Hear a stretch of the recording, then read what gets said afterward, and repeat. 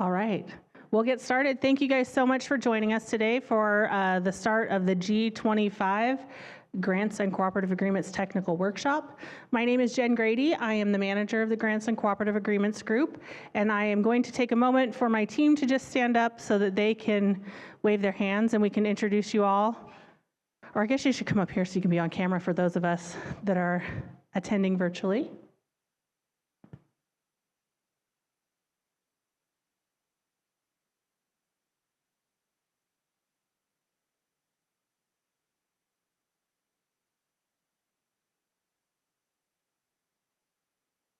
There are a lot of us here today. All right, we're just going to pass the microphone down. Good morning, everybody. My name is Debbie Avery. Good morning, I'm Maddie Adams. Jessica Terry, one of the grant administrators. Good morning. My name is Darren Dara. Hi, everybody. Welcome to the workshop. I'm Ethan Mathis, the Grants Administration Supervisor. Daniel Middaugh, also a grant admin. Good morning, everybody. Scott Soares, environmental scientist with the OHMVR division. I'm Matthew Punamali, also an environmental scientist with OHMVR. Hello, my name is Ryan Miller. I'm also an environmental scientist at Division Headquarters. Good morning, everybody. Paul Hart, grant administrator. Hello, I'm Nancy Seychow, I'm part of the compliance unit. Hello, everybody. Good morning. My name is Josh Leipsher. I am a compliance officer at the division. Hey, good morning. My name is Armando Quintero, and I'm the Director of State Parks, and I work for these guys.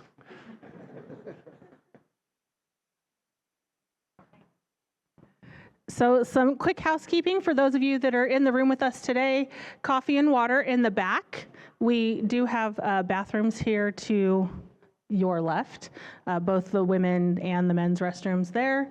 If you guys do need to take phone calls, we ask that you either step into this side room over here, which is also open for meetings if you want to speak with your administrator or a compliance officer, or if you could step outside. With that, I am going to introduce Armando again for a few opening remarks. Thank you, Jen. It's really good to be with all of you, and I just want to start out by saying, as land managers, I think we are all as sort of shocked in terms of what's happening right now with fires and the other changes that we're seeing that are so rapid. This morning, as I was watching the news and seeing the forecast for the next few days for Southern California, I was thinking that, as you guys know, typically the Santa Ana winds are a fall event. And here we are in January, and it sort of dawned on me that this is almost as weird. I mean, I'm just saying my own personal hit on this, but it's almost as strange as imagining a blizzard hitting in July. And that's how upside down this is. And so our jobs, I think, as land managers and how we set our priorities and the projects that we're looking at, and this really difficult position that we're all in trying to forecast, what the best methods are for dealing with how we do these land management decisions and actions. At the same time that we're trying to, that we are doing our best to protect the environment, not just in terms of species, but in terms of cultural resources and all of that. I mean, we are in a time, you all know this, but we're in a time of incredibly rapid change. And I think it's unprecedented, certainly in our ancestral history. So I just want to acknowledge that. It's really good to be here and to be with those of you who are in the room as well as those of you who are online. And we're really proud to announce that this fall, the OHV program awarded $30 million in grants to many of you in the room. And the work that's done by those funds is really extraordinary. This year there were 129 projects that were funded.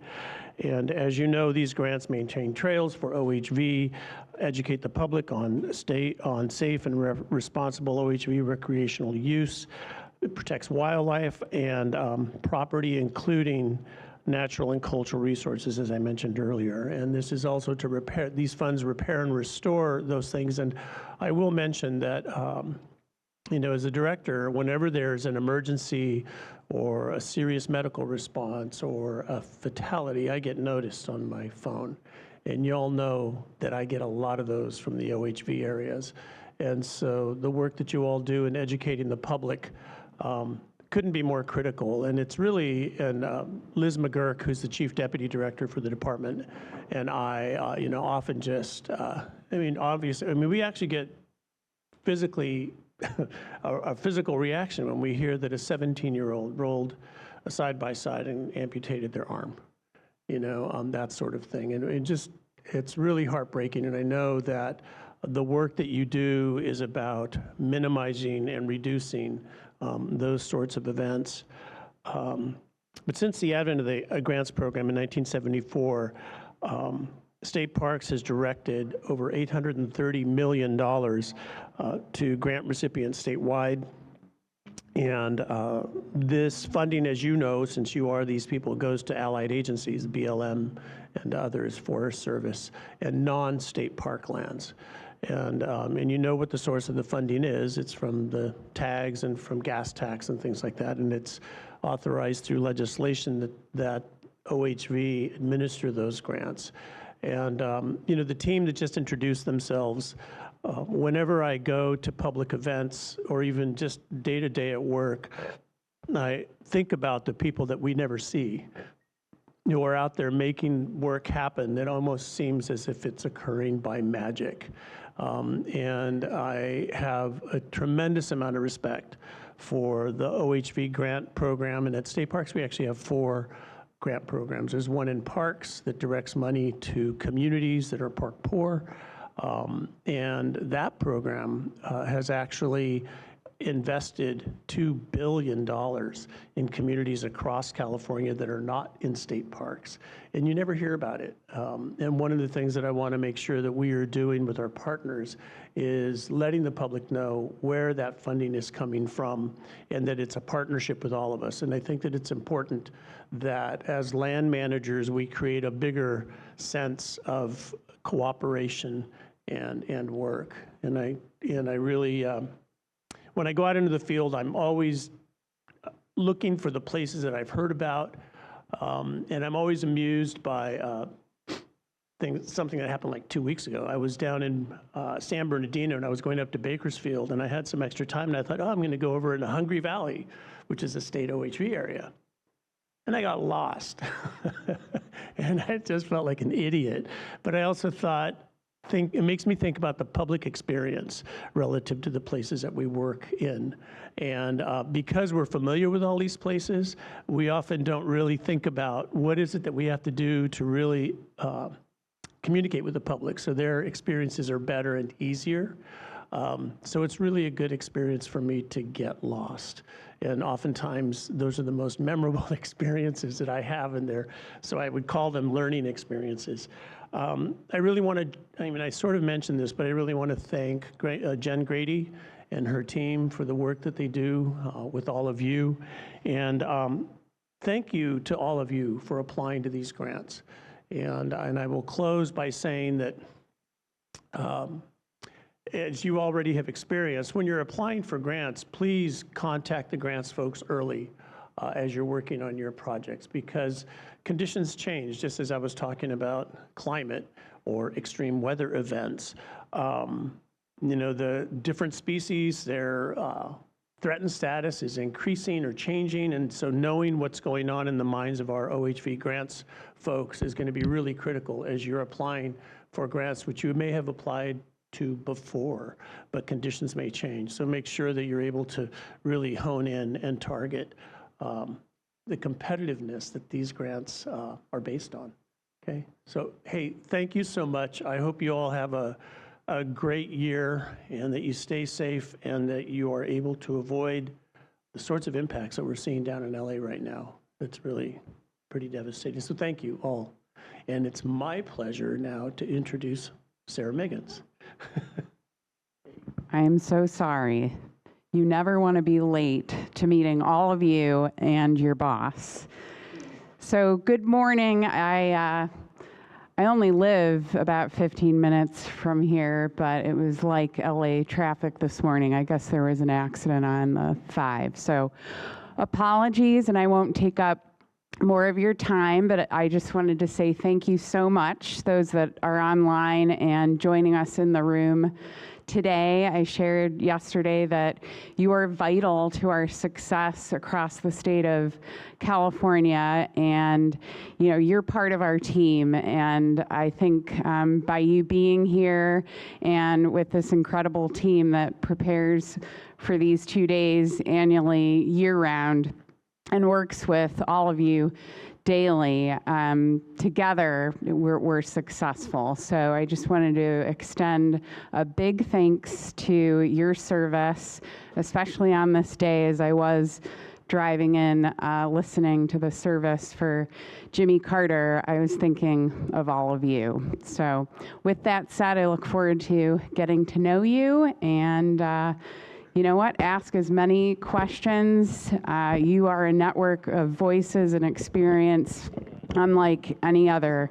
So again, thank you for being here, and Happy New Year as well. Awesome. Thank you, Sarah. We are going to start with our first presentation with our compliance unit. They are going to give you guys a bit of information about the grants program and some reg updates.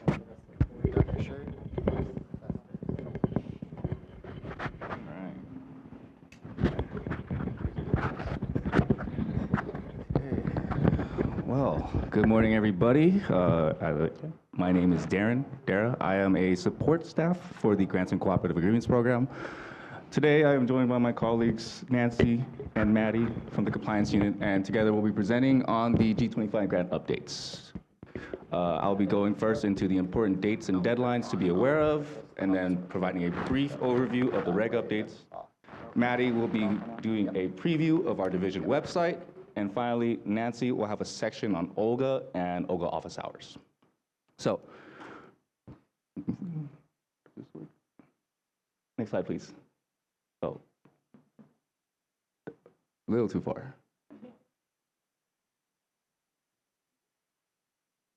Okay, well, so for important dates, every individual here that is registered for the workshop should have received a follow-up email containing a few attachments.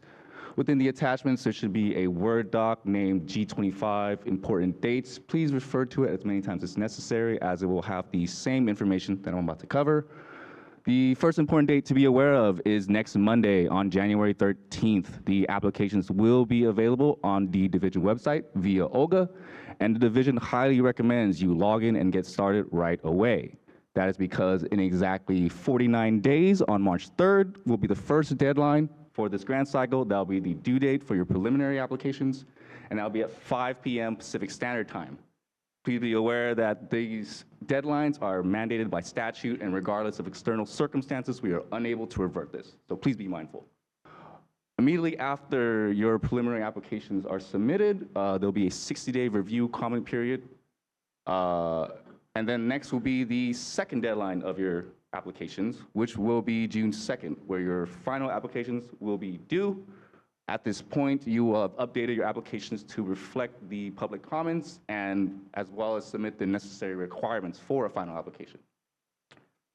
At this point, the division will take June and July to review, discuss, and evaluate your applications, and their findings will be posted in the form of an intent to award. On August 4th, 2025, the intent to award is a ranked list of your scores, which more or less represents your eligibility and priority for funding. And for the next 30 days, you as the applicant, if you so choose to, has the opportunity to appeal the division's findings.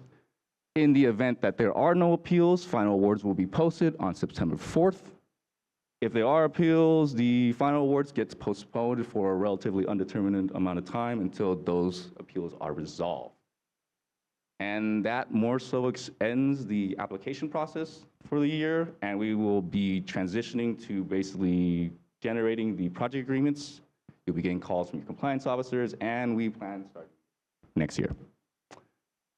And that's really it for the important dates. So we're going to move on to regulation updates. So the reg updates are going to be split into two different sections. I have changes to the regulatory language and changes to the appendix. First thing to note is that these are still in review at the moment, and we should be hearing details about it anytime soon now, assuming end of the week. Friday, so tomorrow, end of the week. And we will be sending out an email with letting you know the decision and providing you with the materials as well. So for regulatory language, the first change is in section 4970.01, which is the definitions. There's now an addition of major repairs as a definition and trailers. And there's also an update to the viable species composition definition. The next section is changes to eligible costs. Eligible costs, there are now changes to your transportation. There is revisions to include trailers in some sections. There's a revision to include heavy equipment and trailers under tire replacements. There has been a clarification on what non-major repairs are, and there are now published guidelines for distribution and publication of materials generated within the program. Next section with changes will be the ineligible cost. This is a small addition of any damage caused to heavy equipment and trailers by grantees who are not ineligible or are now ineligible. Next changes are to the project amendments and PCE section.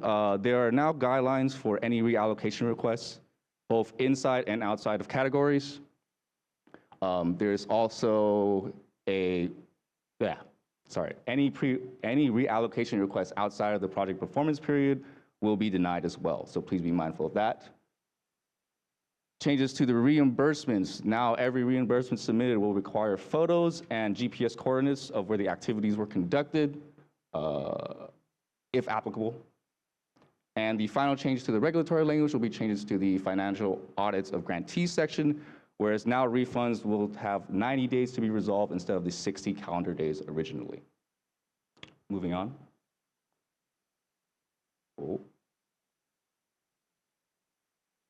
Cool. All right. Second set of changes are to the appendix. The first change will be to the DPR 364, which is the form you'll be using for your payment request. There's just a small addition now to clarify that when requesting an advance, you are now required to deposit the funds in an interest-bearing account if legally able to do so. To reflect this change, your PAR now also requires you to indicate whether said funds have accrued any interest. In addition to that, the PAR also now includes heavy trailers and equipment under the equipment purchases. Let's see, changes to the other forms. The equipment disposition form and the equipment inventory forms now have been also revised to include the heavy equipment and trailers language. That seems to be like the theme. And the final changes to the reg updates are to the environmental documents. The Habitat Monitoring Plan Part 1 and the Soils Composition Report are now one document, and they also require you to identify risk factors. And the final changes to the appendix is the Habitat Monitoring Plan Part 2, which now requires you to indicate the last time monitoring was experienced, or the last time you previously monitored your habitat, as well as all special status species surveys must be conducted by a qualified biological monitor. And I will now pass it on to Maddie, who will be previewing the division website with y'all. Thank you, Darren. Jen and I have been working on our division website to give it a cleaner look and enhance user accessibility. My portion of the presentation is not going to cover all of our website changes, just some of the major ones. But after today's workshop, please take a look at our division website at ohv.parks.ca.gov. All right, some of our many changes include our new and improved grants form page, which makes it easy to locate documents. We have dedicated drop-down folders for payment requests, advance requests, reallocations, and project accomplishment reports. And if you still cannot find the form that you are looking for, feel free to use the Contact Us hyperlink, where you'll jump to our staff page and can connect with any member on our team. Next slide, please. And we also have a new grants opportunities page, which includes upcoming workshop information and lets you check out other grant opportunities through state parks. If you scroll down to the bottom of this slide, we'll have these icons here, and you can click them, and they'll take you all the way to our different opportunities there. Next slide, please. And then if you are new or returning to the program, we do have a button for that. New applicants and interested parties can select the red icon, which will take you to our applicant resources page.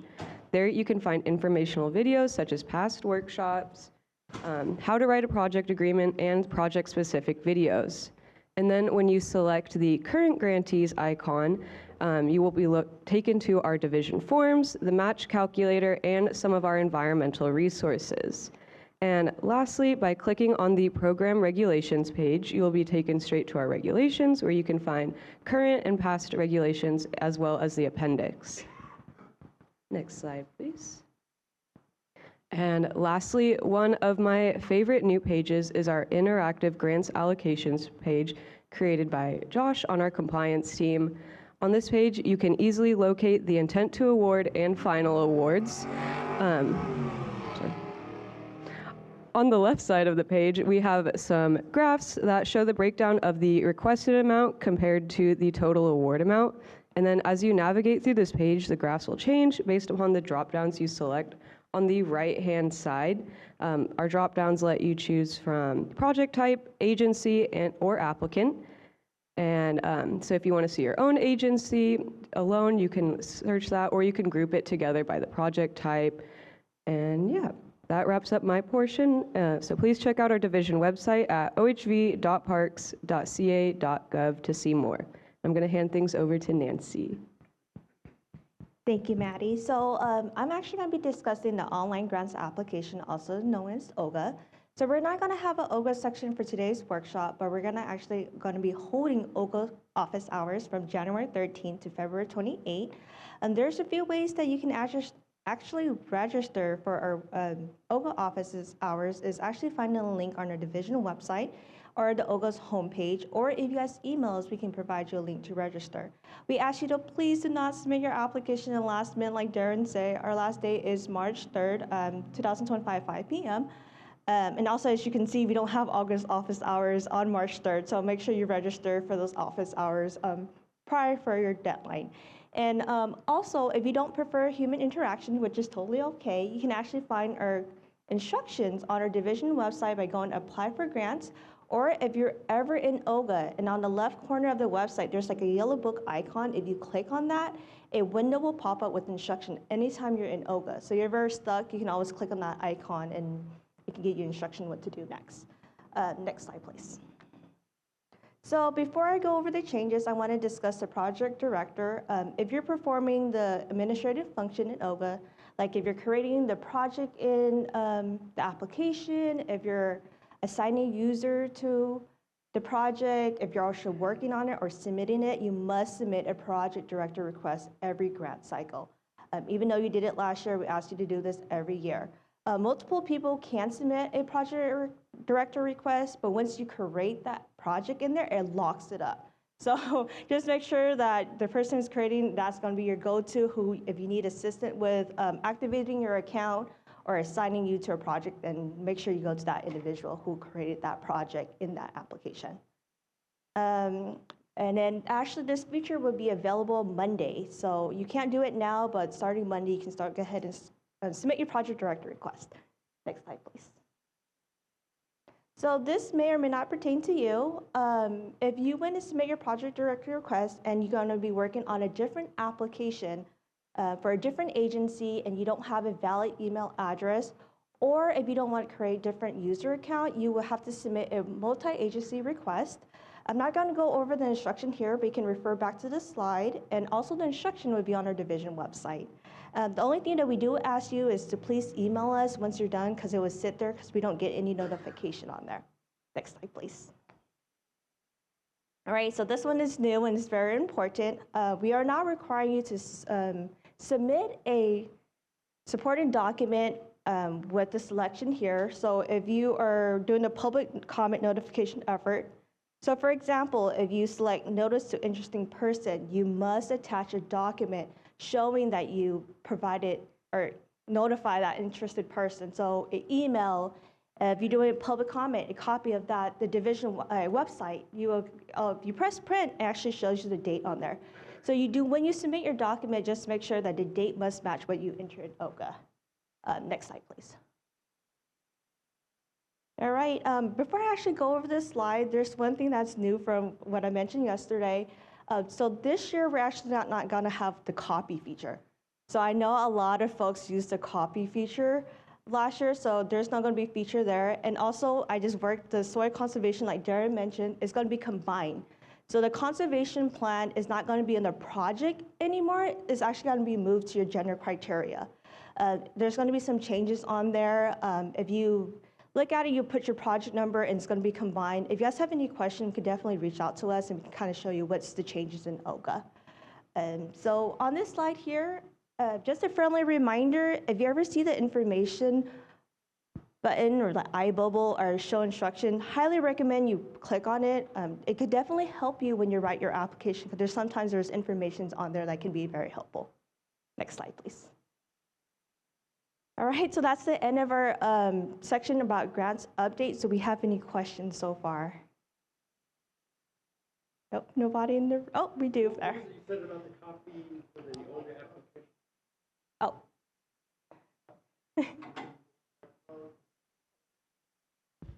Can you repeat what you said about copying? The copy feature. So I know in the past we have a copy feature when some folks can copy from last year's grant, and some of the information brings from last year's application. So this year we're not going to have that feature anymore. If your first time you're hearing about it, don't worry about it. But if the folks who do use it in the past, we're no longer have that feature anymore. So I do want to talk a little bit more about why the division made the choice to remove the copy feature. There are a lot of errors that we continually receive on applications because they're copied year after year. I know I mentioned it yesterday. One of the big issues is contact information for your authorized representative or your project administrators. When they're copied year after year, either emails are wrong, and that's our only way of communicating with you all, to send out factual findings, to send out any information that's relevant to the program. We get massive bounce backs. I know I mentioned yesterday, there are still federal government employees that have fs.fed.gov emails, so all of those come back. And also with the issues is, look at your factual findings when you guys are copying applications and there have been errors. Those get copied over and never get addressed, and then we continually have the same issues over and over. So if you have any questions, you can feel free to reach out, but there will be no copy feature this year. Thank you, Jen. Any questions on the chat? Yep, perfect. Thank you, guys. And the next section actually starts at 8:50 with the environmental team. Thank you.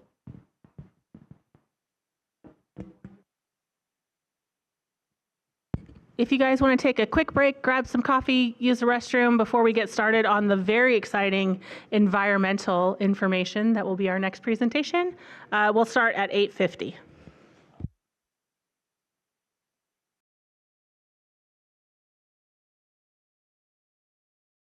Good to go? All right. Can everyone hear me back there okay on the mic? Good. Good morning, everybody.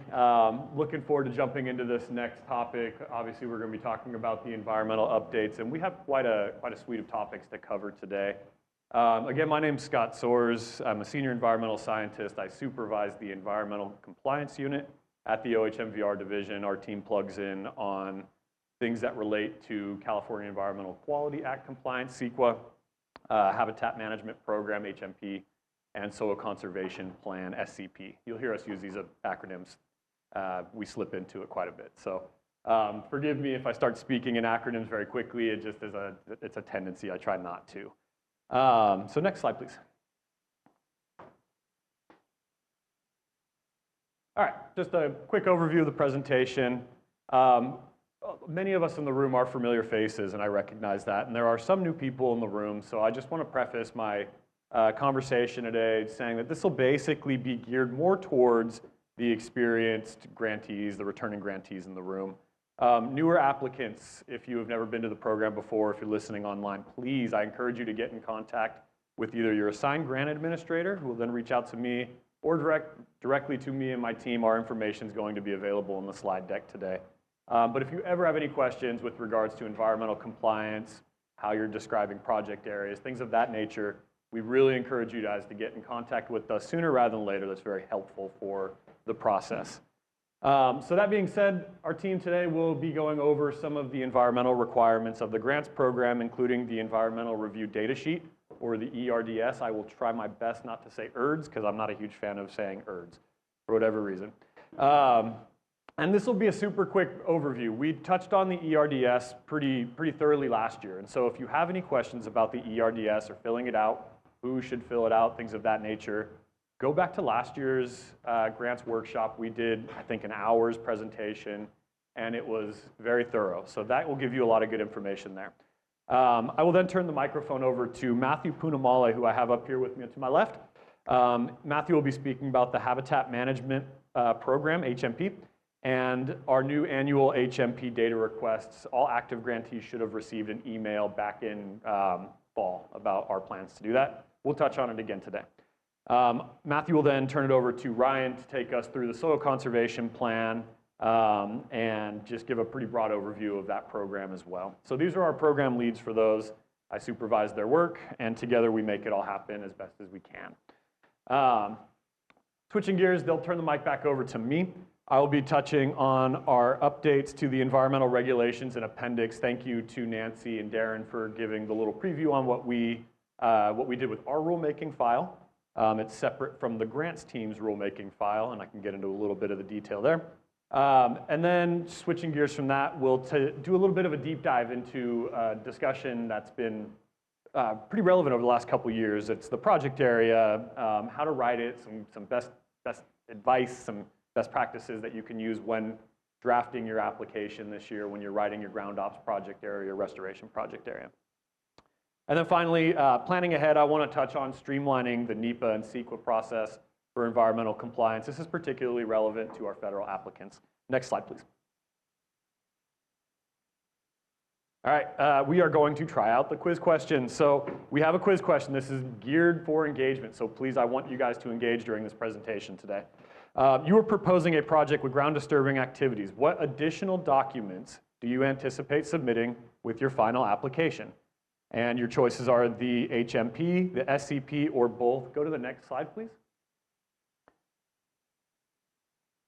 Now you should be able to scan that QR code and answer. Those in the room, we can talk.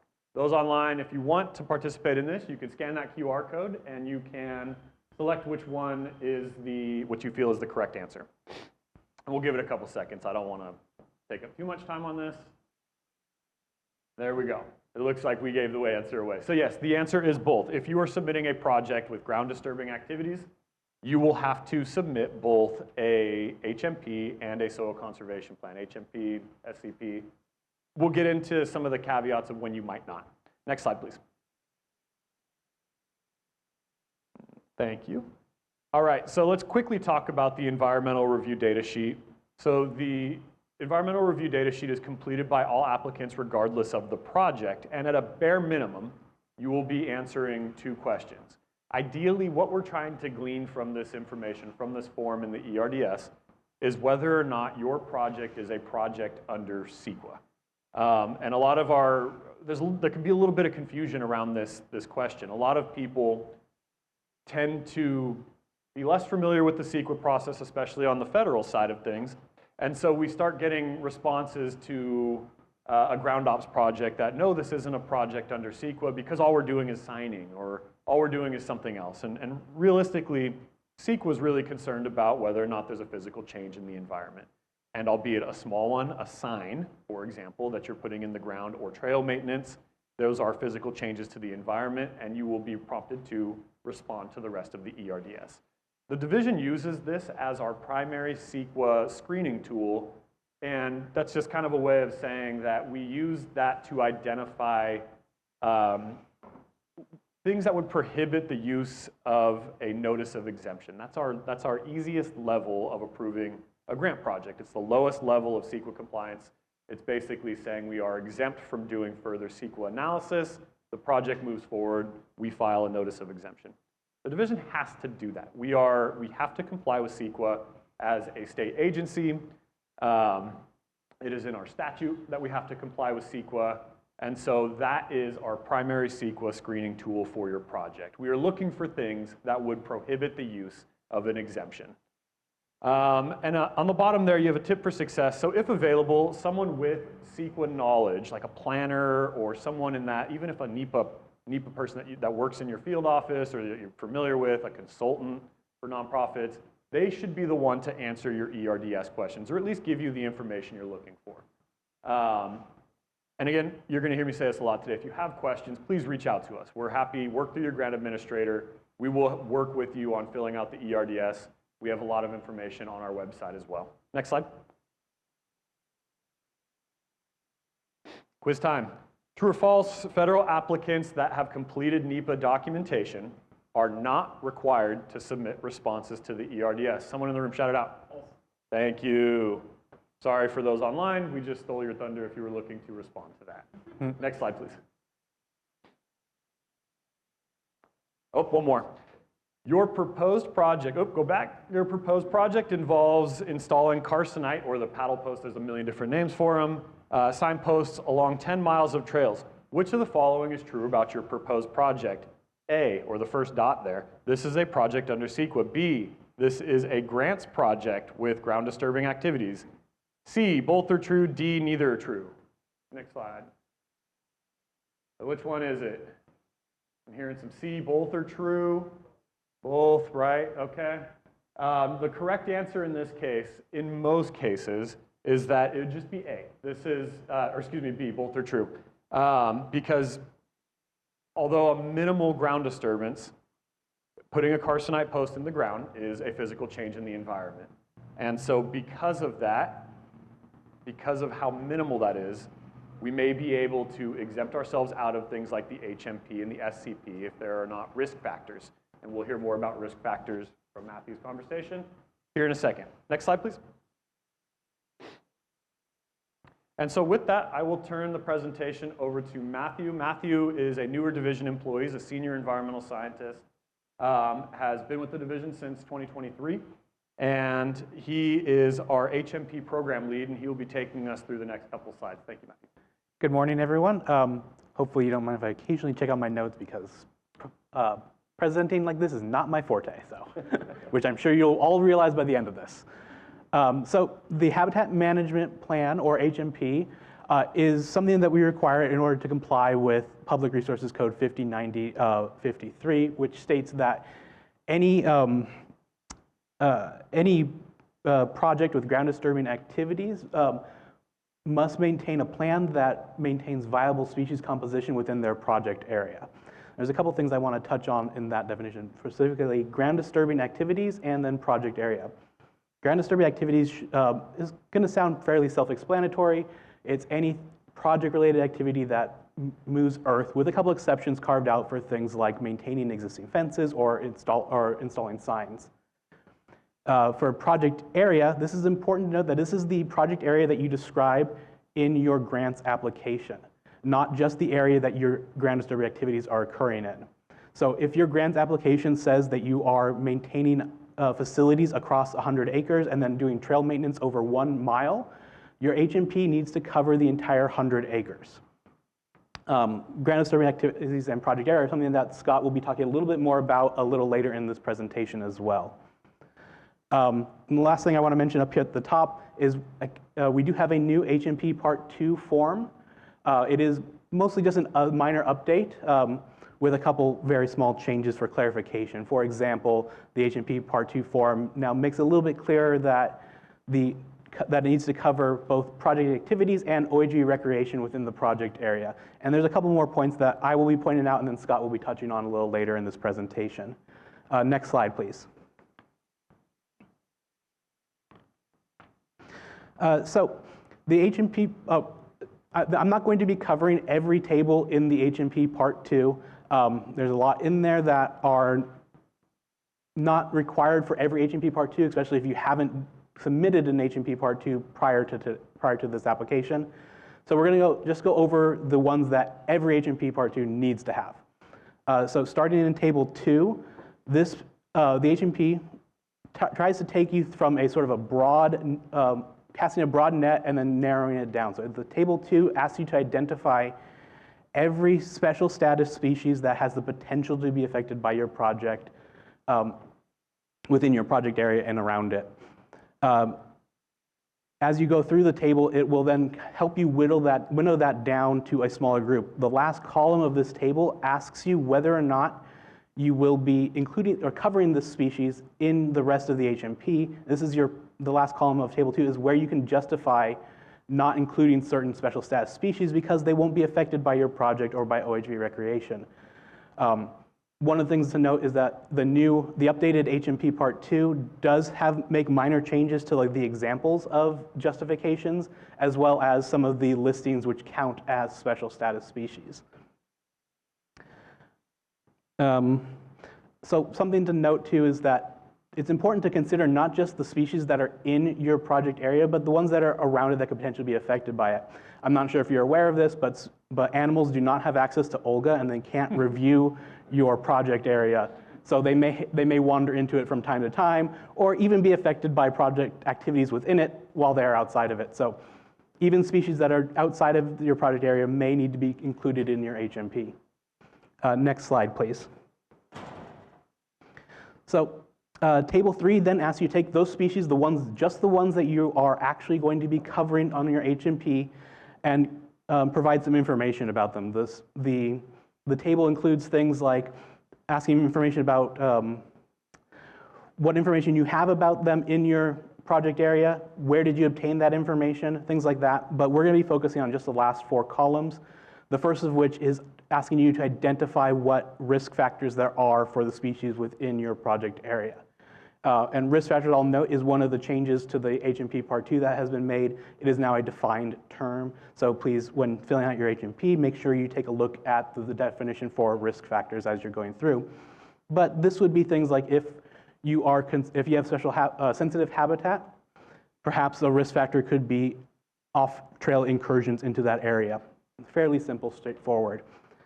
The next column then asks you about what objectives do you have for that species given the risk factors that you've identified. If a risk factor includes spread of invasive plants, then perhaps your objective is to maintain no invasive species or no invasive plants within your sensitive habitat. And it continues to move on from there. You have your risk factors, you have your objective. Now, what are the specific actions, what are your management actions that you are taking in order to prevent those risk factors from affecting this population? The HMP tables are very much meant to lead from one column to the next as you're building on the information that you're providing. So management actions can be a number of things, but a very common one is installing fences around or along trails to prevent off-road incursions into sensitive habitats, as an example. And then the last column asks, what is your success criteria? How are you measuring your success criteria? So a couple tips I want to throw out for the success criteria is the success criteria should be a measurable thing. If you can't reliably go out into the field and measure your success, then it's probably not the best success criteria to write down there.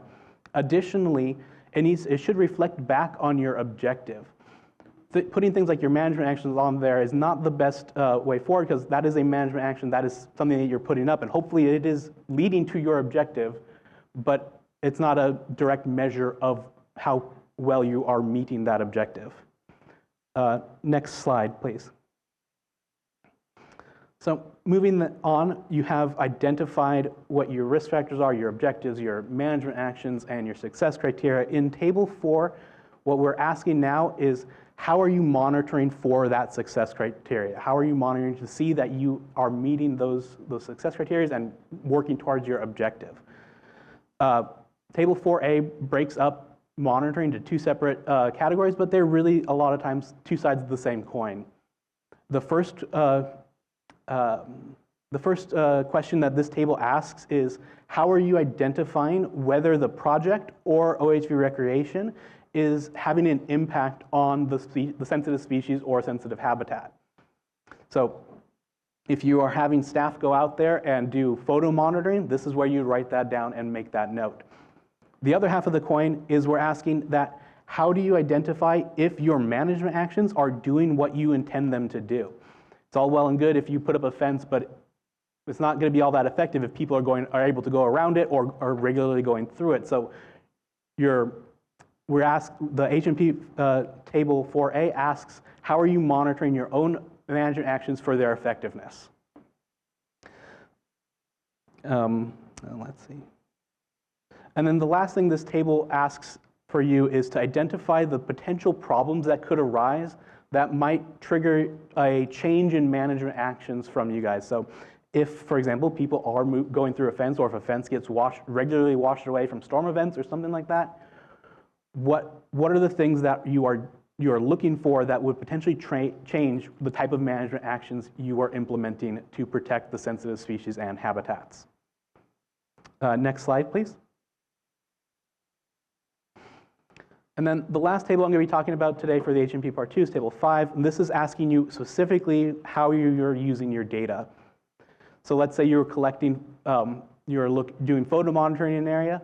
What are you looking for in that photo monitoring as you compare photos from one month to another that would potentially inform your management decisions going forward? This table also asks, what are you going to do if that photo monitoring shows that you are not meeting that success criteria? What are the changes in your actions that you anticipate making to better meet your success criteria? So the big thing to take away from all of these tables in the HMPs, this is adaptive management, right? If problems are going to arise, that happens, that's life. But how do we adapt and change and respond to those problems is what all of these tables are trying to get you towards. Next slide, please. So as Scott mentioned, beginning this year, we will be starting data requests from grantees at closeout. We will be randomly selecting approximately 25% of grantees at closeout to submit their HMP monitoring data for their performance year to us. Now, while the grantees are going to be randomly selected, there are a couple exceptions to this, which are not relevant this year, but will potentially be relevant in following years. First, grantees will never be asked to submit monitoring data 2 years in a row. And second, if a grantee has not, all grantees will be required to submit monitoring data at least once every 5 years. Next slide, please. So we all like quizzes, right? Let's do my quiz here. So let's say you're filling out your HMP for your forest. You've identified that you have a sensitive species on site or within the forest, the trail crawling salamander. It's been found in the forest in 2023 via database searches. And you've identified that off-trail OHV riding is a potential threat to this, a risk factor to this species. Your objective, you decide, is to prevent impacts to the species habitat, and you're going to be doing that by installing fences along the trails. But what do we want to put as our success criteria? Next slide, please. So, which of the following is the most appropriate success criteria for this hypothetical example? 1, no mortality of the trail crawling salamander occurs within the project area. 2, fences have been installed around the sensitive habitat. Or 3, no unauthorized OHV usage occurs within the sensitive habitat. If you guys can take a second, scan the QR code and answer the question, everyone online can do so as well. I'll give you guys a moment to respond here.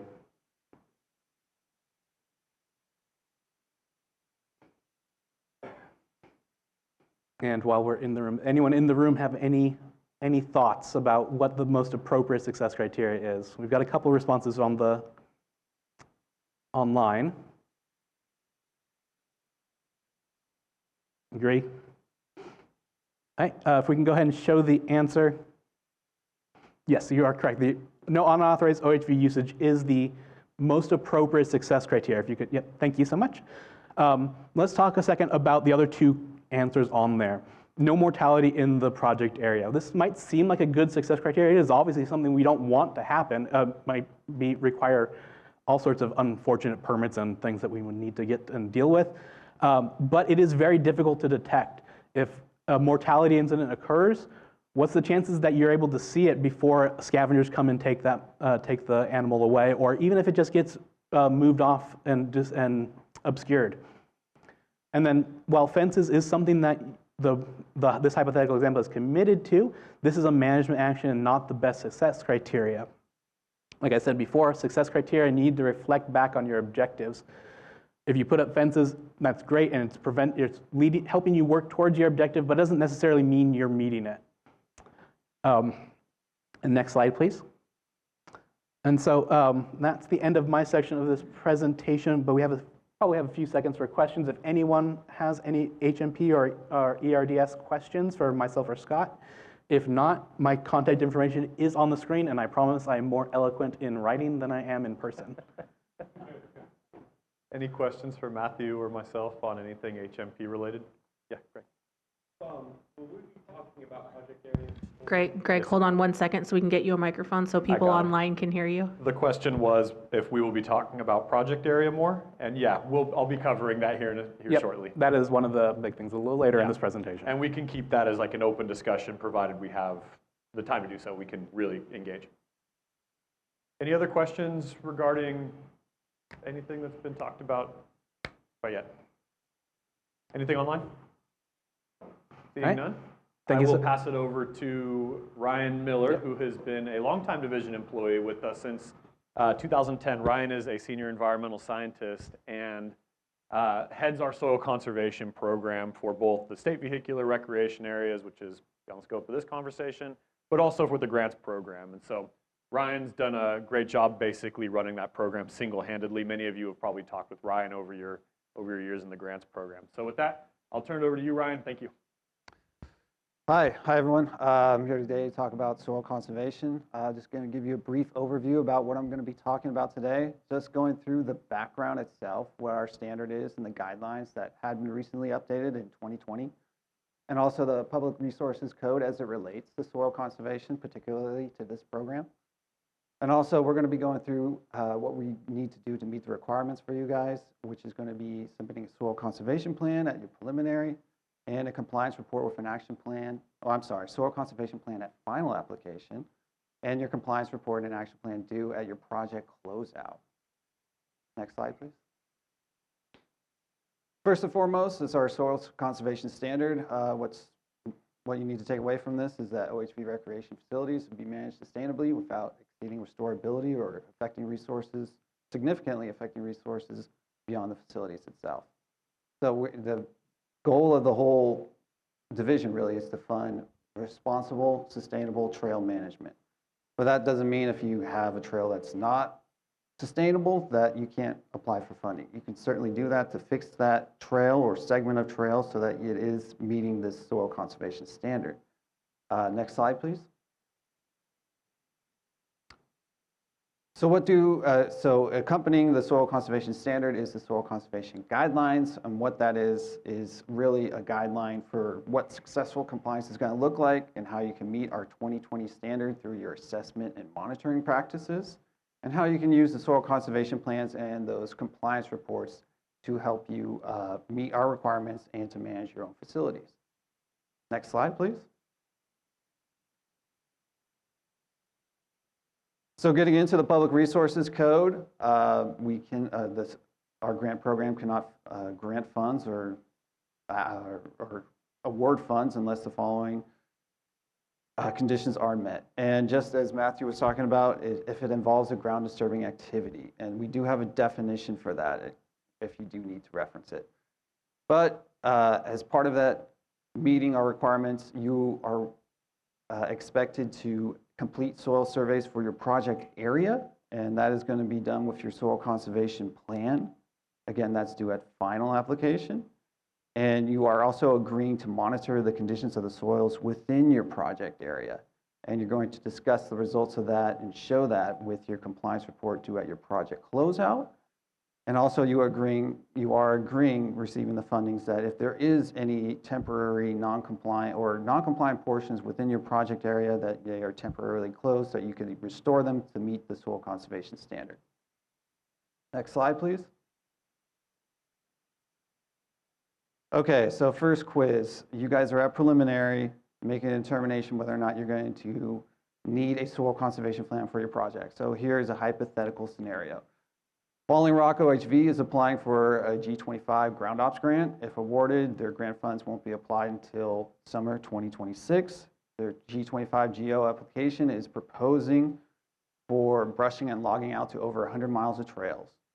Is their G25 ground ops application exempt from SCP Part 1? And so this is an online one, so we'll just give it a little minute or moment here just to see what the results are going to be. And I will say, like, this is a pretty straightforward question, but this is honestly something that comes up year after year through our grant program. And of course, yes, it is. Okay, next slide, please. It's not exempt. Okay, so there is case scenarios when you have a year in advance out from when you're applying the funds, you don't really know what the conditions are on the ground, of course. Not only that, 100 miles is a very large project area.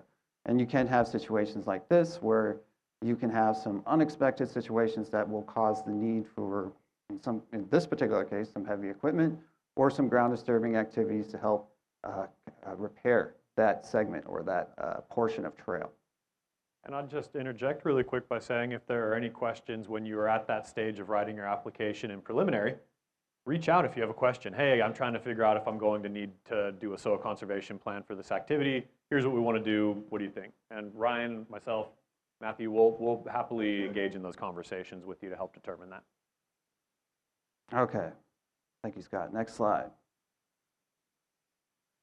Okay, so moving on, your soil conservation plan, of course, is due at your final application. So what's important to know is that when you put together your soil conservation plan, it needs to utilize methods, considerations that are within the guidelines or other comparable ones. So if you guys have your own set of standards that you're meeting with or obliging to, or just kind of some sort of management document that you are following along with, please, by all means, bring that up, and you might be able to use that in lieu of some of the suggestions that are in the guidelines itself.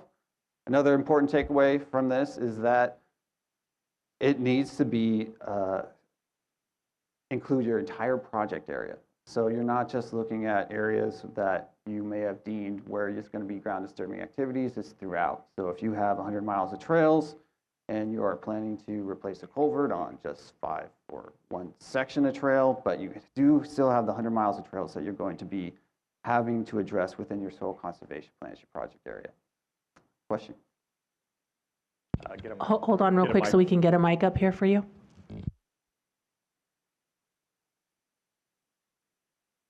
Yeah, please.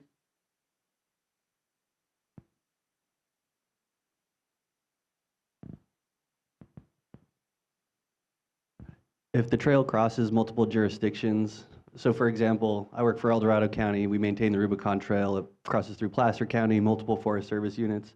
Is our project area just our area of responsibility within El Dorado County or the entirety of the trail, even though it's in other jurisdictions? It's going to be depending upon how you define your project area. So if you're just working on your jurisdiction, it would just be that.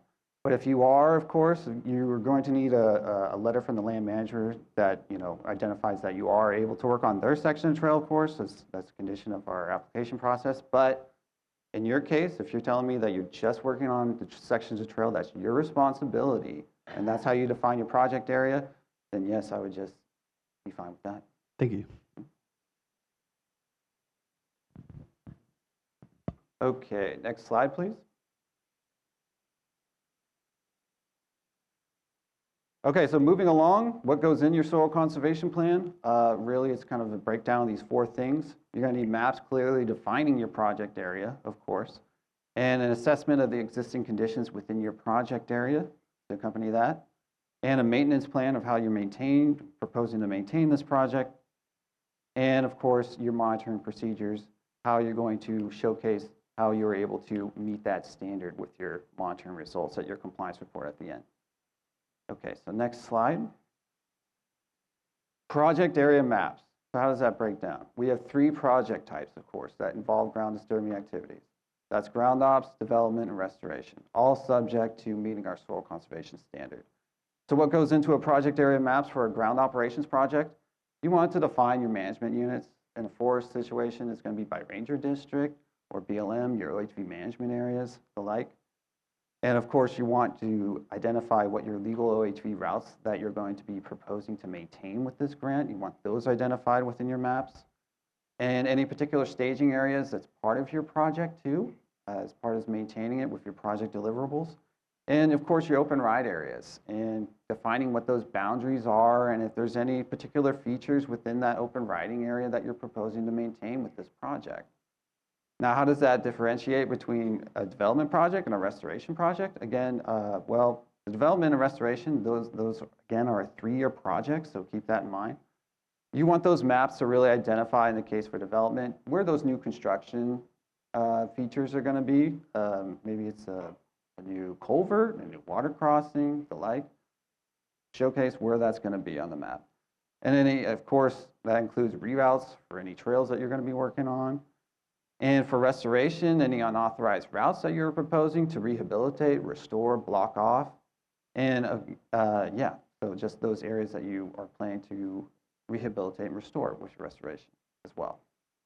Next slide, please.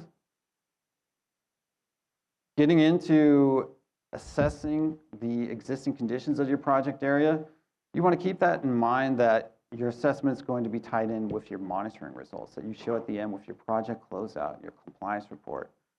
So with ground operations projects, typically your assessments were going to help you identify where your maintenance and repair needs are. Those are the routes that you're proposing to maintain, what's going on in those routes, what are you going to do to maintain them. And the assessments can also help you evaluate the trail performance over time if you want to do a GYR method or OHV trail condition evaluation, do a hard look at the trail itself to see how you can make improvements of it over time to make it more sustainable. Great way to do that. And it can help you establish a process for future monitoring. Now with development and restoration, your assessments really need to look at how the effects of your proposed project is going to affect the local hydrology and adjacent infrastructure to that. And you also want to use your monitoring to determine whether the design and construction or the restoration practices you are using were adequate at the end of it all. Next slide, please. Following up on your SCP contents, what's going to conclude your soil conservation plan is your maintenance plan and your monitoring procedures. And those are all broken down for you in your regs package that you guys have seen online probably for this program. But what goes into that for your maintenance plan is your trail maintenance schedule. And what that is really your project timeline. When you plan to go out there and maintain it, who's going to do what, have that broken down there. Your project activities, what it is you're going to do. A restoration project, development project, ground ops, where is it going to be, what exactly are you going to do out there. And equipment used, what's the methods for maintaining it? Is it going to involve heavy equipment, hand tools, contracted work? How's that going to look? And of course, your procedures for documenting your maintenance activities. Now, what's important to take away from that is that you want your compliance report at the end to identify all your maintenance activities that you were able to perform with this grant. So keep that in mind when you're putting this together. How are you going to document your maintenance activities to show at the end with your report? Now for monitoring procedures, the methods for that is really looking at what your objectives and site selection is for your monitoring. There's methodologies listed and discussed within the guidelines itself that's worth checking out. In some cases, like the quiz example I just showed you guys where it's just logging out, you might just do a pretty simple monitoring method as implementation monitoring. Were you able to achieve everything that you set out to do? Did you maintain the trails, brush, log them all? Yeah. That's a great thing to discuss within there. And ideally, when you are doing that style, that implementation monitoring, you are identifying some potential issues that you may want to fix further along or with the next grant application. Along with the monitoring procedures, you're going to want your schedule in there. Now that's your parameters, what you're going to be looking at, when you're going to be looking at them. And of course, at the end of it, your management of the collected data. And again, like the procedures for documenting for maintenance, think about how this is going to go at the end in your report, your compliance report, how you're going to discuss what changes were made based upon your initial assessment of your project. Next slide, please. Okay, so here's a quiz. Greenhorn OHV is planning to use their G25 restoration to block access and to restore several unauthorized trails and need to select a monitoring method for their soil conservation plan. They want to use before and after photos to document where trails were restored within the first year of the project. Is that the best monitoring method to demonstrate soil conservation standard compliance? This is not an online one, so it's just in the classroom. If anyone wants to shout out. No. That's correct. It's not the best because it's within the first year, right? And as I mentioned before, this is a 3-year project.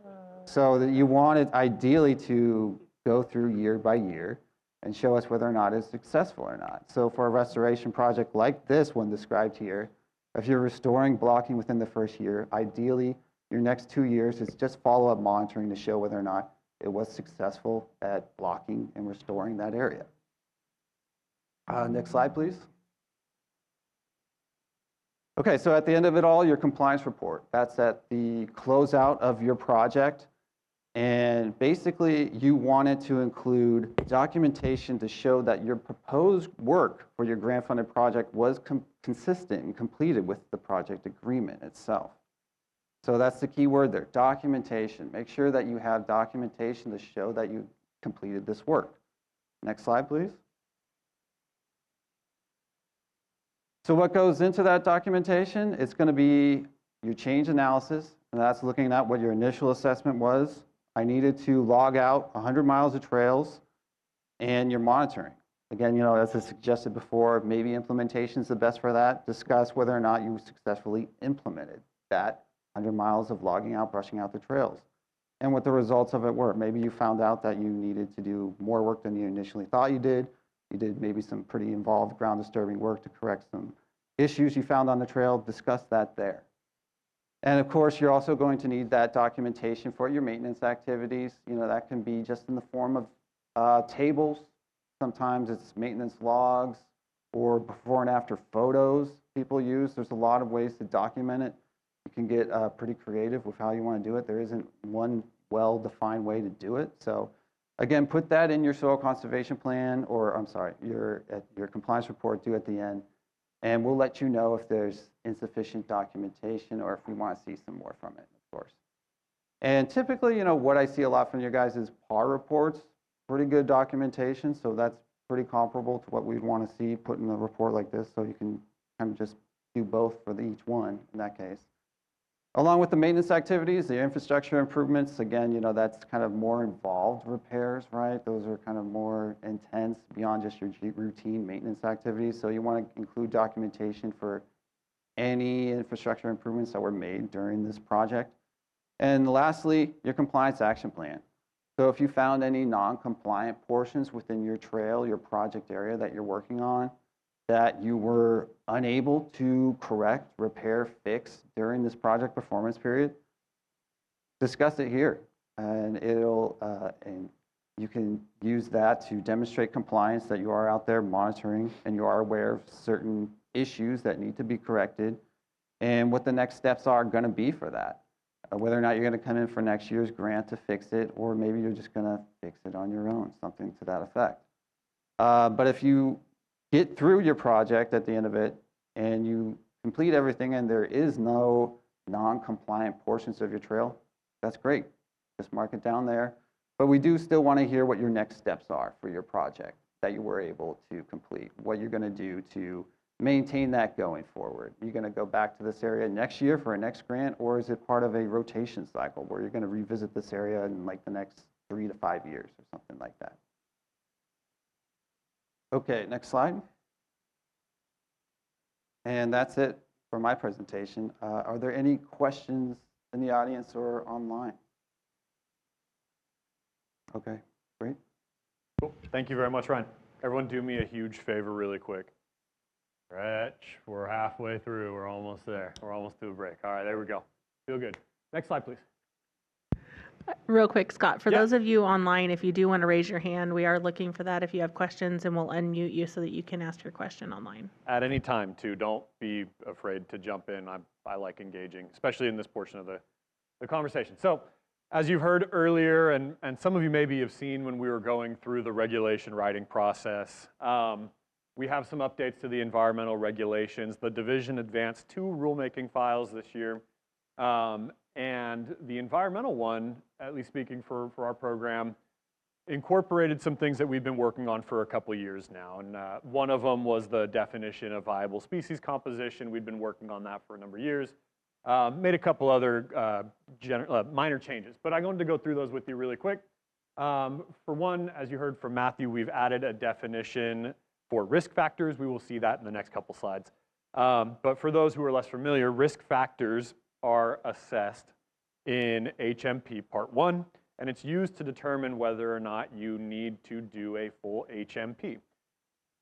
You may recall earlier I said there are instances in where you can certify out of the HMP or certify out of the soil conservation plan. And that has to do with risk factors to threatened species and the enlisted species, sensitive species, habitats, and that has to do with the HMP side of the house. So when you're filling out your general application this year, it'll look a little different. I'll get to that here shortly. 2, this was carried by the companion rulemaking file that the department carried, but it's relevant to our program, is that we updated or amended the definition of viable species composition. And for those, we don't see that term a lot in the grants program, especially from the grantee perspective, but it's basically the standard to which we are held for the habitat management program. Your habitat management program, your HMP, must ensure a viable species composition. That term hadn't been updated in, 20 years or more, and so we wanted to take another look at it a couple years back, make it a little more relevant to how the program has evolved over time. Another thing that's changed in regulation is that we updated the applicant response times from 10 days to 20 days when division asks for clarification on things like your HMP, your soil conservation plan, or your ERDS. We had been practicing 20 days. I think if you got a clarification email from one of our team, you would see in that email that we were putting 20 days in there just to give a little bit of flexibility. We went ahead and updated that to reflect our practice and our regulations. And then finally, we made found a number of inconsistencies throughout the HMP forms, little tweaks that have been done over the years. We wanted to straighten those up. We also added a couple things like a year column in table 5 to identify what year certain monitoring took place. We want that information relayed to us. It helps us at closeout to ensure we're getting the most relevant information. Next slide, please. So just a quick look at viable species composition. The old outgoing definition, as of probably Friday, I would imagine, said that species found in the project area have populations with the estimated number and distribution of reproductive individuals to enable their continued existence. That was problematic for a number of reasons, mainly because we do not require grantees to go out and count trail salamanders, as Matthew pointed out earlier. It is, from a biological perspective, very difficult to establish population numbers. And so that definition alone didn't really align with what the HMP was having us do, so we updated it to the following. Wildlife habitats and the species that they rely on are not substantially reduced in size or number or degraded in a project area due to the implementation of grant-funded activities or OHV recreation occurring within the project area. Not substantially reduced is interpreted to allow for minor impacts to species and their habitats in accordance with applicable laws and regulations. Degraded is interpreted to identify loss of habitat quality or extent. A little bit of a mouthful, but it's better reflective of what the HMP is trying to achieve, right? We're trying to reduce the risk factors and impacts to sensitive species and the habitats they rely on. In accordance with the viable species composition update, we also reduced and changed some of the species that need to be included within your HMP. So take a look at the new HMP when that gets posted to Olga. We'll make sure it gets sent out to everybody. You'll see that we've changed that list a little bit, not in any huge way. Next slide. I did want to go over really quickly the definition of risk factors. Risk factors means the potential project effects that could adversely impact viable species composition. These effects include, but are not limited to, harassment, injury, mortality, and/or habitat degradation to special status species and their habitats due to grant-funded activities or OHV recreation occurring in the project area. The keen listeners in the room will start to hear that we've said project area probably more than any other word in this presentation because it's all tied together, and we'll get into that shortly. Risk factors are assessed before the implementation of species and habitat management and or monitoring programs, mitigation, avoidance measures, and or best management practices. That latter piece is really critical for the people in the room who are trying to self-certify that, no, we don't need an HMP because there are no risk factors. Because we have this management plan, we have an EIS that mitigates our impacts or avoids impacts. That last sentence is there to relay how the division interprets risk factors, right? We assess risk factors before the implementation of mitigation measures and other take avoidance, things like that. Does that make sense to the room? I see a couple furrowed eyebrows. I just want to make sure that that part's clear. We've had a lot of questions about what's a risk factor to the division, and so we wanted to codify that for you guys so it's a little more clear. Next slide. All right. When you guys are completing your general application this year, you'll notice that there have been some changes to where we're asking about your HMP and your soil conservation plan. In years past, your HMP questions, whether or not you were certifying out of it, were in the general application. And then your soil conservation plan questions were in the project-specific applications. We've changed that to streamline it a little bit. And the main reason why was we were asking many times as you went through the application process whether or not your project had ground disturbing activities. We would get varying answers between the general application and your project-specific application, and that was causing some headaches for tracking compliance, things of that nature. And so to try to streamline it a little bit, we wanted to combine those two questions into the general application. Not really a huge difference for how you all complete the forms, other than it just might look a little different this year in where you're answering these questions. I did want to touch on really quickly that that third bullet point there was we changed some language with our rulemaking file to get away from the OHV recreation facilitated by language, and we changed it to the OHV recreation occurring in the project area. It means very little to this group here. It's just a change that you might notice in the application. Next slide, please. Project area. This has been a big one and an area of focus for the division over the last couple of years. How an applicant describes their project area is absolutely critical to the environmental components of the program and what you are required to do. You've heard both Matthew and Ryan say it today. The way you describe your project area determines the scope and scale and impacts the CEQA analysis, our CEQA analysis of your project, okay?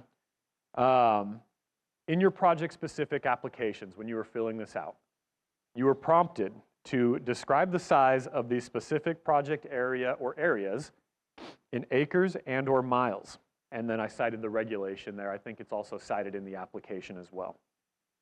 Your response to this is probably one of the more critical pieces that you write into your application, aside from demonstrating that you have an OHV nexus here, right?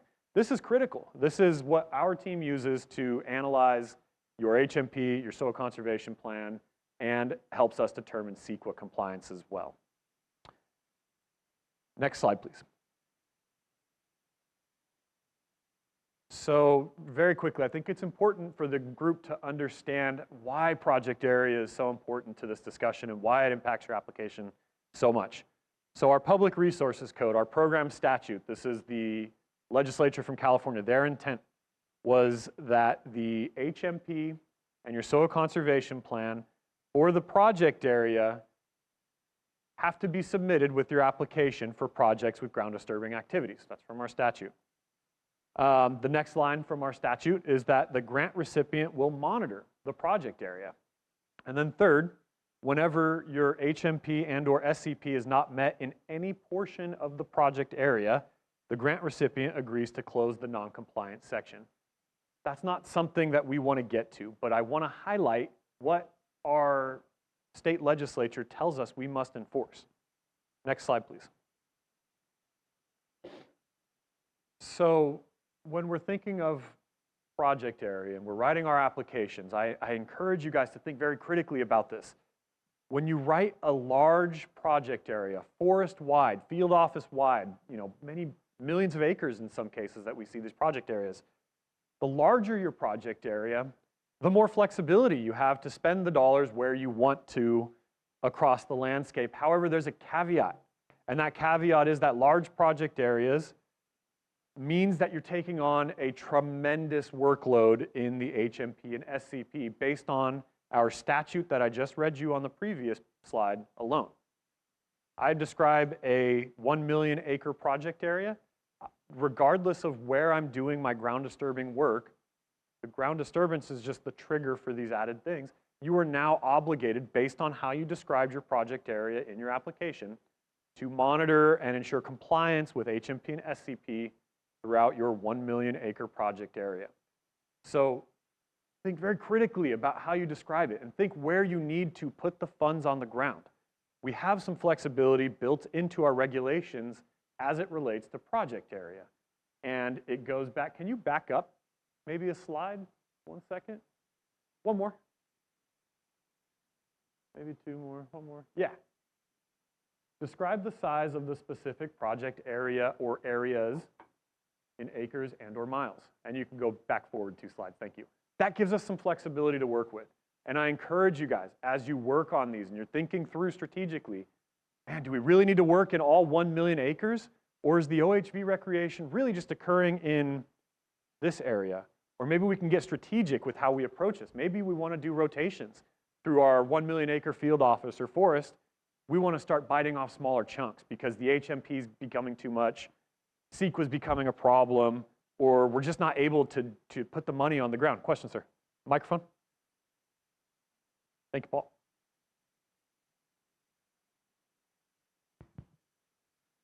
Hi there. I work for Sierra National Forest. Thanks, and, we've had a very long program, and I've inherited the previous descriptions of project areas and stuff like that. Are we going to be penalized if we suddenly reduce all our mileage down to, smaller numbers? No, sir. I will touch on that here shortly, and I may ask some of the experts in the scoring side of things to verify what I say is either correct or incorrect. So I will have my team fact check me. But to answer your question, no, there's no penalty, and I'll touch on this here in a second. There's no penalty for describing a smaller project area. I hope that answers your question. Correct. I am from the Los Padres National Forest, and we're looking at making our project area much, much smaller. After the fact, are we able to, let's say a storm comes through or fire comes through, are we able to change that project area? Yes, sir. So what I would encourage all of our applicants to do in a situation like Greg just described here, where we're working in a smaller project area and catastrophe happens, fire, flood, whatever the case may be, work through your grant administrator. Let them know what you're up against. Tell them, hey, this is what we're doing. We want to change funds from where we have our current project area and apply those to where we had this just disaster come through and wipe out a trail or whatever the case may be. In that instance, your grant administrator will immediately be contacting me and my team, and we were going to look at a couple things. We're going to look at the NEPA documentation you submitted for the project. We're going to look at your HMP, and then we're going to look at the new project area that you're proposing to go work in. And once we make the necessary adjustments to the HMP, we make sure that CEQA is still satisfied, that NEPA on your end is still satisfied, we'll give the grant administrator the thumbs up. We are not 100% locked into it. Where we do run into problems is if we get to the end of your project and you're getting ready to close it out and you want to try to make changes, then that gets to be a little more tricky with our HMP. So you have, and my grants management and team can pipe up too, but you have time to make those adjustments so long as they're communicated. Correct? It would be a formal process, but it's all something that you would discuss with your administrator before you would be able to move forward, and it'd be on a case-by-case type basis. I got you, Jonathan. Joe Chavez, you may unmute and ask your question. Hey, Joe. Greg, did that answer your question?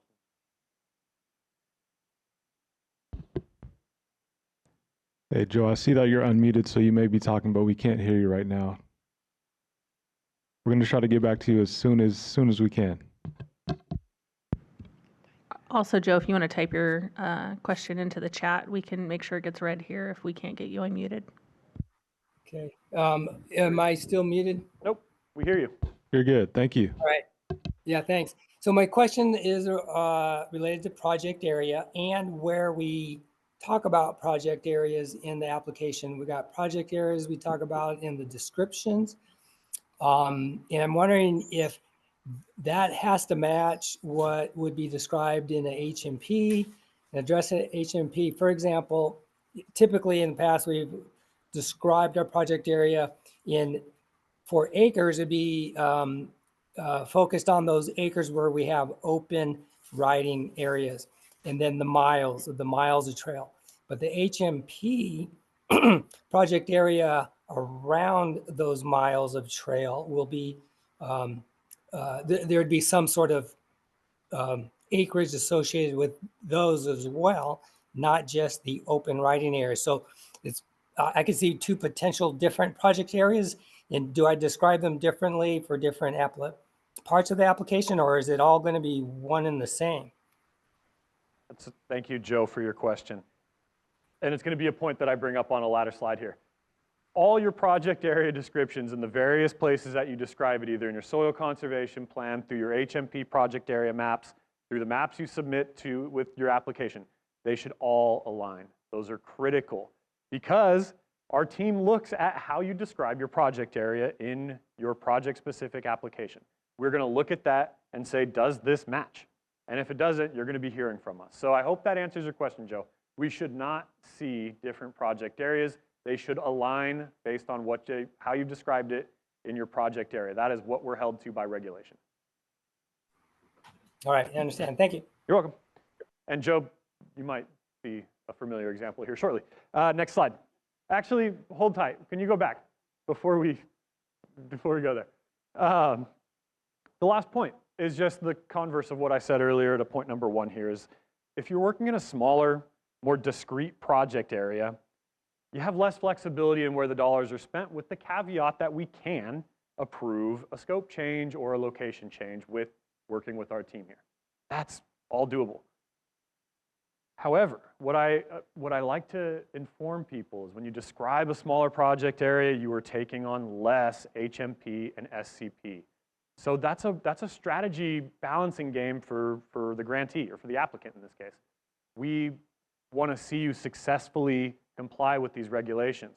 We don't want to get to a point where you say, well, I'm trying to close this out, but I didn't do what I wanted to do, and that creates difficulties for us to move a grant to close out when that's the situation. We need to be able to demonstrate compliance and have it be meaningful. And so, smaller project area, you have less to take on with your HMP and SCP. Think critically. I will also say that we are here to bounce ideas off of. I'm going to hold an office hours too. I have not posted when I'm doing that yet, but I will hold an office hours again this year before preliminaries due.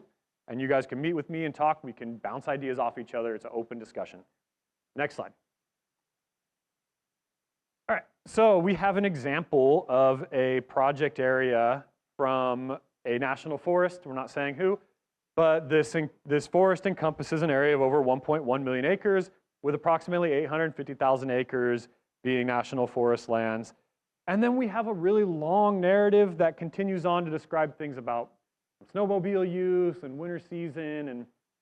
And you know, we look at that and we start scratching our heads of, well, where are we actually doing the work? What's the project area here? Next slide, please.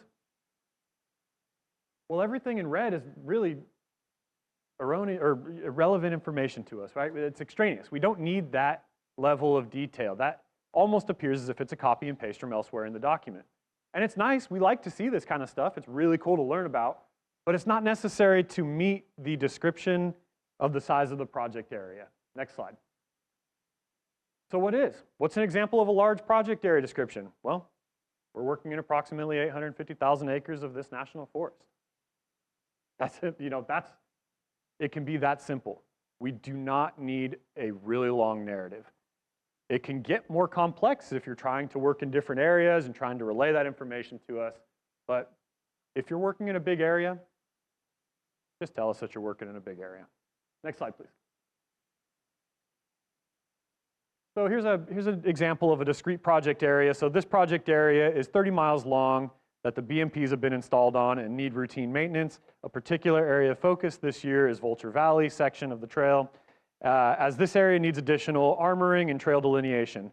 Vulture Valley project area is approximately half a mile of trail section starting at point 24 Great Big Rock to point 27 Catfish Creek, as identified on the trail brochure map. Next slide. So we have a couple things going on here. While I really like that this is a smaller project area, we're not working in 1 million acres, it's discrete. We also have a couple different project areas that have been described here. So that's okay. I want to know where you're working, where your different project areas are at. That is permissible based on our regulations. Tell us the size of your project areas. So this is good. I like to see this. This is specific, it is concise, and tells us where we're working. This helps our teams focus in on the HMP and do our reviews and of the soil conservation plan as well. Next slide. So just a quick case study. I do want to point out, I had an opportunity to work with a nonprofit. I don't know, they came out of G25. They were doing a restoration project. And it was a small restoration project, a couple miles. They were working with a federal partner. And the federal partner, for whatever reason, wasn't able to continue to provide HMP compliance for this individual. And that's a major bummer when that kind of thing happens, because that hamstrings your nonprofit partner who's relying on you. So that's a bad situation to be in. But so what we did is we started having conversation with the nonprofit and took a look at their project, and come to find out that their project area was about 2.5 miles of work, 20 foot wide. They're just restoring a small section of road.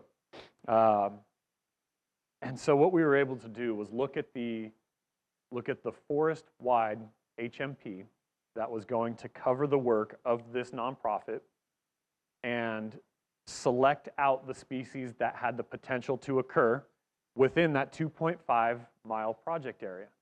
So instead of having to implement a very massive HMP, they went to implementing a very tangible, easy to manage HMP. That was a win for all parties involved. The nonprofit got to continue to do their work.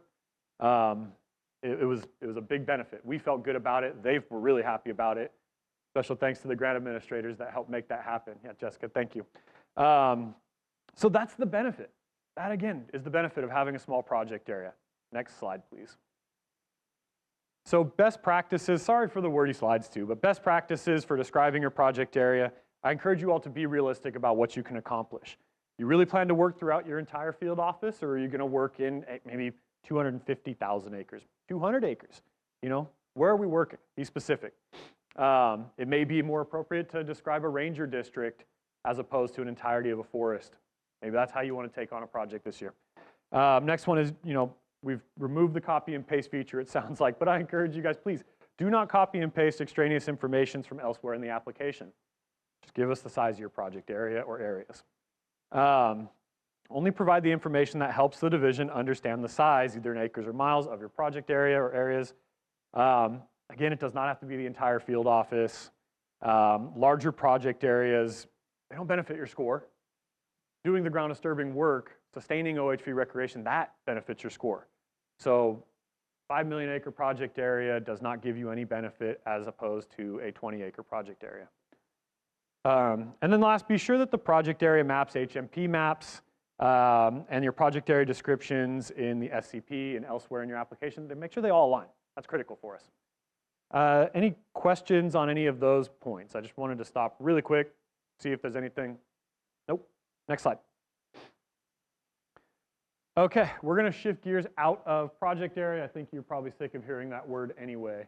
At this point, so the division, this is more information for applicants this year that's critical. We're making a slight change in how we perform SCP, ERDS, and HMP review. Past practice has been for our team to do a deep dive into your HMP and SCP and ERDS at final application. And so then you're kind of hearing from us from June all the way, probably to about August typically, making revisions, doing things like that, working on bolstering up your HMP. Only to get to final intent to award and the grantee isn't selected? Well, that's us asking a heck of a lot of work from you guys to get to the final step and then to not get funded. And that's a lot of work for our team to take on. And so we want to change that up a little bit. What we're going to do this year is at final application, we will be checking for a valid application from the environmental side of things. Did you answer your ERDS questions? Did you submit an HMP? Did you submit an SCP? We're going to be looking for those things. If you didn't, you're going to hear from us so we can make sure that you have a valid application. We will then wait until intent to award to do a deep dive into your HMP or SCP. That way we're not wasting people's time. I was starting to not like the fact that we were spending a lot of time going back and forth. Applicants were working very hard to get us this information that we were looking to see, only to get to the finish line and not get funded, and that's a problem to me. That's inefficient, and I don't want to function inefficiently. I want this to be efficient for all parties involved. So this year, don't be surprised when we get to intent to award, you've been awarded, that then you're answering some more specific questions about your HMP, SCP, or ERDS. Does that make sense for the group? Hopefully that feels a little better about doing things that way too. Next slide.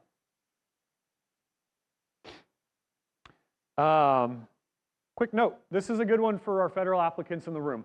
I would love it. I would strongly encourage you guys to come to the table when thinking about planning grants, development grants, things of that nature before you write a NEPA document. Now, I know that's not always possible based on how systems work, how planning happens. I get it, not everything happens in the perfect world. But if you have the ability to work with division early in these processes, we can streamline environmental compliance through writing a NEPA document that also satisfies CEQA. And guess what? The division will fund that work through a planning grant. That is not something that you guys have to take on. We can fund that for you. And then we can streamline the CEQA side of it for the project to make the project happen a little quicker. When division does CEQA for NEPA that's already been done for federal applicants, that can delay your project a year or more, especially if it's controversial. We don't want that to happen. The better we can streamline the process, again, the more efficiently we're working with you all, the faster we can get the dollars on the ground, the sooner you can implement your project. That's what we want to see. Next slide, please. Some quick available resources. Please take a look at our OHV webpage. Our team has worked very hard to put resources together, both the grants team and our team. We're going to hear some videos from Shane later. He's helped do some great how-to videos on how to use some of these resources that can help you fulfill your HMP compliance, SCP compliance. We have examples up on that as well. We have a CNDDB PowerPoint that Shane has also put together, a little how-to. We also have the fillable ERDS, which admittedly was not working well last year. We've made the changes, we've updated it. There's a fillable ERDS now that'll be available to you. And then the new HMP, the updated HMP will be on there as well. We've made some functional changes to that, so it's a little easier to navigate. Rows lock now, for those who have endlessly scrolled up and down through an HMP table, you'll probably be saying, yeah, that's going to be great. It'll be really good to work on. So trying to make things a little easier for our applicants. And that's all I got. Are there any questions? Awesome. Special thanks to Nancy for all her work that she's put in on the Olga updates from the environmental side of things. Thank you, Nancy. And thank you all for your time today. Appreciate it. Reach out if you have any questions.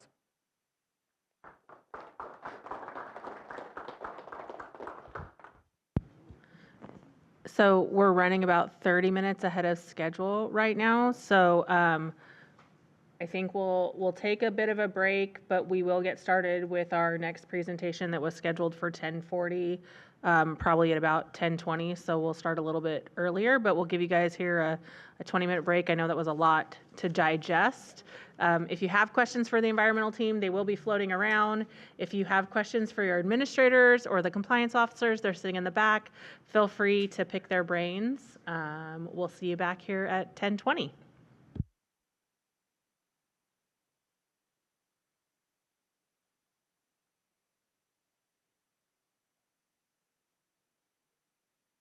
I'm going to go on record and tell you all, we're not going to let you not participate in our quiz questions, because I know you all have your phones. I see them. We have them over there too. I see you in the back, my people. I'm going to make you guys participate too. So get your phones out, get ready. We'll have some QR codes for you guys to scan so we can keep those brains moving. I'm going to scan it too. Can you give us the wrong answer to screw everybody up? No. Am I picking up? Can you hear me? Yeah, we're good. All right, cool. All right, welcome back to the G25 workshop. I'm Ethan Mathis. That's Jen Grady. We're going to talk about how to write an application. We've said it before, if you have a question on the Zoom, use the raise your hand function, or you can type in the chat. We'll get to you. Otherwise, raise your hand if you're in the audience. We do pause a couple times in the presentation, so we'll take the questions then, right before the quiz. We'll stop there. So next slide, please. Okay, real quick, the agenda for this particular presentation, we're going to go over the project description sections of the application. That's your narrative on the application that describes the project to the division. We'll talk about the project deliverables section of the application. These are your action items on the project. And last, we're going to cover the general evaluation criteria questions. We won't cover them all. We'll just cover the ones that seem to be more problematic on past applications. And later on in the day, we'll cover project-specific evaluation criteria questions. So this is just the general ones in that general application. All right, next slide. That's interesting. What else am I missing? Some hot tips from us before we get started. These are some general overarching ideas you want to keep in mind when you're thinking about writing your application. First and foremost, you're focusing on that OHV nexus with your project. This is important because you're telling the division what it is your project is trying to accomplish, and we need to see that obviously you're going to do something OHV related. So a good example of this is Common, a GO project. It maintains trails or facilities. That would be a perfect project nexus. So keep that in mind when you write that application, that we understand what particular OHV activity you're trying to accomplish. Also, know your audience, know your project. The applicants, you all are the subject matter experts on your application. We are not subject matter experts. The public is not the subject matter experts. So you're really writing this application so somebody that doesn't have knowledge of your project understands what you intend to do. And that obviously is important for us because we're going to be evaluating and scoring that application. You're going to want to learn from your previous applications. Nancy had mentioned this earlier in our presentation. The copy feature is not available in this year's application. Additionally, our review teams will not be providing comments to the evaluation criteria questions. So you really want to take a look back, go back to your factual findings, go back to your past preliminary application division comments. Look at what we said. Look where some of the issues were. It's really important this year. So again, especially with those evaluation criteria questions. We made a lot of comments. You won't see those this year. So this is your one shot to your application right. And for those new applicants, obviously you don't have factual findings. Oh, let me rewind real quick. On the factual findings for the return applicants, we do have those currently available on the website if you don't have those, so you can take a look at those there. And of course, we're always here to help. You can just email us if you are not sure, you just want to get those again, let us know. We'll send those to you. Now going back to the new applicants, do some research before you start. Olga's a great resource. Olga, the online grants application system, acronyms. Use Olga. You can look at many cycles, grant cycles back, and look at those applications, both preliminary and final applications. So if you're new, take a look at how other folks have responded to their applications. Specifically, if you're coming in for a specific project type, education safety, ground ops, you can sort it by that type of project type and check those things out. And lastly, utilize your division resources. We have tons of resources on the website. Scott talked about that, the excellent environmental resources. We have tons of YouTube videos. We have instructional guides. We have forums, the regs. If you want to bore yourself to death, read the regs. That's great. And always, I'll probably say this several times throughout my presentation, reach out to staff As last year we had office hours during the preliminary application period. So you can set up an appointment with one of the members of the team. We'll be happy to help you work through Olga. If you don't understand it, we can't answer the, how you should answer a question, but we can help you understand the thrust of the question and what we're looking for in particular questions. So I want to expand on what Ethan is saying about reaching out to your staff. So as of Monday, if you are talking new application, so your G25, you need to use Olga office hours, or you need to reach out to the compliance unit, and they will be the ones to assist you. If it is current open projects, you can reach out to your administrator, but your administrator may not answer questions related to your G25 application. It has to go through compliance. That was part of the transformation for the department and the creation of the compliance unit and the creation of the firewall. Our work with you every day folks need to be separated from the I want to apply, I need assistance type thing. We need to keep as objective as possible. So there really is that finite line. If you email your administrator about it, they will just tell you like, I can't help you, email the info line, sign up for an Olga office hours. They'll get someone assigned to you to help you with those things. And Ethan really did say, like, learn from your previous applications. Look at your factual findings for those returning applicants. The division has told you specifically within your answer if we didn't agree, why we didn't agree. If you have questions, reach out to compliance. They can assist you with that. But really, like, learn from your previous experiences. And remember, as Ethan said, it is in regulation that we do not have to provide comment to any portion of your application. We will still be evaluating everything except for the criteria questions because the program needs to become more competitive again. And as we provide comments back to you and basically telling you what you've done wrong and spoon feeding you the answer, it has lost its competitiveness. This is where you're going to rely on your public comment, and we will talk about that, the public comment period. The public comment will be your trigger to be able to make changes to your application, as is division comment, and we'll follow all of that very in depth on a slide, and I know I'm totally jumping ahead. But I'll give you that tidbit now. So it is really your chance to engage with your constituencies and to get them to be vested in your project and providing you all valid, constructive feedback. All right, next slide, please. So we are going to talk about the project description background section. So this is your chance as either a nonprofit on behalf of your land manager, or if you are the land manager, to like toot your horn and tell us all of the amazing things that you have about your agency. I want to know every type of recreation that you have. I want to know motorized access to non-motorized activities, specifically for those ground ops projects. I do not want to know your deliverables in this section. That is a totally different section of the application. No specifics about your project. This truly is just a brief description of your agency or your organization.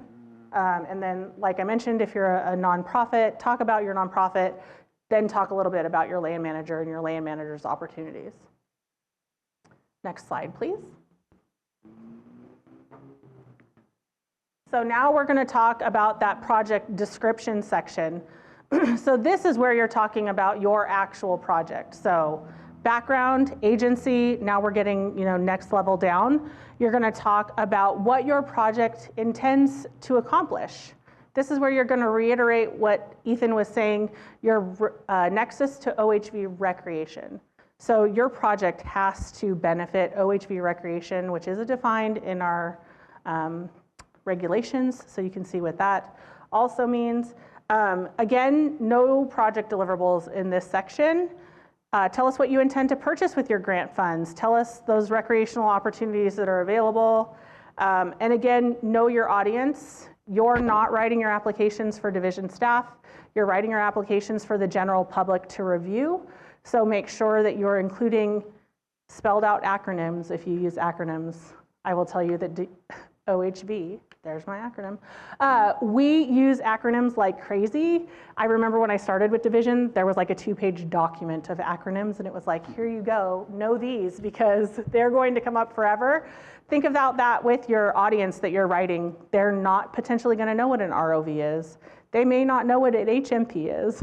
So spell those things out before you use them, just like you were writing a formal document. Next slide, please. All right, so as Jen alluded to, we have the narrative section and we have the project deliverables section. Essentially, these should be synonymous, but the intent of the project deliverables section is to concisely list the actual activities your project intends to accomplish. And there should be really no surprises at this point on the application as you go through it. You've narrated what your project is, now you've listed in bullet points. And that's a snapshot on the slide. That's a snapshot of the ground ops, part of the ground ops. We'll zoom out in a second here of what that looks like. There's an area of the online application where you go ahead and list each of the activities, like I said, concisely. There's also one of those go-to sections that when the review team looks at these applications and makes evaluations and they're comparing, hey, here's what your activities say and here's what your project cost estimate says. Here's what your evaluation criteria question answers. This is an essential component of your application that it's all going to corroborate what you're telling us you're trying to do and how you're doing it and the grant funds you intend to use on your project. Next slide, please. Okay, like I said, we're zooming out here. This is a full list of a ground operations project deliverables table. So you'll see there's 12 different areas of the project deliverables, and each one is pertinent to a specific area of your project. So for example, open area maintenance, you're obviously, if you have open area maintenance in your project, you're gonna list that there, concisely, bulleted, preferably, not in track maintenance, not in public outreach. So pay attention to the areas of the table where the project applies. So for example, signing, a common signing deliverable will be replacing and installing signs. So yeah, you're gonna say that here, and we're gonna look to see that you've mentioned signing in your narrative. You've also potentially have in your project cost estimate, you're buying carcinite signs. So all this kind of comes full circle. In fact, I think there's in our there's a evaluation criteria question specific to signing. So if we're not seeing this throughout the application, we don't understand what you're talking about. Let's see. Oh yeah, also, this is, like I said, this is a ground operations project. Each of the project types have a very distinct set of project deliverables, so it kind of gives you a clue of what a typical project looks like for each of the project. Education safety has a completely different list in the table, so kind of check it out. It kind of clues you in to what your project may encompass. And yeah, I think that's, again, consistency with the narrative. That's one big thing when reviewing ground operations project, particularly last year, they tend to be big projects, and we don't really want to see surprises. What's here is what should be throughout your project in your PC and in your narrative. Okay, next slide. I think we're good. All right, so we have talked the who, we have talked the what. We're now going to talk the why and the where. So your supportive sections are going to answer those questions. You're going to want to reiterate your OHV nexus here. We're back to that project area that I know was like drilled into your head in the last presentation. So you're going to describe the size of your project area, or in paren S, project areas, if you're doing that. Be specific if you can. Talk about if your project is undertaking projects in someone else's jurisdiction. So those nonprofits, you're going to make sure you've got that land manager letter. For those of you that potentially are cities, counties still working in other jurisdictions, make sure you have a land manager letter supporting that work. And then there are, within each project type application, there are very specific questions in relation to restoration, education, safety, acquisition, development, and planning, and go. So they're not all the same questions in every single application. They're very tailored to the project type. Next slide, please. Okay, we'll stop here for questions if you have them, but in the meantime, take out your cell phone. If you don't have a question, I'm gonna take my cell phone. I'm gonna scan the QR code. I'm gonna take the quiz. It's a really short quiz. 3 questions, should take you about 30 seconds. But any questions up to this point? Online, in person, don't see any questions. Hey, there we go. Hold on one sec while I grab you a mic. It's just for those online so they can hear too.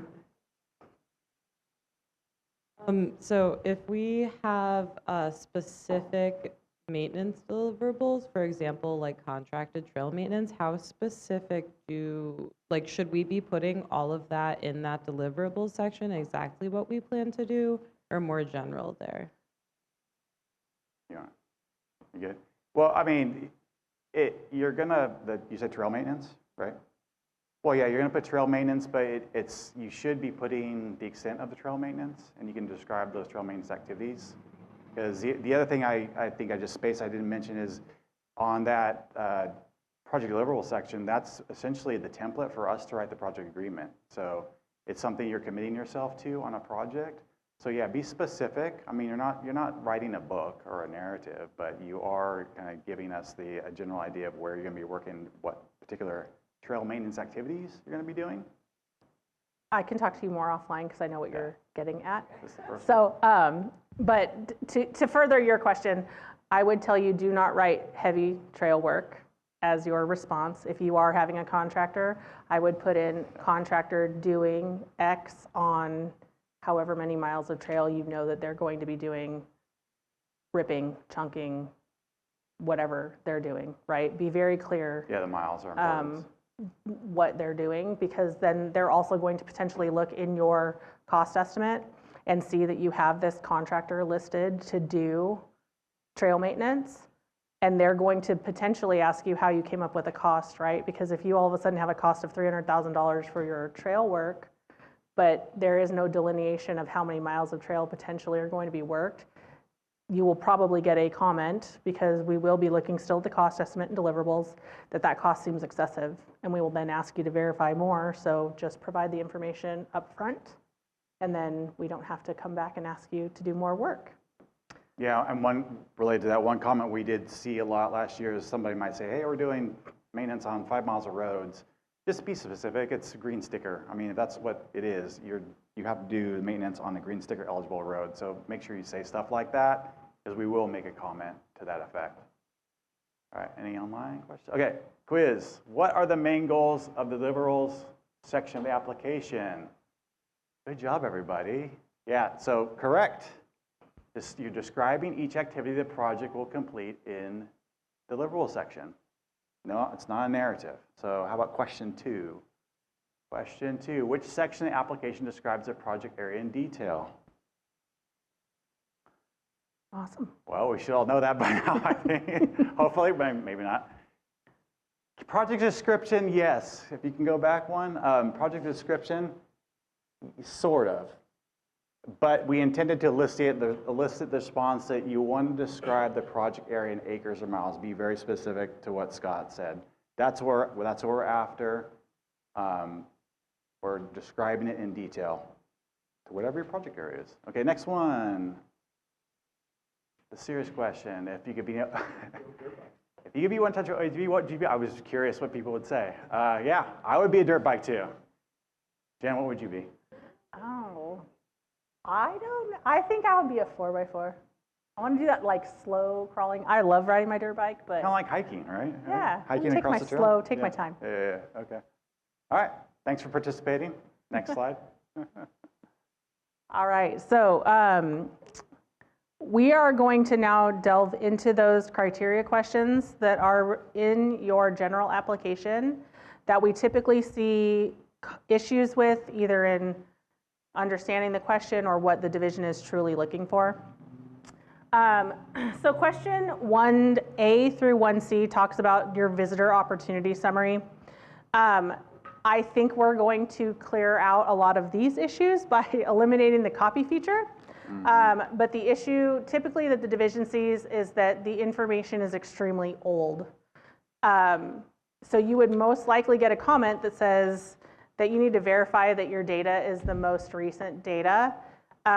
If it is the most recent data and you only have something from 5 years ago, make sure that you tell us that somewhere if you can, or you're going to get a comment because we would hope that by now you guys will have had some updated visitor information data, but just let us know if you're not. This is a question that only applicants with legal OHV writing will be able to answer. So if your project is solely restoration and you're working on someone else's land, there may be potential that you don't answer this question. Outside of the fact that if you're doing restoration and there is still legal writing opportunity, then clearly you'd be able to answer it because there's still opportunity elsewhere in the agency.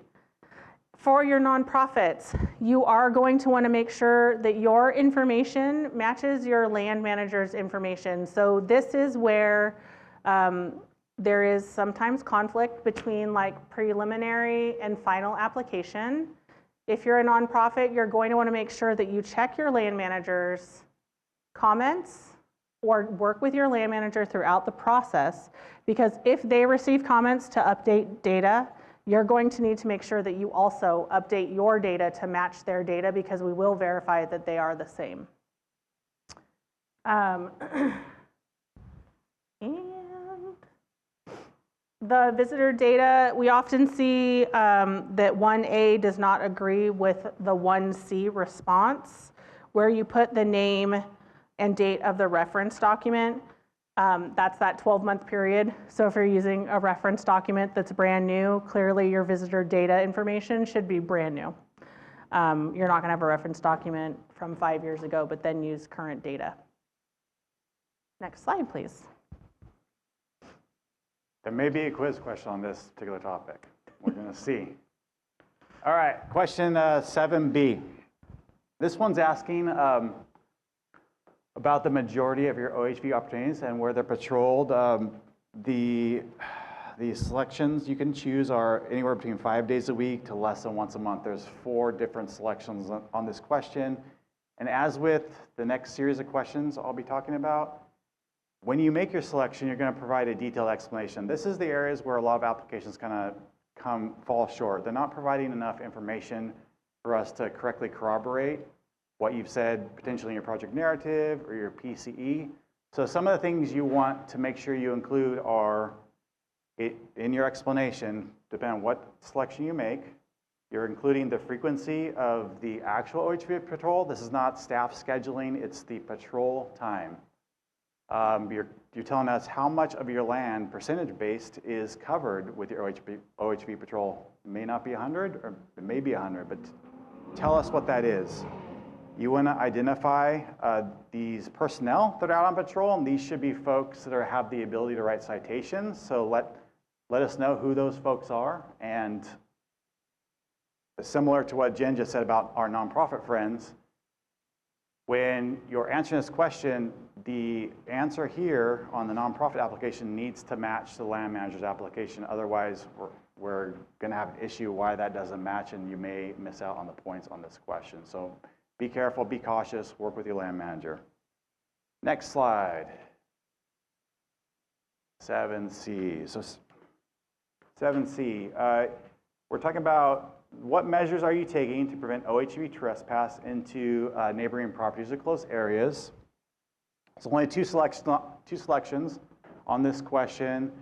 You could answer that the barriers are being used to prevent OHV trespass, or you're using education materials like maps and brochures that include statements about respect for private property. That's really important, because when you make a selection, particularly for you're providing these educational materials, these brochures, we need to see in your explanation to your selection that you know what these education materials are, what they include, but you need to mention that and it's important. I mean, you should be doing this because you're telling us that it includes respect for private property. That's an important thing that we found was left out of a lot of the evaluation criteria questions last year.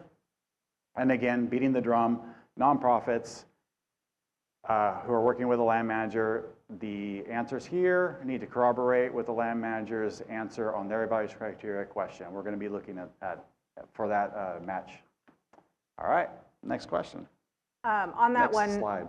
real quick, if you guys do select that you're doing education programs, maps, and brochures, we will verify your maps have that information. So most of your maps are available online. In some downloadable form. We will look to make sure that there is information either in an educational brochure or a map, something that does have that respect for private property included. Yeah, good.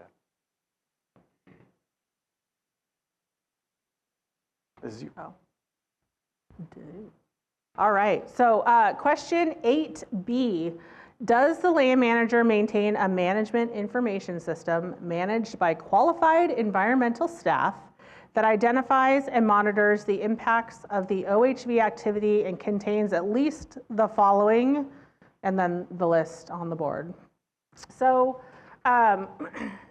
this is probably the most challenging question that we have in our program because there's so many parts that need to be addressed in your response. It is part of the natural and cultural resource section asking for information about your resource management information system. You are going to identify whatever management information system you use, identify the environmental staff, explain how they're implementing protocols in that system. You have to hit every single item here to be able to gain your points. So if you don't somehow address all of these that are listed, like you just missed one, you're not going to get those points. And then again, we're going to continue to reiterate because some of the problems that we see are that the nonprofit information doesn't match what the land manager is submitting. I would recommend in the appendices, we have copies of all of these questions and just like checking off when you write your responses to make sure that you're hitting every single mark so that you don't accidentally miss one. Next slide, please. So 11A, the next few slides are all about question 11. It's like A, B, C, D, because we like to make it really long. They are very specific to OHV education because that is a huge component of our program and our division. We want to make sure that your education materials are available on site, that you're providing them for free to the public. Do you have bulletin boards? Do you have signs? Do you have kiosks? They're available throughout the majority of your sites where you're working. More than likely, you're potentially saying that you have free literature, but never in your response are you actually telling us that you give free literature to people. So how can we verify that you're actually giving it away for free? Or that you're selecting bulletin board signs or kiosk, but you don't tell us that they're at staging areas or trail heads within your project area. So you say like, well, yeah, I have a kiosk, but it's not actually, within your area that you're doing anything. It's maybe a hiking kiosk somewhere else that doesn't have anything to do with OHV. So make sure that you're telling us that and that it has information concerning safe and responsible OHV recreation. Next slide, please. 11B talks about applicants hosting on-site formal programs, educational talks, school field trips, etc., to the public. These must be organized schedule events. Don't count routine visitor contacts for people that walk into your visitor center or ASI or MSF training courses because those are other points where you get points or questions where you get points. This question was changed a few years ago. It used to be based on land manager. It is based on the applicant. So this is, what is the applicant doing? So if you're someone working on someone else's land, it has to be work that you're actually doing to offer these organized educational classes. They have to be in the field. They can be at a visitor center. If you have them scheduled like every Saturday, come here, I'm going to do X. not just a random drop in, I talk to you because you want to get a map or you want to see where you're going. It has to be a pre-scheduled, come visit, let's have this chat. We're talking about, you know, how to safely put on your helmet or something of the nature. Again, your organized ASI and MSF courses are not included in this question because they have their own question to get points. So do not include that. Support the frequency that you select in your narrative. So if you're telling me that you're doing 50 or more, I want to know that you're truly holding 50 or more. That's a lot, but some of you might be doing it. I mean, that might be what your whole, you know, bailiwick is.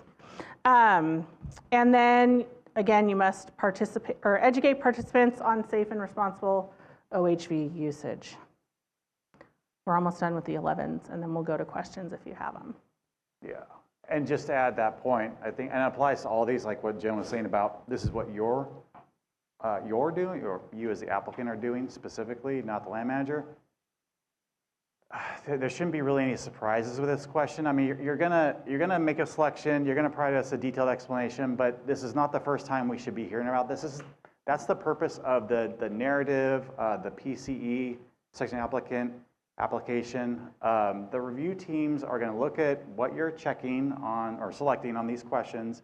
And we're gonna say, okay, your explanation makes sense. Now, where do we see that in the application? So please, please, please, please, have it somewhere in your application, because when we did make preliminary comments, that was far and away the most frequent comment is like, you didn't tell us about these things you're doing in your application until we got here. So like, where did that come from?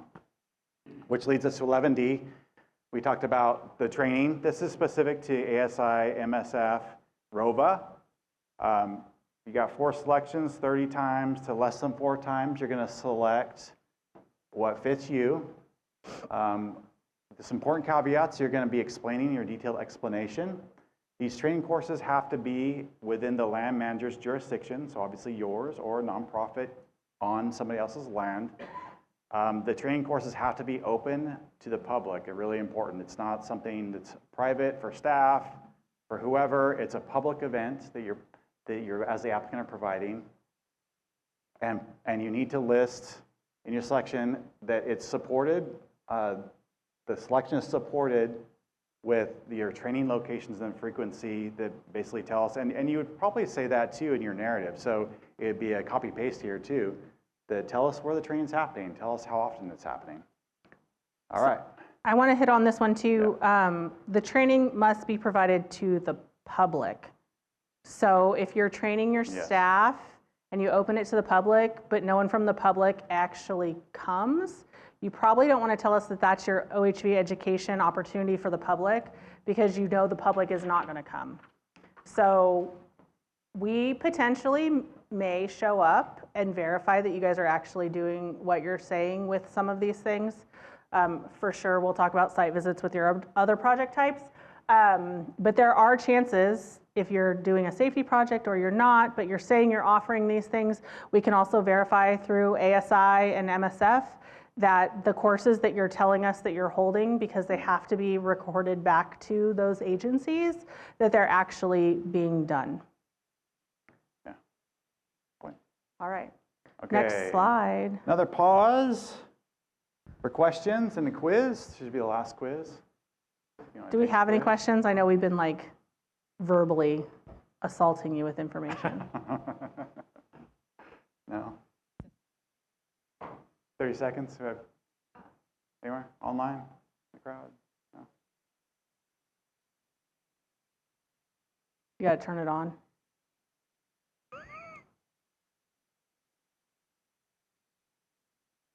Ready to see the answers? Hello. There we go. We do have a question from the chat. We do? Oh, we do. Okay. A nonprofit applicants cannot get credit for OHV education provided by partner land managers like the BLM.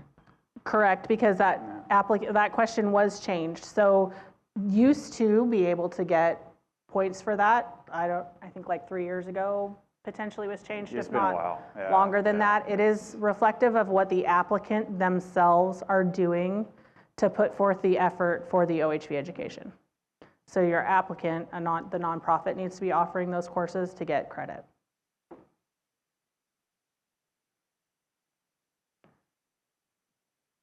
Anything else? Any other questions online, in the room? No? All right. This is excellent. Question is, most common errors when applicants provide OHV visitor opportunity information. Jen covered this. Good job, everybody. Yes, all the above. Oh, can you go back on that one?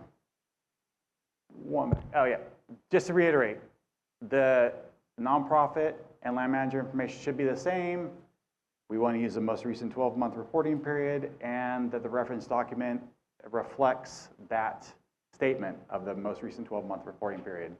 Okay, I'll check out the next one. What important details should be provided when describing your available OHV education? Yes, option 1 and 3. You want to describe how that education is provided free of charge. I mean, hopefully that's true. That needs to be a true statement. And that these materials are available at your staging areas. Excellent. Good job, everybody. Last one. I think we got 100% on this one, probably. When is your preliminary application due? Darren covered this.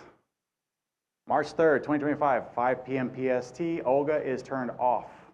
5:01, it will not accept applications. So remember this date and start early. Ask questions, use office hours. We're here to help.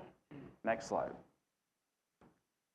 All right, so we are going to talk kind of like what is next for you after you guys are doing, you've now created your application, you've answered all your questions. So after your preliminary application is submitted, that begins our review process. Again, the primary goal is to award the best projects that we have. We talked a little bit about it already.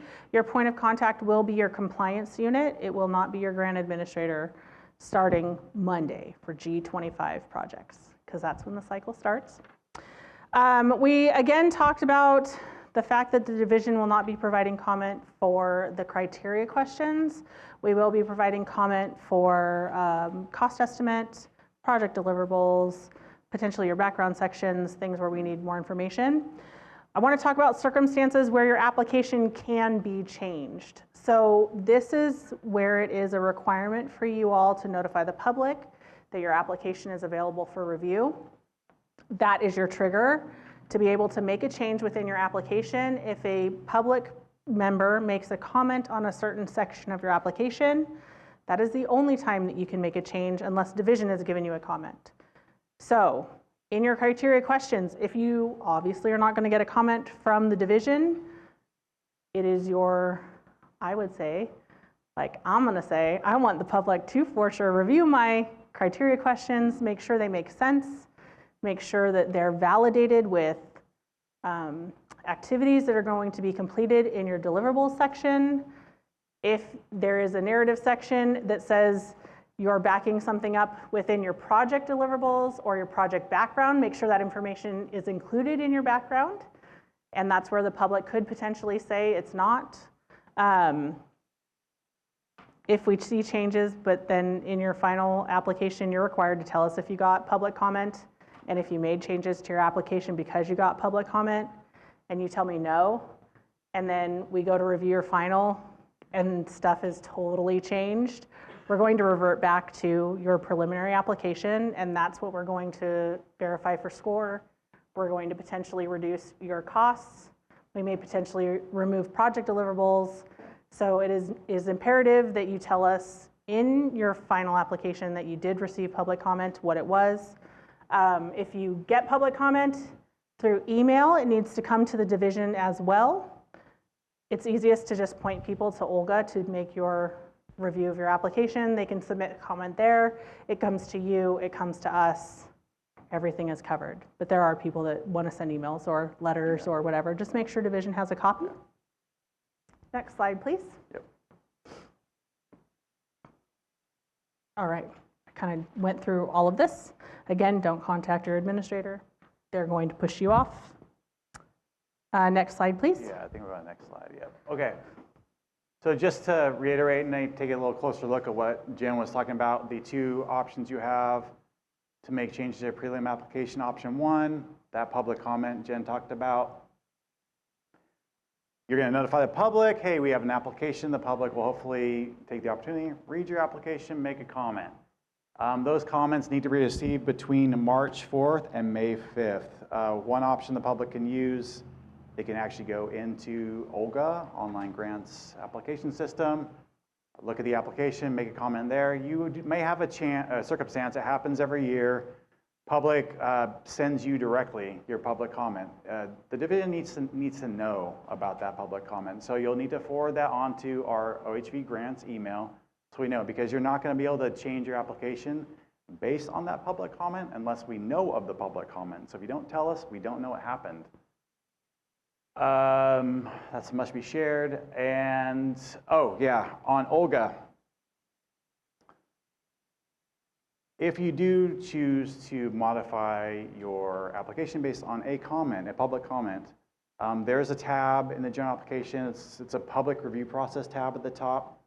What you'll be doing is you'll say, yes, we are changing the application based on a public comment, and then there's a handy dandy narrative box for you to describe generally the changes you made. So we're all aware of what changes you're making.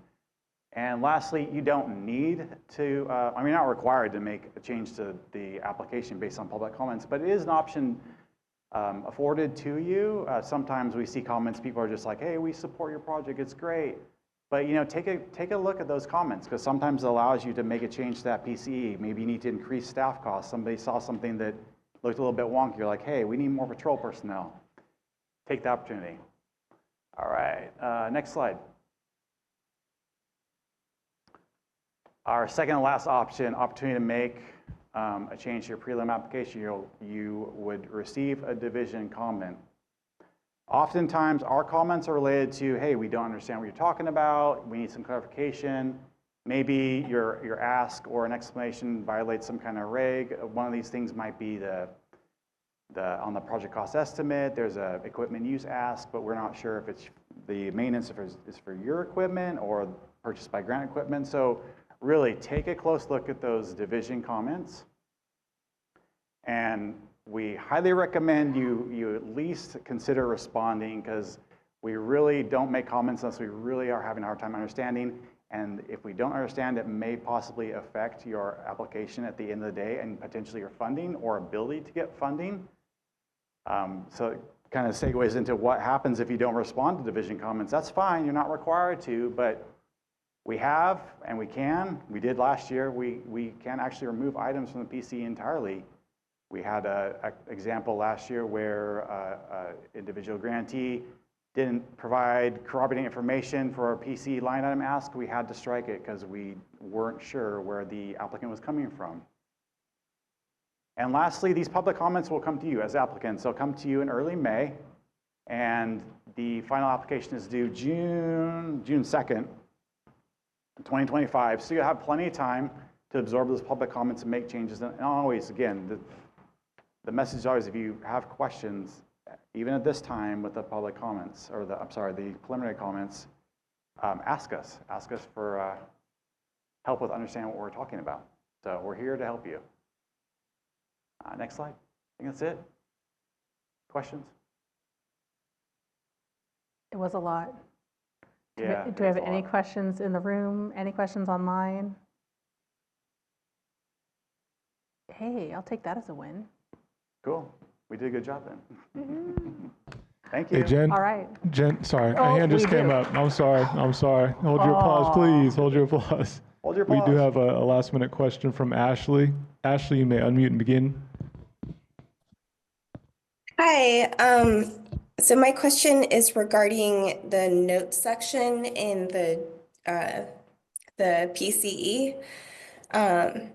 So like for some of our, like for equipment use, where, you know, we list the types of vehicles and everything like that, and, you know, the rates and all that in the notes section, we get close to maxing out on the character limit.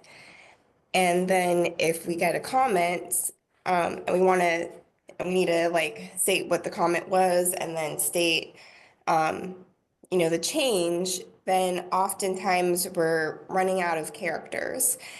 And the only way to fix that is to remove sections that were required in the notes section. So I was just wondering, is there any way maybe at least expand the character limit for the final application? So then that way we can address comments and also state like what that comment was. So you'll never need to state the comment back to us, right? Because we already have it. Okay. So if the comment is that your cost isn't justified, or we have questions if it's grant-funded equipment, or there's questions on how your rate was determined, you don't need to retell us that because we already have it in a document, the same one that you guys are getting, or we have it within a review sheet. Our teams keep massive amounts of data in relation to your review and Excel documents.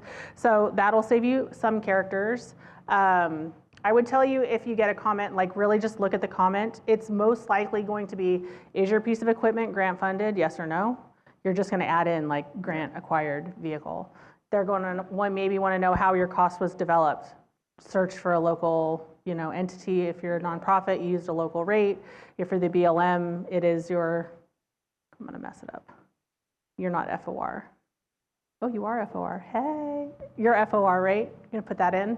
If it's the Forest Service rate, however you guys deduct, because we know that they tell you how much a vehicle costs. Same with most of your local entities. Your county is going to tell you it costs this much money to run this vehicle. So you're going to say county owned, developed with a county use rate. It'll tell us exactly. So just be as concise as you can. I know it's hard to say, like, be concise, but be descriptive. Take out the fluff. Like, we don't need a lot of that. Just like nitty gritty, to the point. Yeah. I think we determined yesterday was like the deliverable section. I mean, really just the facts, man. Yeah. I think you're at what, 1,052 characters or something like that? Technically, 1,024. Yeah. I mean, if you're writing more than that, you can write a line underneath that's like $0 continued. We've seen that, but then your PCE gets really, really, really long. Okay. I mean, for example, for the equipment use, what we normally do is we lump all of our 4 rates for like all of our 7 vehicles that we use in one line item. And we list like what the different vehicles are and what the different costs are for those vehicles. Would you recommend separating each of those vehicles out as different line items then? I would, to yes. save space? Yeah. Maybe just 2 or 3 that describe the 7. Right, if you have like 4x4 trucks, and maybe you have 4 of them, you list the 4 of them together, but you've got F-350s, those are gonna be like a little bit different, maybe a different use rate, so maybe lump by use rate. Okay. Or split them out. Okay, thank you. Yep. All right, we have another one. We have Joe Chavez. Joe, you can unmute and begin your question. Okay, can you hear me? Yes, we can. Thank you. All right. I want to drill down a little bit more on that project area discussion we had with this example. We've got a lot of miles of trail. We only have a certain number, like 240 acres of open riding area. However, in order for the HMP to consider project area, a lot of those miles of trail go through certain wildlife habitats that might have a zone of influence. Let's just say like a half a mile from the trail. Would our project area include, when we put those numbers down in the description, that project area include those acres associated with those, let's just say 100 miles of trail, and not just the trail themselves?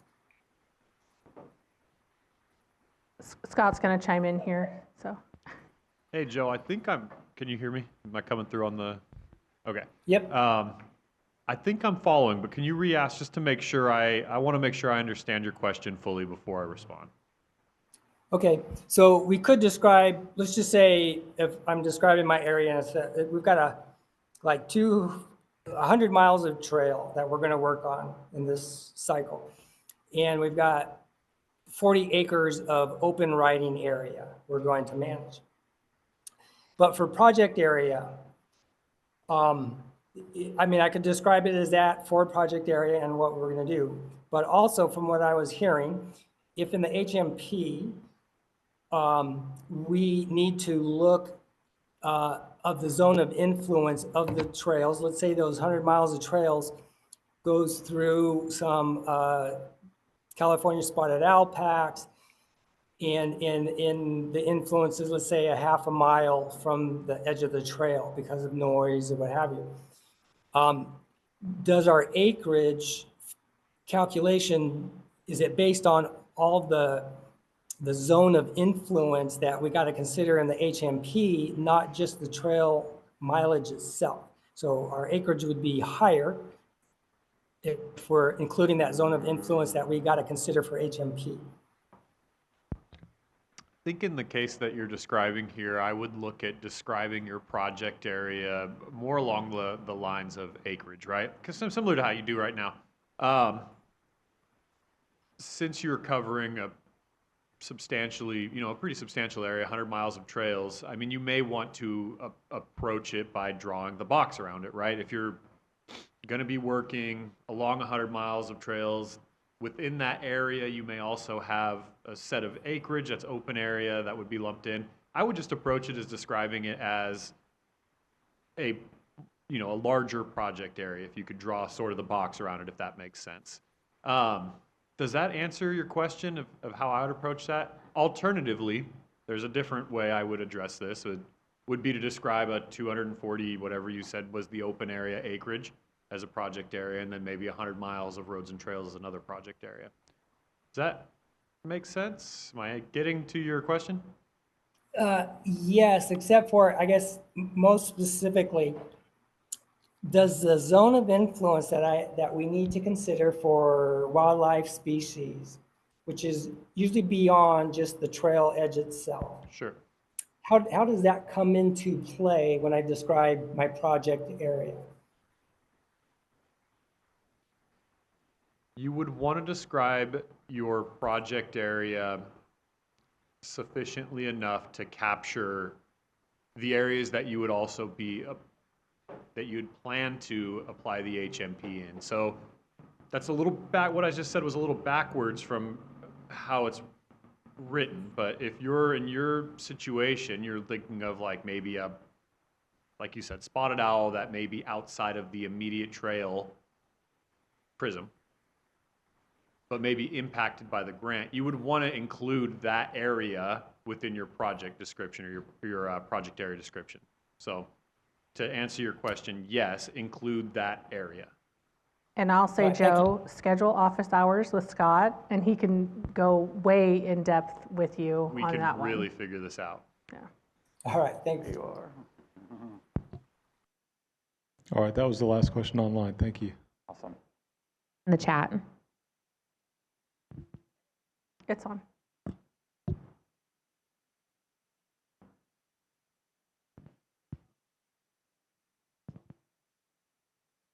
Testing. There we go.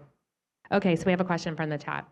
If a person gets a comment from the public to make changes in their application, example, the public says, ask for more money for signage, and they go ahead and make those changes, do they need to note those changes elsewhere in their application?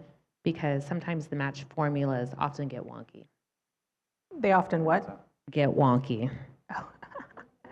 Because we know how Olga is. She's Right. wonky. If you're making a change to your application, you're going to want to tell us in that general section that you have potentially made a change. So if someone tells you for your ground ops that you didn't ask for enough signs, we want more signage in our forest, we want more signage throughout our BLM, throughout our county, you talk internally and you're like, yeah, we really do want to amp up our signage this year. We want to do more education outlook.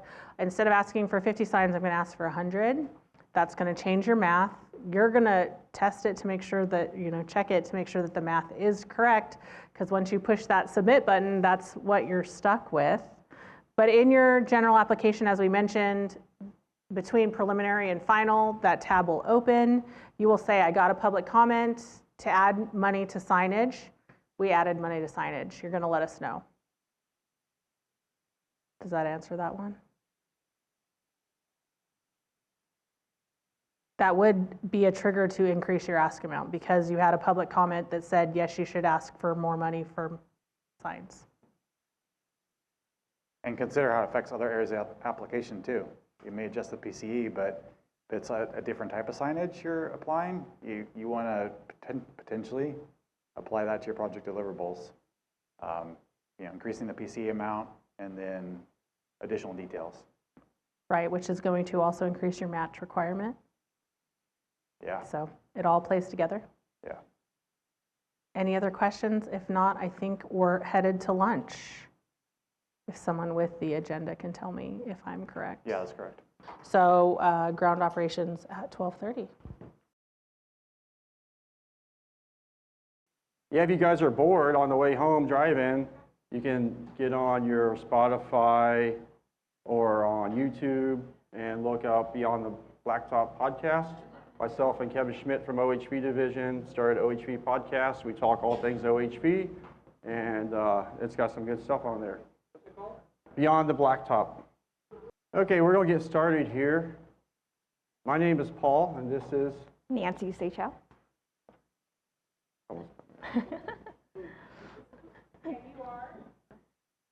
You're late.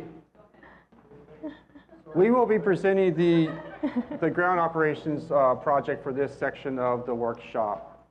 Just a quick reminder, we will not be doing a Q&A session. If you are in the room, please raise your hand and we'll bring you a microphone. If you're online, use your hand raise feature or use the chat function. And we'll try to answer those questions. If we can't get to them during our time frame, we will answer those questions at a later date and post them on the division website. Also, another reminder, this presentation is being recorded, so if you're not here today, you want to see the presentation in full at a later time, it will be posted on the division website. Next slide. Perfect, thank you, Paul. So in this section of the presentation, we're going to discuss what the review team expects to see when you're writing your application. We're hoping to help you, the applicants, for missing points or getting costs deducted. And therefore, Paul and I are going to discuss the hot topic or the most common issues that we see in the ground deliverable, the project cost estimate, and the evaluation criteria section. Next slide, please. So what exactly is ground operation project? So as you can see on the screen, all this picture display geo activity. Thanks for your payment request. This is where we get the photo. But what I'm actually going to do is I'm going to pass this magical mic to Paul, because Paul is awesome and he has lots of knowledge about ground operation project because he was a grantee for a very long time and he has a better explanation to explain it. So Paul. Yeah, so your ground operations projects, next slide, Darren, are basically the things that you do to keep your program running and operational. Those things can include like log outs, brushing, rock work, blasting, installing paver blocks, doing road work, doing road grading, installing signs, cleaning restrooms. Anybody else have any examples in the audience that can yell out? Phil, how about you? What do you guys do at your ground ops? Anything cool? Yeah. All right, I named it all apparently. Looks like we're having a little issue with our slide deck. One moment. So when you're thinking about your ground operations projects, those things I listed out, those are very important things. Those are what keeps your program running and operational and moving forward. So it's your yearly maintenance. And a lot of these things are like, I almost call them like disposable things. You got to replace signs yearly. You got to grade that one road yearly. You got to clean the bathrooms weekly. You got to continue to keep these things moving forward. So that's what your ground operations projects are for. Yeah, we're having a little issue here with something. One moment, please. There you go, Paul. You can do a little dance or something. If you guys get your hair cut like this, it adds 10 horsepower to whatever you're riding. That's why I do it, because I'm slow.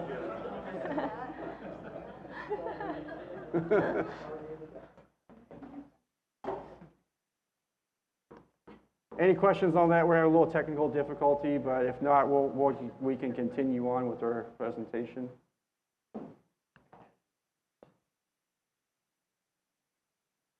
We had a cool video to show. We'll give it a few more minutes here. Most of the time I get cut in Mexico when I'm racing Baja, but this time I decided to do it local, look a little more professional.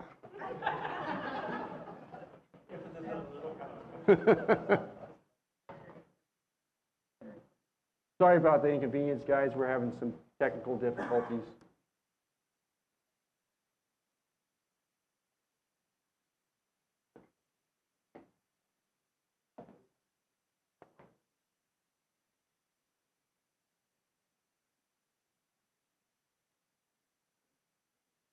We can move forward.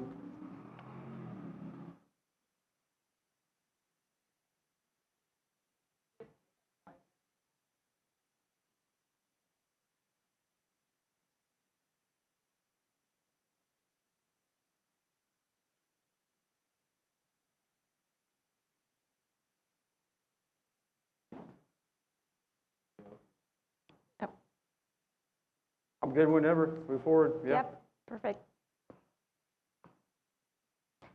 It's just basically a video, Paul showing off a little bit, so let's see. And I give you the air Vroom, for vroom, your vroom. hair. Your fan. There you go. A little air. Maybe a little bit more. Okay. Well, I was gonna say that's a really cool video, Paul, but since we didn't see the video. No worries. Yeah. That's okay. Yeah, so we definitely have 12 deliverables in a ground operation project. The last 2 is for others. So if you're purchasing equipment, heavy equipment, or other deliverables that are not listed, we ask you to list it on number 11 and 12. Also, we ask you to please provide a detailed explanation adding the correct activity and the correct deliverable. And again, extra details, right? Again, going back to, we're going to hear this 100 times, but give us the who, what, when, why, and how. And also relate it back to your PCE and your evaluation criteria. And Paul, do you want to add anything to this Yeah, slide? so the who, what's the who? It's the staff that's needed to do all those ground operation things I talked about, your rock blasting, your road grading. The what are you doing? You're going to do trail maintenance, you're going to do road maintenance. What kind of trails? Are they motorcycle trails? Are they ATV trails? Are they Jeep trails? How are you going to do it? With what equipment? That helps you start thinking about what should you get to help implement these things. When are you going to do this? Are you going to do your dirt work in the summertime when it's dry? No, you're going to do it in the spring or the fall when you have moisture. So this starts helping you think about when you're going to implement certain aspects of your project and get everything done in a year. Where it's going to happen, we talked a lot about that earlier with your project area.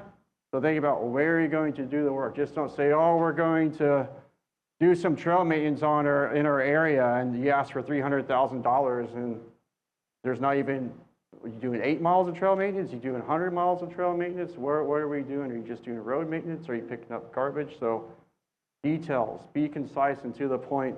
And why? That's the most important reason. Why are you doing it? There's a need because the trails get used heavily, and these trails are open for the public, and we want to keep them maintained to a certain standard. So that's kind of the who, what, when, where, and why of our deliverables. Perfect. Thank you, Paul. So just a friendly reminder, we ask you to use plain language. Write it to somebody who has no experience of what a ground operation is, kind of like what Jen and Ethan is talking about. Write it to the public who has, again, back to no experience or no knowledge about what ground operation project is. We ask you to please provide your explanation as easy to understand, and also sometimes less is more, kind of what Scott did. Sometimes you just have a lot of information, but we just need that short information that's precise, and we just ask you sometimes less is more in this scenario. Next slide, please. All right, so if your project is brushing, trail grooming, raking, reed removal, installing erosion control on a trail or road, we ask you to please list the project activity, again, the who, what, when, why, and how.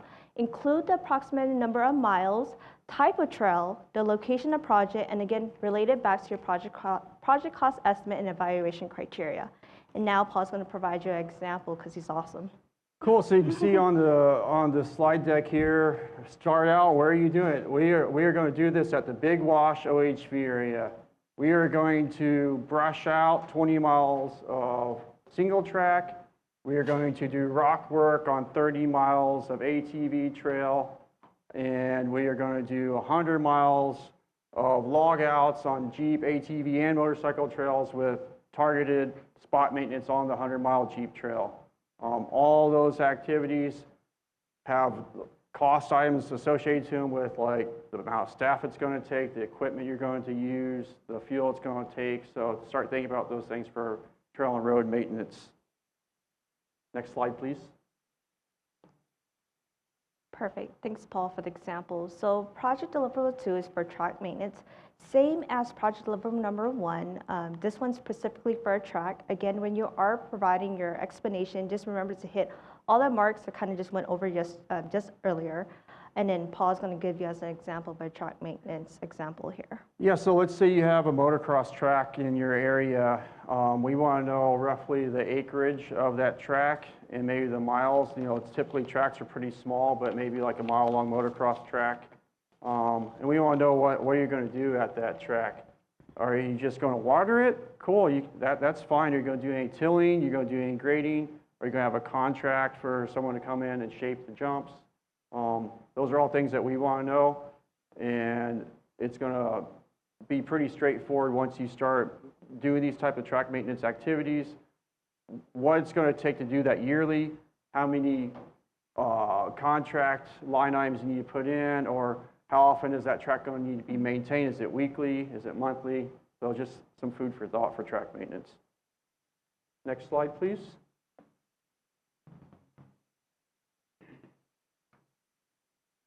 We have another fun video that may or may not work.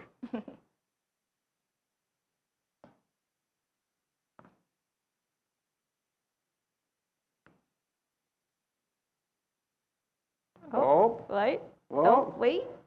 Nope.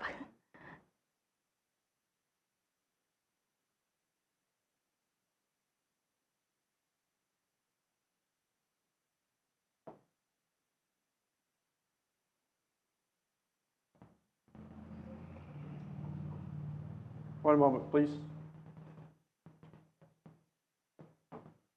Any trivia you have? Fun facts? Okay, yeah, trivia while we're killing some time. Who's leading the Dakar rally right now? Anybody? Can anyone tell me who's Daniel Sanders? Good job, guys. You're not allowed any more motorcycle-related questions. Who's leading? What American woman won a stage yesterday in the side-by-side class at the Dakar rally? Anybody?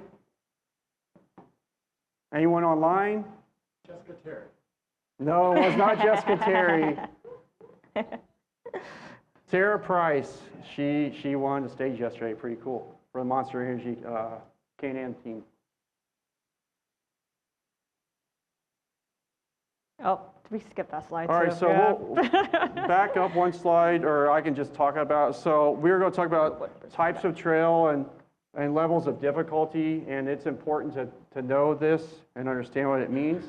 So let's say you have a easy trail out there. It's rated green as a green circle, easy trail, open to motorcycles and ATVs.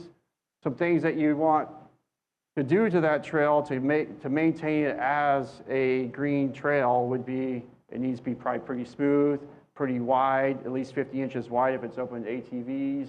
Nothing really protruding out into the trail like rocks. You're probably not going to see a lot of exposure on that trail.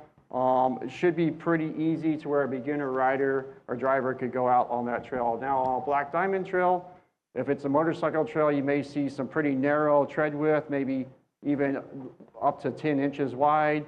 A lot of cliffside exposure, some really difficult type of features to get through. On a Black Diamond Jeep Trail, you may have lots of big boulders that you need to winch onto things to climb over.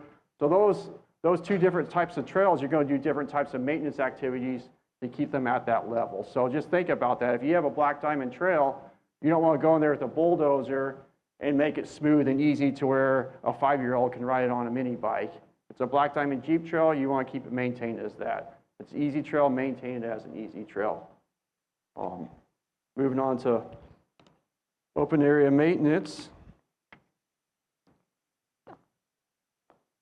So on open area maintenance, you want to know the rough approximate acres out there and where the work's going to be happening. So you can say we have the big pit open area is about 30 acres. Within that open area, we have a shade structure, a few picnic tables, and some trash cans.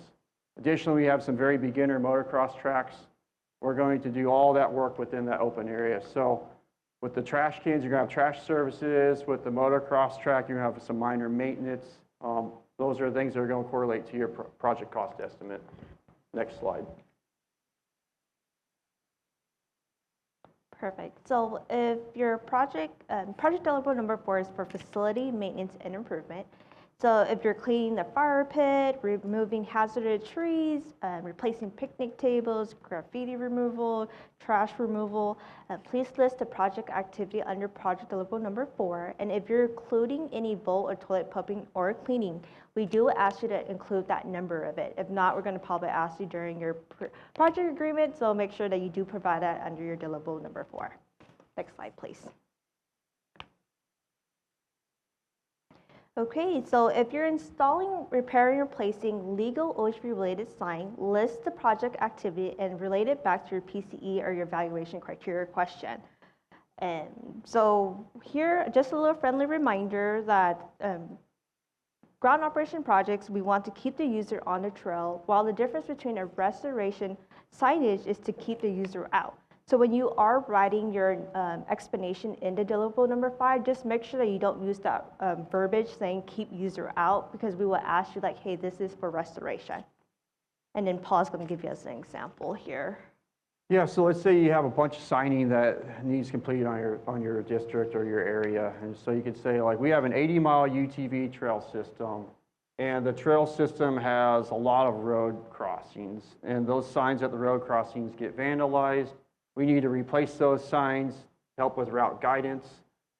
That all makes sense. It's to the point. We need these signs for these reasons. It correlates back to the PCE. We're going to see some dollar amounts in there for the signs you need to buy, some staff time. Think about the tools you're going to need. In the desert, you may be able to auger stuff. I know in the high Sierras, you're not going to auger anything in the ground. You may be building rock cairns to install those signs. So think about what you actually need for signing. Signing seems so simple, but it's far from that. It's actually one of the more complex things you do at a trail system. Next slide, please. Perfect. So if you're installing, repairing, and replacing a fence or barrier to define OHV trails, road, or area, please include the who, what, when, why, how under deliverable number 6.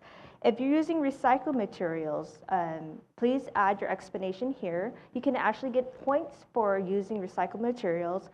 So this will actually relate to evaluation criteria number 7. So evaluation criteria number 7 does not have a narrative. So to get those points, you have to have your explanation here in your deliverable or in your PCE. So again, if you don't have anything about recycled material here on your PCE, you're not going to get the points for it. So just remember to put it there. And then Paul, again, is going to do his thing for his example here. Or do you have an example? Not for this one. Okay, perfect. Next slide, please. Oh, what is? Oh, breaking news. I think it's a true or false question. Can true or false, in installing a barrier to prevent unauthorized lighting eligible for a ground operation project? What do you guys think? I hear wrestles or false. Anybody else? Is anybody in the chat? False. Yep. And if you go to the next slide, Paul, you can explain your answer. Yeah, I mean, it's sort of a trick question, but not really. It depends. Are you keeping someone on the trail and in the area they need to be? Or are you keeping them, if you're off and out of an area, that's a resto. If it's in or on the trail, it's a ground operations project. So just think about that when you're wording your PCE and your project descriptions, okay? Perfect. Thanks, Paul. So project deliverable number 7 is for environmental culture requirement. If your project requires soil conservation plan or habitat management plan, you can actually build a program for writing the report and the groundwork. Just remember that you cannot just claim grant requests just for the writing report. Groundwork is actually needed on there. And then next slide, please. All right, since we're talking about environmental stuff, can anybody tell me what animal is hiding in this photo?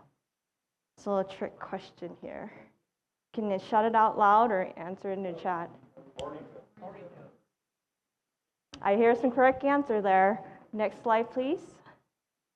Yes, it's the northern horned lizard. Yeah, so this one was actually taken at a division site visit at Beale and Bishop. So it was a really cool experience that we got to experience when we did our site visit there. Next slide, please. Okay, for public outreach and visitor services, again, you're going to want to list your project activities. We want them to correlate with your project cost estimate and make sure there's no duplication. And what we mean by this, some people are going to be presenting the education and safety projects here in a little bit, but we don't want to see duplication between those two projects. So like I see an education project, maybe you're teaching K through 5 students about an OHV trail system or something like that. But like a ground operations, outreach and visitor service thing, maybe we're talking to users as they come through our gate and we're checking to make sure that they have current registration or something like that. So that's like more of a ground operations type of public outreach visitor services versus an education grant, maybe more of a program. So think about that. If you have questions afterwards, you can let us know or ask now. And then we'll be presenting the education and safety section of the workshop here in just a little bit. Next slide, please. So for winter activities for this one, for the areas that are like in the desert, they don't receive any snow, you probably don't have anything to do with winter activities. I'm going to kind of cover what the Oversnow grooming program covers, and then if you have questions about what you could still apply for through ground ops, maybe come see me or someone after our session. But for winter activities, the Oversnow grooming program, which comes as a contract, basically covers your Oversnow trail grooming, your snow removal, some facility maintenance, your reporting, your monitoring. Additionally, you can do some trail clearing, and you get some signage, and additionally, it helps do repairs and pay for the fuel for that state-owned grooming equipment. So if you're thinking about putting any of those activities in this ground operations project, stop if you have an Oversnow grooming contract already. That's about all I'm going to say on that, because it's not going to apply to a lot of you, and those who do have snow grooming programs, that's what you can do with your program, okay? Next slide, please. Right, so it is quiz time to test your knowledge. So if you can please scan the QR code, and we have a minute to answer your question here. I mean, a minute to answer I see you guys playing on your phones out there. I'm joking.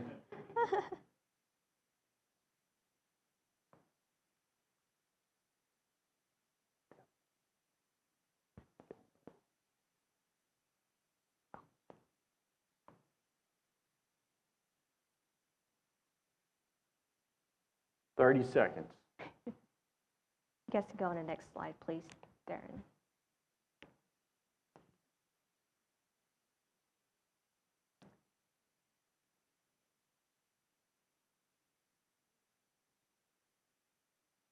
All right, go ahead and go to the next slide, Darren, if you can. And we'll go over these quiz questions here and answers. I think it's thinking. Oh, it's working. Oh, yay! All right, the deliverable activities must align the project cost estimate. That is true. Good job, everyone. 100%. Nice job. For the next one, question 2. Repaving a parking lot is an eligible GO deliverable. Well, that's another one of those sort of trick questions. I said it was false because it doesn't specify if the parking lot provides direct OHV access. This could be confused with paving a parking lot at a visitor center. I can't ride my quad or a dirt bike down the paved road to the visitor center. So if you're repaving a parking lot or a trailhead that has direct access to your OHV trail system, then sure, it would be true. So a bit of a trick question, keep you guys on your toes out there. Number 3, next one, please. Installing a barrier to prevent illegal OHV is an eligible GO project. False. Good job, everyone. And then number 4. Good job. Wow. Dirt bike, yeah, biofuel. I like that. I like the Trey. biofuel bike. Yeah, that's pretty cool. Okay, cool. Yeah, thank you for taking that quiz. And next slide, please. All right, so before we go to the project cost estimate section, does anybody have any question for Paul? Nancy's the brains of the operation. Any questions? Cool, no question. Man, we're Perfect. crushing it, Yeah. man, Next slide, please. So when you are completing your project cost estimate, again, provide us the who, what, when, why, and how, and also remember to quarter back to your deliverable and your evaluation criteria question, please. Next slide, please. All right, so what is the issue? So just as long as last year, the division provided 214 division preliminary comments, 66 was for staff, 58 was for equipment use, 39 was for materials and supplies, and 51 for contract, equipment purchase, other, and indirect. So the number one comment that we provided last year was asking applicants to please justify if you have a cost or a quantity increase. So if you have a staff increase, let's say if the rate is, so just explain there's a rate increase, or you buy more materials and supplies because the job is different. So just make sure you provide an explanation of why there's increase. So we'll look at last year's application as like, hey, you're doing the exact same thing, but why are you asking for more? Another comments that we see is when you are listing the equipment use, include the number of days the equipment is expected to be used. Tell us if it's grant funded or not. And also, please change the unit management to each or miscellaneous if you're claiming fuel expenses. Next slide, please. Did you see a crying pig?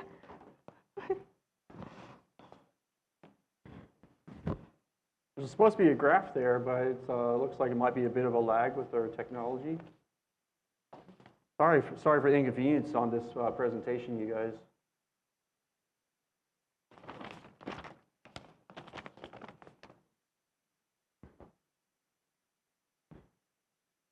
Okay. There we go. There we go. So as you can see, this is a nice graph table, whatever you want to call it. That looks yellow to me. Is that yellow or green for the total award amount? I think to my eyes, it looks pretty green. It looks pretty green. Yeah. I'm colorblind, so sorry about that. So for the green, that's a total award amount per cycle. So you can see back in grant cycle G16 is about 12 million awarded. Ground operations cycle G22, 16 million was awarded. The red is what was unspent. And as you can see in G22, about $4.5 million was unspent. That means money went out to fund projects. People said they're going to do all these great things, and then money didn't get spent. You see there's an upward trend of more and more money being unspent. Me as a rider, whenever I go to a new area to ride and they didn't get funded, I can see it, that the area is neglected, there's trees down, there's brush, there's ruts, signage is down. So whenever you're writing your cost estimates, you're submitting these grant applications, please think about all the other riding areas out there and how they need funded. $4.5 million, I can promise you, would have funded a whole lot of great projects last year. So as a rider, we need to think about this for all the other riders out there, that we want these programs and these trails to be open. So please be mindful of your cost estimates. Ask for what you can actually get done. Don't shoot for the moon.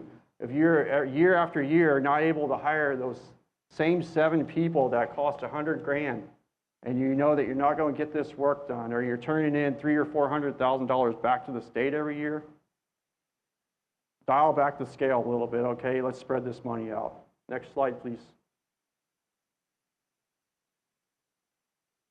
Right, so there's another quiz. So we're keeping you on your toes today. So if you guys can actually scan the QR code, and we can test your knowledge. Technology.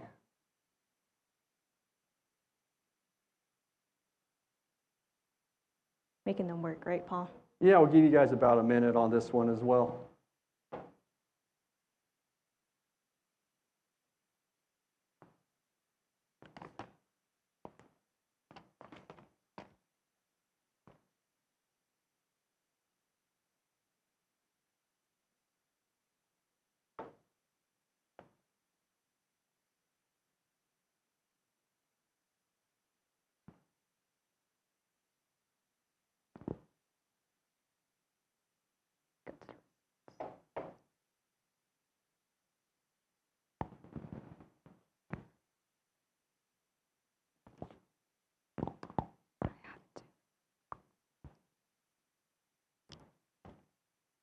Okay, that's been about a minute. All right, no explanation is needed for annual staff cost increase. That's false. We definitely want to know if you're adding a bunch of staff cost increases. And with that, you're probably going to see maybe, what, more trail maintenance or road maintenance, right? Need more money for staff. They need to be doing something, okay? Next one, number 2. If I'm using recycled material in the project, do I need listed in the PCE? Yes. Good job, everyone. That's true. So Paul, what happened if the recycled material doesn't have a cost to it? Like, how would I list it in my PCE? Well, what I used to do, Nancy, whenever I was applying, I would put it as a $0 line item. Like you could, I'm going to give an example here in a little bit, but you could do a $0 line item knowing that it's going to be matched. And that's how you could do that. So for number 3, can we submit a reallocation form outside the project performance date? No, you cannot. And that's a new regulation for this grant cycle. So that's something that I've seen happen with some of my projects. And yeah, we need to know this in advance. We can't wait till the last minute anymore. And then number 4, let the slides advance.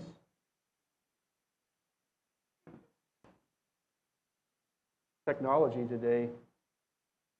I think the computer had lunch as well. It's sleepy. Yeah. Bonus problem, solve the problem. I guess the answer is 11. I don't know how to add, so. So math's not for you then. Math is not for me. That's what I selected. Yeah, well, 67%, 11 you guys got it correct, so good Okay. job. Yeah. All right. Guys do pay attention in school. Good job. All right, we're moving on. Good job, everyone. All right, so before we go to the project evaluation criteria question, does anybody have any question? Again, for Paul. Any questions? Make him work. We're covering a lot here. I know. Yeah. All right, cool. No question in chat? Perfect. So why is the evaluation criteria question important? Well, it's very important because this is where your project's going to be scored. And just a friendly remember, like what Jen and them saying, that we're not going to have preliminary comment, meaning whatever you write here, this is what you're going to be scored at. So it's very important that you ask questions throughout today's section if you guys are not sure what we're looking for when you're answering the evaluation criteria question. Next slide, please. All right, so evaluation criteria number 2, failure to complete the project will result in loss of OHV opportunity, negative impact to cultural site, damage to special status species or sensitive habitat, or potential trespass or additional damage to facility. If you actually go to the next slide, Darren, here, when you are providing your explanation, we ask you to please explain how the project area would be affected, not your organization. So again, I'm going to reiterate this is your project area. Tell me what this project would be affected, not your organization.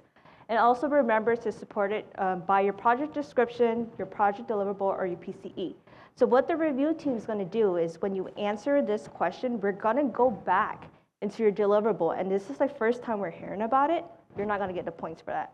And we're not going to give you a division comment saying, hey, you didn't give us anything on your project deliverable. So just make sure to get this point, again, relate it back to your PCE or your project deliverable. And providing examples and details when you are providing the explanation here. And then Paul's going to give you as an example of what he would write for this project. Yeah, so let's say you're trying to get those 6 points, right? Loss of opportunity. You could say something like, the heavily used OHV system sees users from all types, okay? The single track needs brushing every year.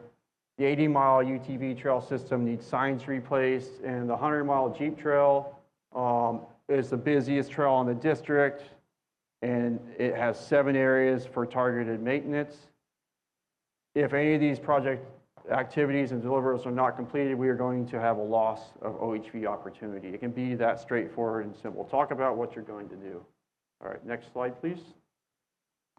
Perfect. So question number 3, the project will sustain OHV opportunity by maintaining trails that provide for multi-use, that's ATV, dirt bike, 4x4, and etc., installing or repairing erosion control features, providing traffic control, and/or education signage, maintaining trail or road tread for single vehicle use, or providing varied level of difficulty. Just going back to that video that we didn't get to show, but that circle, green circle, or the black diamond. Next slide, please.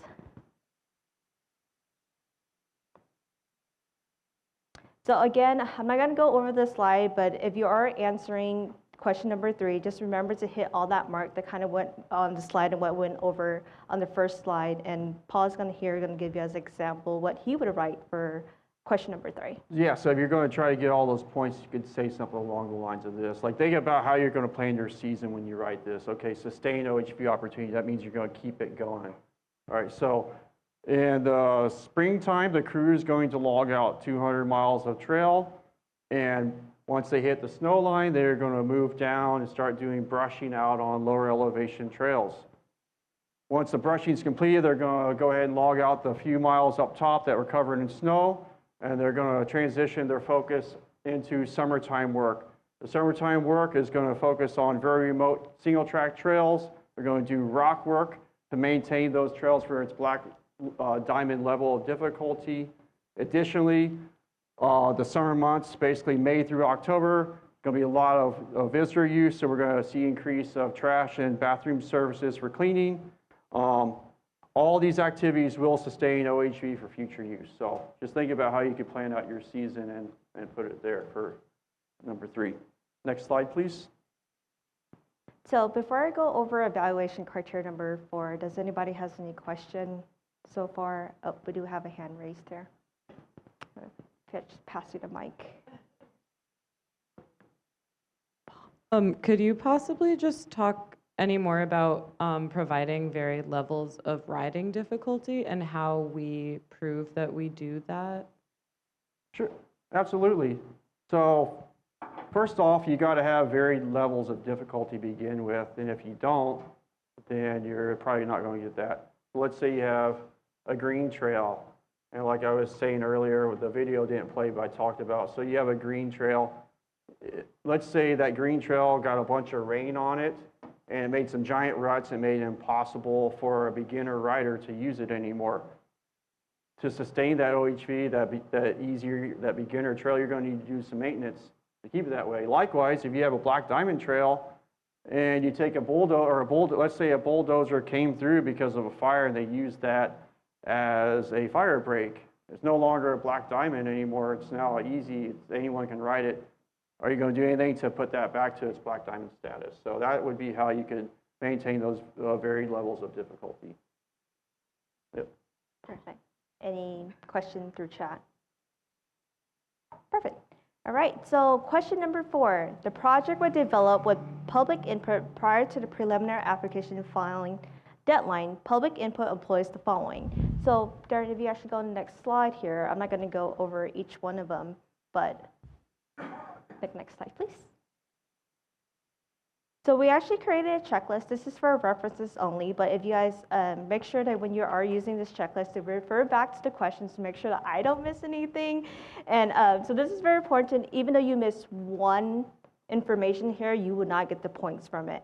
So if you forgot to include the location, the number of participants, how you notify, who hosted the meeting, and if you are doing a virtual meeting, you have to email us the OHV inbox. If you email Paul, it will not count.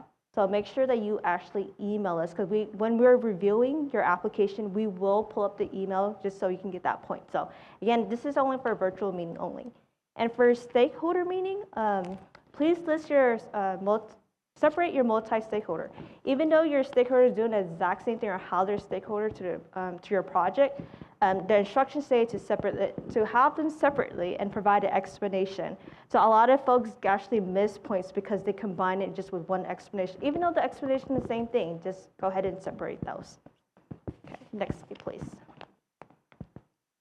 I think we have a little trivia or quiz question. Yeah, we just go to the next slide with the. These forms are not allowed to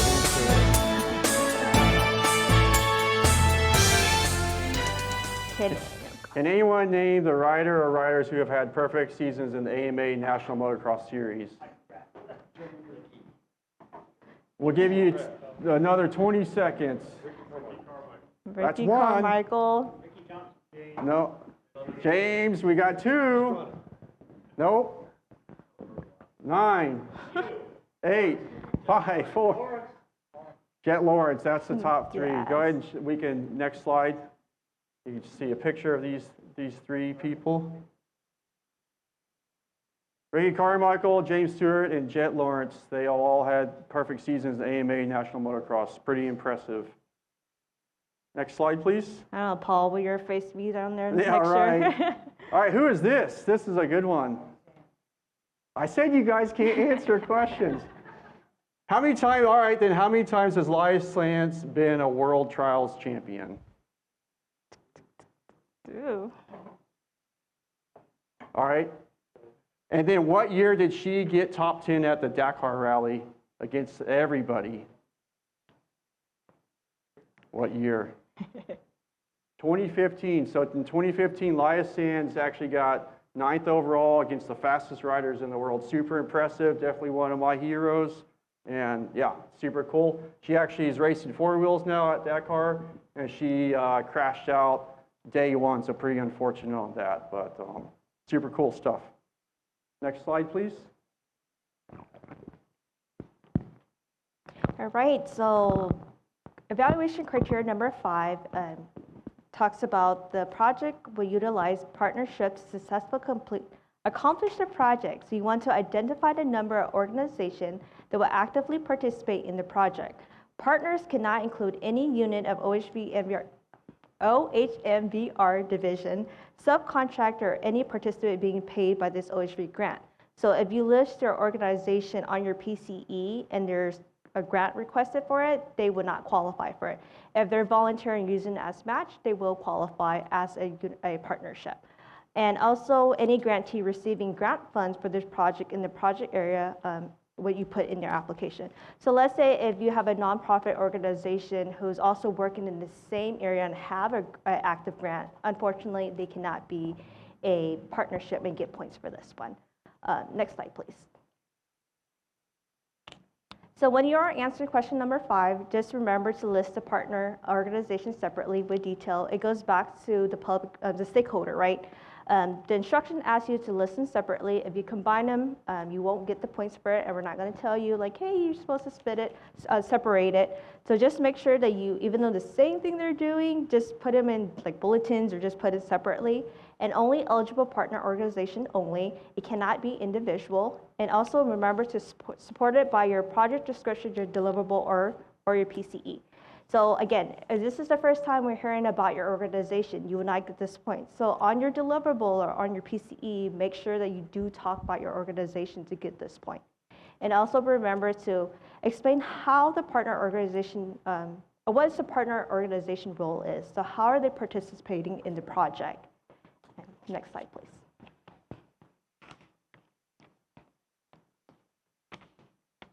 All right, so for this one, impacts to natural and cultural resources, I'm just going to kind of go over this slide a little bit. Controlling OHV use, protecting water quality, providing alternative to wet crossings, protecting special status species, rerouting trails to divert away from wetland areas, providing sanitary facilities, protecting cultural sites. Site is completely fenced in, has no impacts to natural or cultural resources. Okay, so that's a lot of points you can get on there, up to 7 points for this criteria question. Next slide, please. So for this one, like, I'm going to give you some examples on how you can get some of those 7 points. An example would be the crews are going to maintain signage to keep users on the trail and in the OHV area to avoid impacts to cultural natural resources, okay? Another example you could use would be the trail crew is going to provide rolling dip maintenance on 30 miles of trail that lead into a sensitive riparian area that is home to the yellow-legged frog. Right there, you could get 2 points pretty easily. So the more of those criteria questions you can check off and being specific, the more points you're going to get. Yeah, and just remember to list the special status species, like what is being affected by it. Okay, next slide, please. Someone's at the front door. Next slide, please. I can. All right, recycled materials. Again, going to just read off the slide here.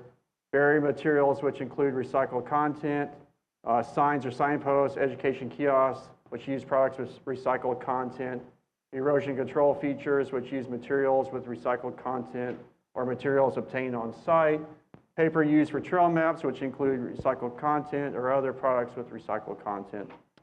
Yeah, and like what I mentioned earlier, sorry, Paul, Yeah. this question does not have a narrative box.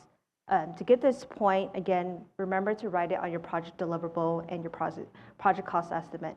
If this is the first time we're hearing again about your recycled materials, so what we're gonna do is, like I said, the review team's gonna look at this, whatever you mark, we're gonna go Control F, or we're gonna find to see if we talk about any barriers or any about paper use or any trail and stuff like that. If we don't see anything on your project description or your PC, you would not get points for this one. Next slide, please. Again, like I say, supported by description deliverable. Avoid using when available. And also, map and toilet paper can be recycled materials as long as it says made with recycled paper. And recycled material can also be used as matched too. All right, so I'll give a couple examples here. So you could say on the High Laguna National Forest, we're going to be using local rocks sourced from a nearby borrow pit to implement a rock causeway, whatever you're going to do. The estimate for those rocks came from the local rock quarry for a ton per boulder for that type of rock. And that's where you're going to list that in your project cost estimate as a $0 line item as match for your match, okay? Or if you have an actual cost to it, you could say we got a ton per boulder from the local quarry, it's going to be $20,000. Additionally, you could say all of our maps and toilet paper are made with recycled content, and that would be. I don't know. I think Deb probably likes to do site visits and actually look to see there's recycled material, right, Deb? Yep, she's checking your toilets. So yeah, just be to the point. Say what you mean. Next slide, please. All right, so last question, we're almost done. So question number 8 says, the project improves the maintained facility that provide motorized access to the following non-motorized recreation opportunity. Respond only if its ground operation project involves trail maintenance. And you can check all in the provided explanation. If you actually go on to the next slide, Darren. Just remember again, going back to how the project area will improve non-motorized opportunity, not your organization as a whole. Again, supported by your description, deliverable, and your PCE, and this can only be answered if you have trail maintenance only. So if you don't have trail maintenance in your deliverable, you do not get points from this one. And then Paul is going to give us one last example for today. Cool, you could say something along the lines, we are going to do brushing on the Ridge Runner motorcycle trail that provides easier hiking access to the Eagle Bear Wilderness area. Additionally, you could say we're going to do some road maintenance on this maintenance level 2 road that provides access to a trailhead to the Pacific Crest Trail. Simple as that, you're doing some motorized maintenance on a road or a trail that's providing users easier or better access to their non-motorized type of activity. And it's a very common thing out there. Mm-hmm. Lots of these trails are shared use, so it benefits everybody. Definitely. Next slide. Here, last question for this section. So again, please take out your phone and scan the QR code here. Promise it's going to be really quick. We're good on time.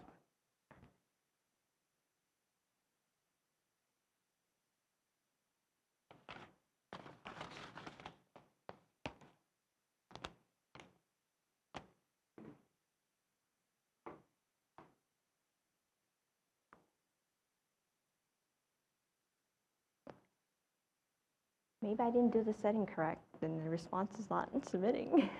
Or maybe. Is it working, everyone? Yeah? Okay, cool. Oh, there we go. 2 responses. Yay. Yay, it actually works. Woo. All right, that's been about 40 seconds. Can I conduct a publicly noticed virtual meeting to discuss the projects? Yes, you can. I should show the correct it. There you go. Yes. Yes, and why? So if you do, what do we need to do if we do a virtual meeting? Aren't you supposed to email someone? Who? Like the OHV Me? inbox? You? Not me. Yeah. Send it to Not Paul. Daniel or Maddie. Darren, yeah, but not, OHV but inbox. yes, OHV inbox, but not Darren's email. Yes, Yep. yes. OHV inbox. All right, number 2, can I copy last year's response, wait for a division to fix my comment, or the comment to fix my response later? No. Well, somebody say maybe. Oh no, I mean you can try. I can point at this is we want you to start thinking about your projects a little harder, okay? Does the evaluation criteria questions pertain to my organization as a whole or specifically to the project? The correct answer is Only the project area. yes, Yeah. like not your organization as a whole. So you say, hey, my organization gives access to hiking, but it's not your project's doing, given that recreation opportunity, you won't get that points for that. Yep. Next slide, or next question.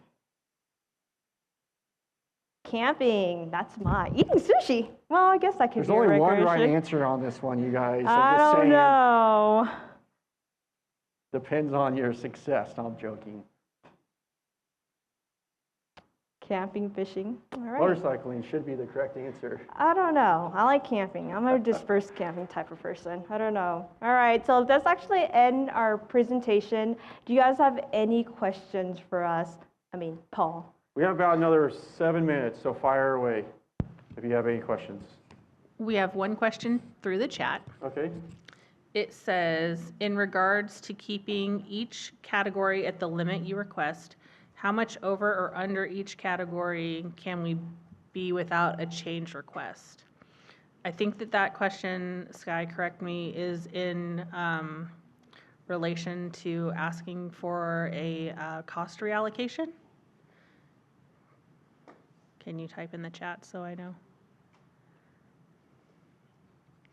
So with a cost reallocation, if they are needing to fill out the form or not, how much over or under can they be in a specific category without requesting the change?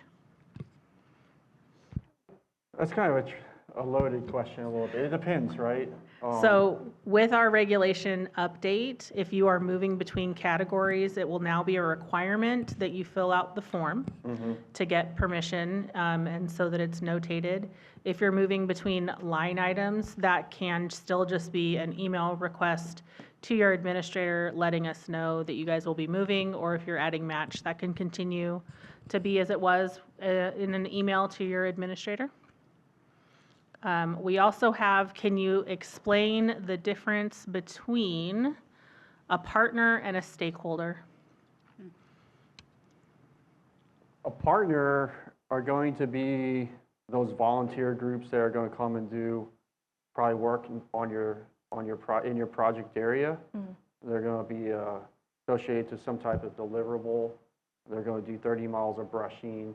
They're going to fix some ATV, trailhead with some fencing or something like that. Stakeholder could be someone, a landowner within the project area that could be impacted by any type of work that you do within the project area. So that's kind of the difference between a partner and a stakeholder. Stakeholder could be a large a private landowner, or it could be a business. It could be an in town. individual. Yeah, it could be an individual. Yep. To how they've been impacted from the project. Right, and we would typically see a partner as a match line item. Absolutely. We also have the question, can vehicle maintenance be added to a grant after it has been awarded? Well, that's a great question. I think it's just a Jen question. What do you think, Paul? Jen question? I think it's a Jen question. Yeah, I think so too.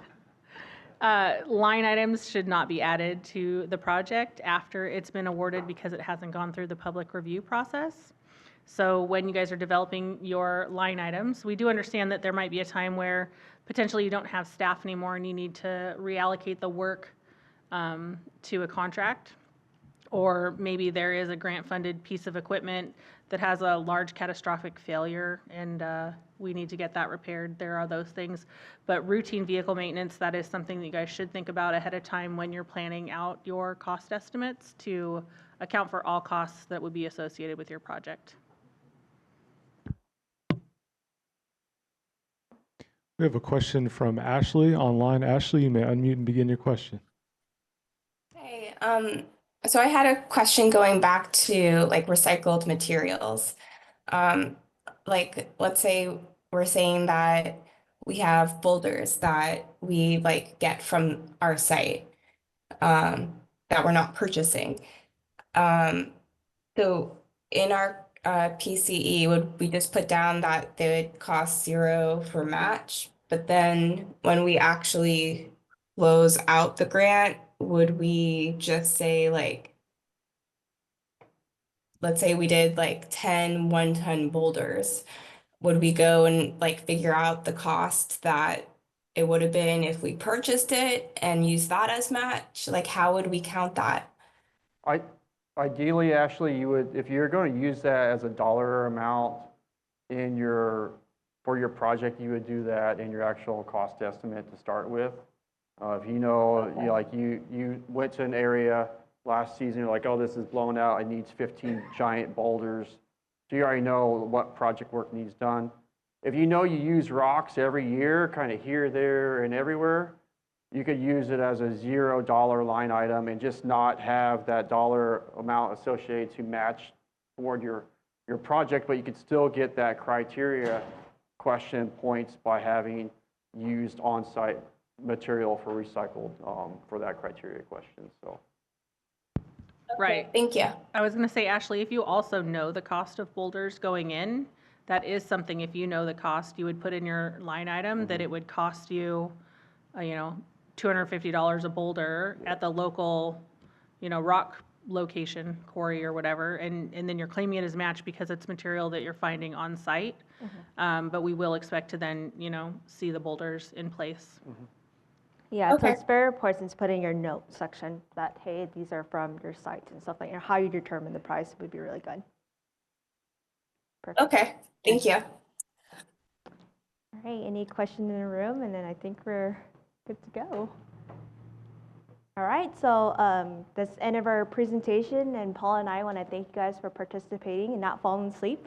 So our next section will actually begin at, I don't know where my notes is, at 1:55 p.m. So I don't know what time it is. We're going to go at 1:35. Oh, So we're going to take a quick 1:35. 5 minutes between, and then we'll start with our education and safety project. And sorry for the technical difficulties, but I hope you enjoyed our presentation. Yeah, and if you want those videos, Paul can send it to you.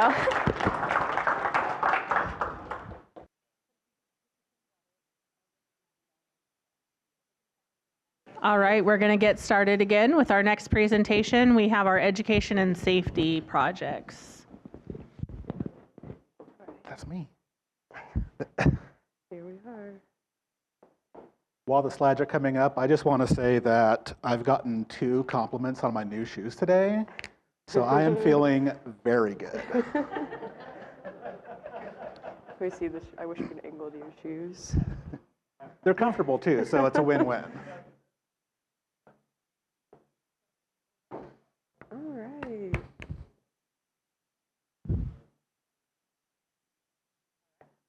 Can we go up one slide, please? All right. Okay, we all ready? All right. Hi, everyone. I am Maddie Adams, and I am joined here with Daniel Middaugh. And we will be presenting the education and safety portion of the workshop. We're going to have a few designated question breaks throughout the presentation. So again, for those in person, just raise your hand and we'll bring you the microphone. And if you're online, you can just use the raise your hand feature, put it in the chat. All right, next slide, please. All right, so for this presentation, we're going to talk about some project deliverables. We're going to talk about project cost estimate just a little bit, and we're going to talk about project evaluation criteria also. And this is education and safety, so buckle up. This is the most exciting presentation of the day. Next slide, please. All right, we are not going to go over all of the project deliverables for this presentation. We're just going to focus on the items that were the most frequently missed deliverables over the G24 application cycle. If you have a specific question about a deliverable that you don't see on the slide, you can ask in the chat function or during one of our Q&A breaks, and we'll get to you, or even after the presentation. So we'll get it if you need it. Next slide. Thank you, Daniel. And starting with project deliverable number 1, this is for education applicants only who are providing classroom and/or field training. In order to effectively respond to deliverable number 1, your narrative must include the following. First, you'll want to provide details of the OHV classroom or field training that will be accomplished during the project. Please do not just say a simple side-by-side training. Let us know what the goal of the training is, who is your audience, and so on. Additionally, you'll want to provide a location for the classroom or field training. It does not need to be a specific location. A general area such as Sacramento would be acceptable. And then remember that only classroom or field trainings in California will count towards this application. And you will also want to provide how many classroom or field trainings that your project is going to complete. You'll want to avoid words like several. Please use a specific number. And then lastly, all the classroom and or field trainings must be offered to the public. If the public cannot attend your training, we do not recommend including it in your narrative. Hey, Maddie, what if I have a really good training that I designed for my team? Can I include that? That's a great question, Daniel. Unfortunately, no internal trainings are going to be eligible for this project deliverable. Next slide, please. Project deliverable number 2 is another education-only item. For this one, you want to provide details of the OHV activities that you're completing at the outreach events. Be sure to include the location events. Like before, you don't need to be super specific. Just give us a general area where the events are occurring. And they must be held within California. You also want to include the number of events that are occurring. Be sure to specify the location for each event. So either a separate location if they're in different locations, or specify that you're holding multiple events in the same location so we know where they're occurring. Daniel, next slide. Oh, we have one? I have a question for you. My things are out of order. I thought we got rid of that question. It's still here. Oh my goodness. What if I have an outreach booth at an event in Nevada? We have lots of writers from California attend every year. Can I include this in my project deliverables? Unfortunately, no. It must occur within California. Thank you. Okay. All right, and we now have project deliverable number 4, which is another education-only item.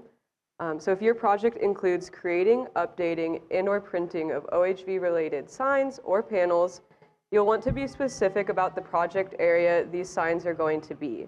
Remember that if this is the same area you worked in a previous grant cycle, please explain why additional signs are needed. And reminder that this section is different from project deliverable number 3, which is specific to creating maps. Just the main point here is to explain your rationale. Next slide, please. And here we have project deliverable number 7. Here you will be asked to provide a statement emphasizing how your team is going to conduct search and rescue activities related to OHV recreation. Your narrative should only include the activities and locations with supporting details.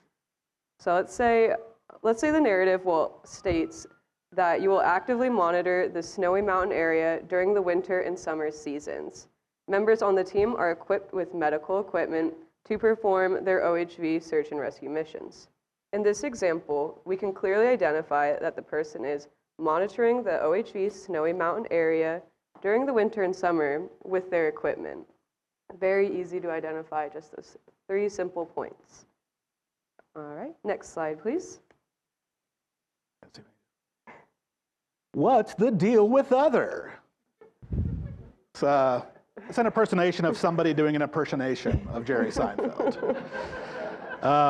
So most grantees don't use the other deliverable items, and that's totally fine. In fact, the most common issue with other is that the deliverable listed actually belongs in a previous category. And so if that happens, you won't necessarily be dinged for putting something in there, but you're creating extra work for us and yourself having to get it back into the correct category. So when you're filling out the other category, we just want you to be extra sure that it is not covered by any of the previous deliverables. So go slow, double check. If you have any questions, go back through it and take another look.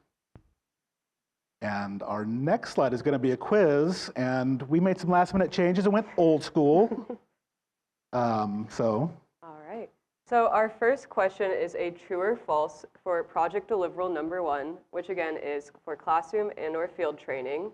And the narrative is, we will provide 6 free educational sessions to train the public in avalanche safety.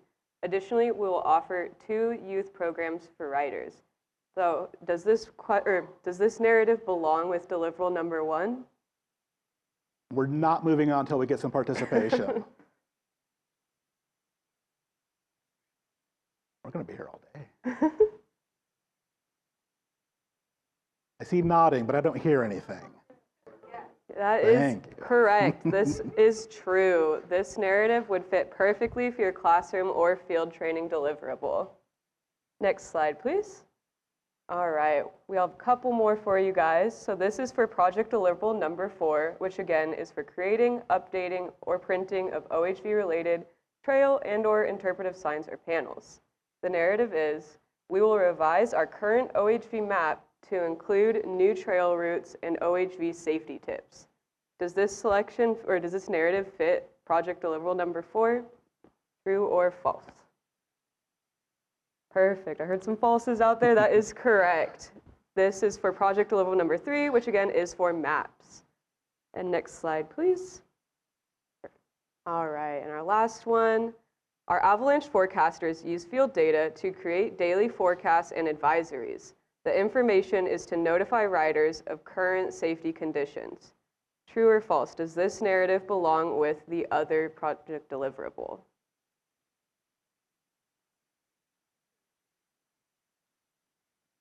I heard one. Yeah. That is correct. This is very unique to the program and fits well with the other category. All right, next slide, please.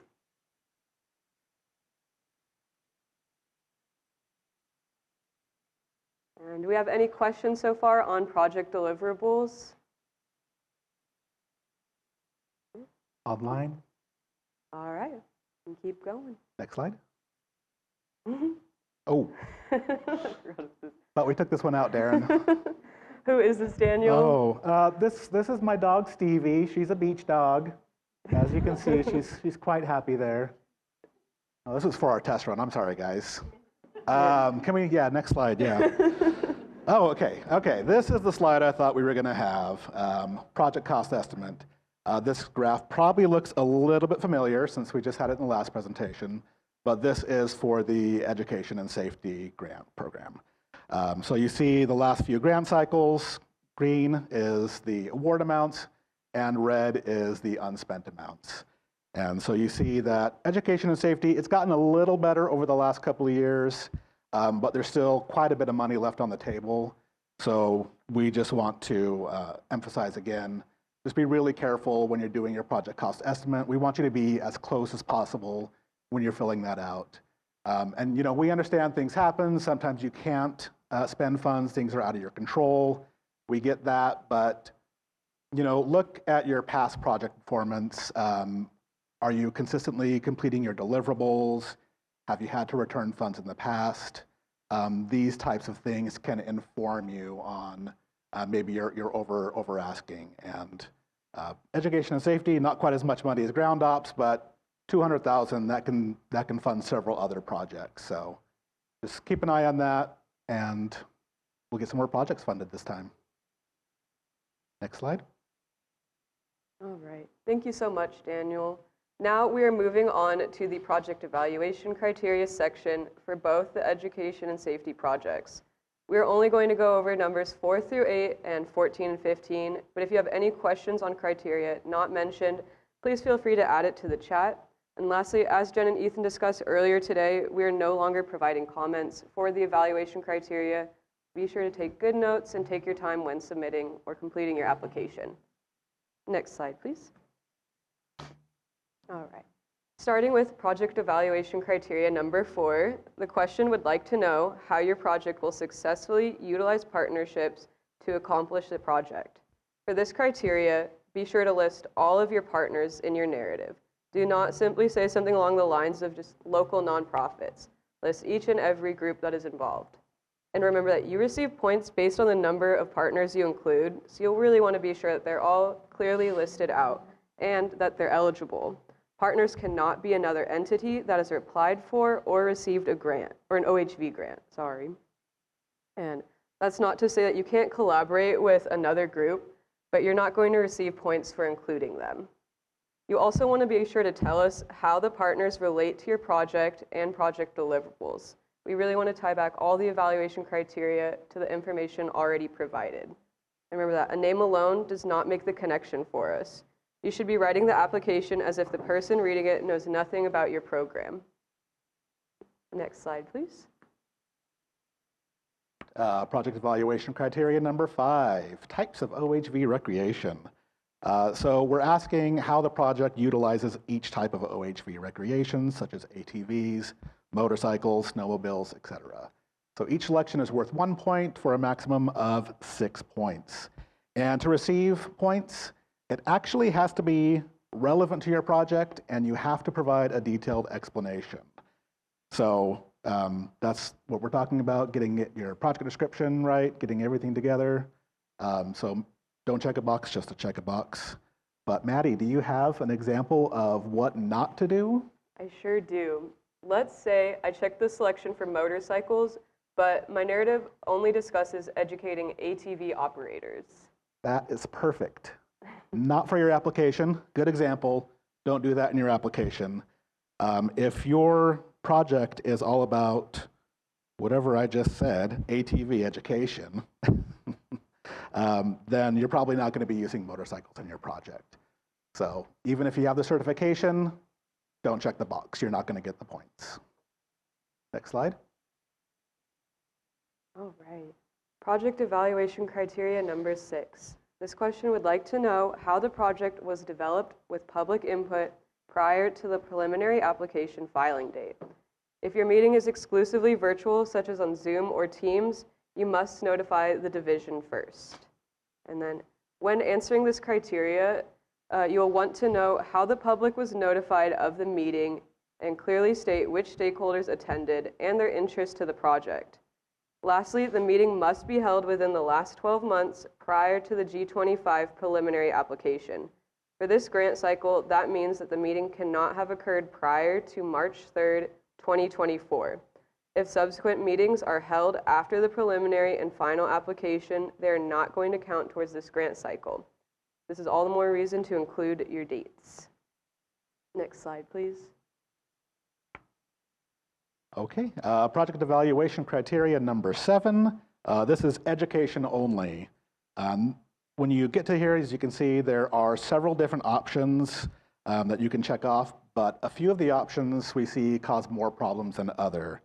And those are objectives and outcomes and plan to implement the project.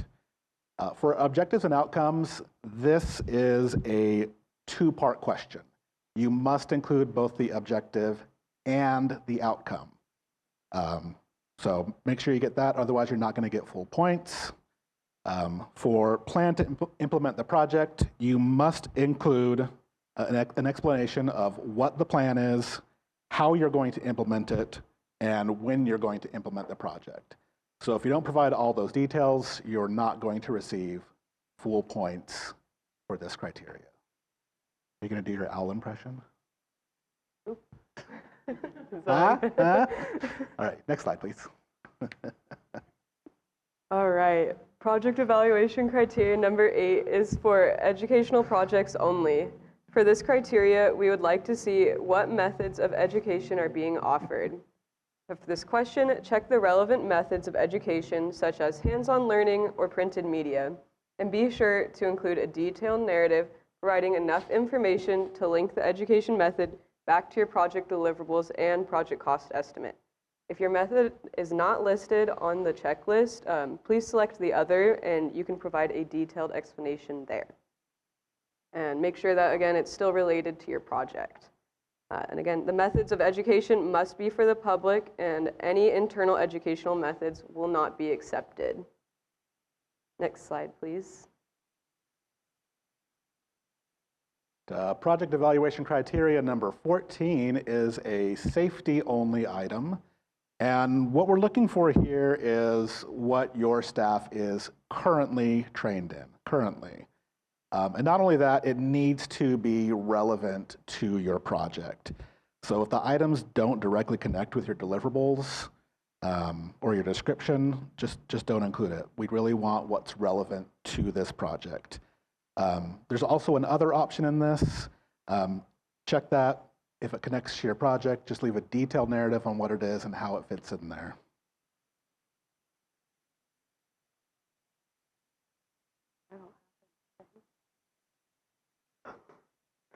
Sorry. What if my project is for avalanche safety, but all my staff have motorcycle certification? Should I check motorcycle certification? No, you should not.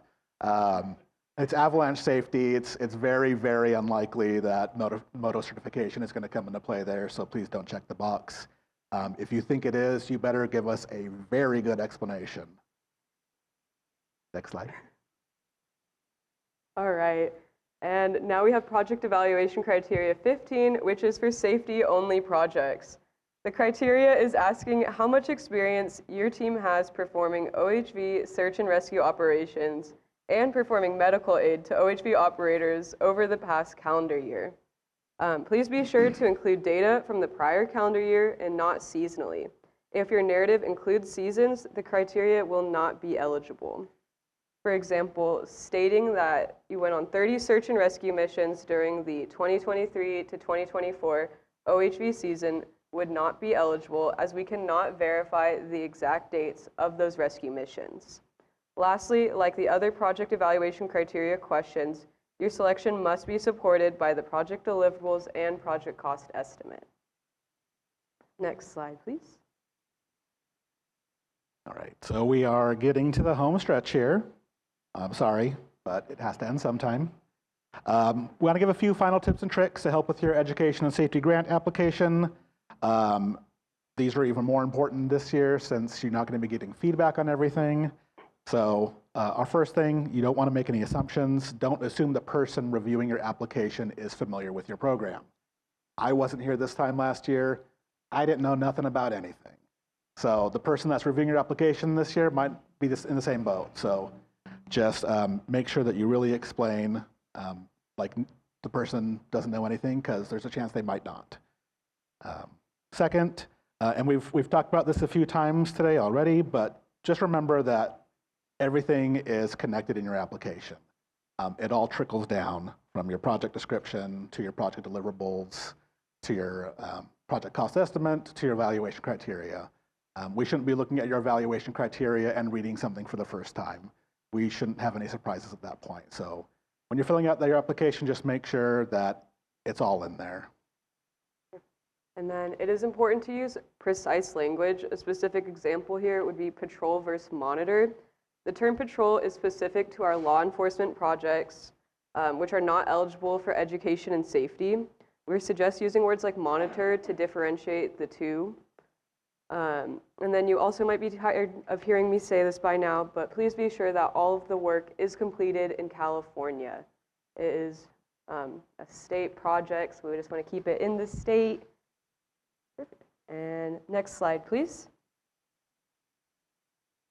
Okay, here we go. We're going to do another one of these. So this is going to be for your project evaluation criteria. And again, you let us know if you think that this statement is an appropriate response. So for evaluation criteria number 4, evaluation of utilization of partnerships, our partner, OHV Safety Patrol, is a 501c3, provides volunteer OHV services, and provides training courses for our youth programs. What do we think? See some silent answers. Thank you. Yes, true. That is true. It's pretty obvious here, so next slide. Evaluation criteria number 15, experience performing OHV search and rescue. And we hosted 12 ATV trainings this year. What do we think? Yes, this is false. It is lacking a lot of context. We need to, for one thing, it has nothing to do with search and rescue. But if that did say search and rescue, we still want some more information. Next slide. Criteria number 6, public input prior to the preliminary application. Our stakeholders live nearby the OHV park and frequently ride and attend meetings. What do we think? That's false. That doesn't really help us. I think we all probably live near an OHV park, so we need to know dates, times, stakeholders, give us the details. Next slide. All right. And that concludes our education and safety presentation. If there are any additional questions or comments, please use the Q&A chat feature or raise your hand and someone will bring you a microphone. But Daniel and I would like to thank you guys for joining us today. It has been fun.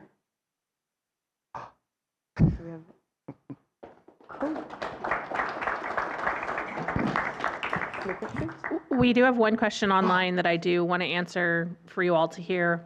It says, for federal agencies who track stats by fiscal year, October through September, can we specify dates instead of doing the 2024 calendar year?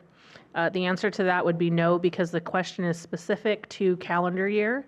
So you do need to ensure that you read all of the questions in its entirety, because you may do it differently, but the question is asking you specifically what they want the answer for.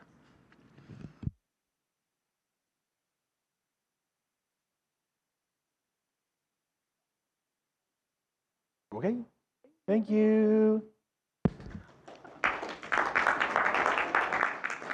All right, we'll take another quick 5-minute break. If you guys need to use a restroom, stretch, go outside and get some fresh air because it's a little stuffy in here, get some sunlight.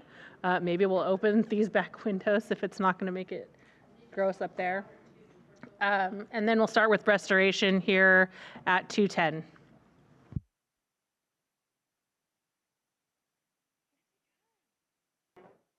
Yep, I think so.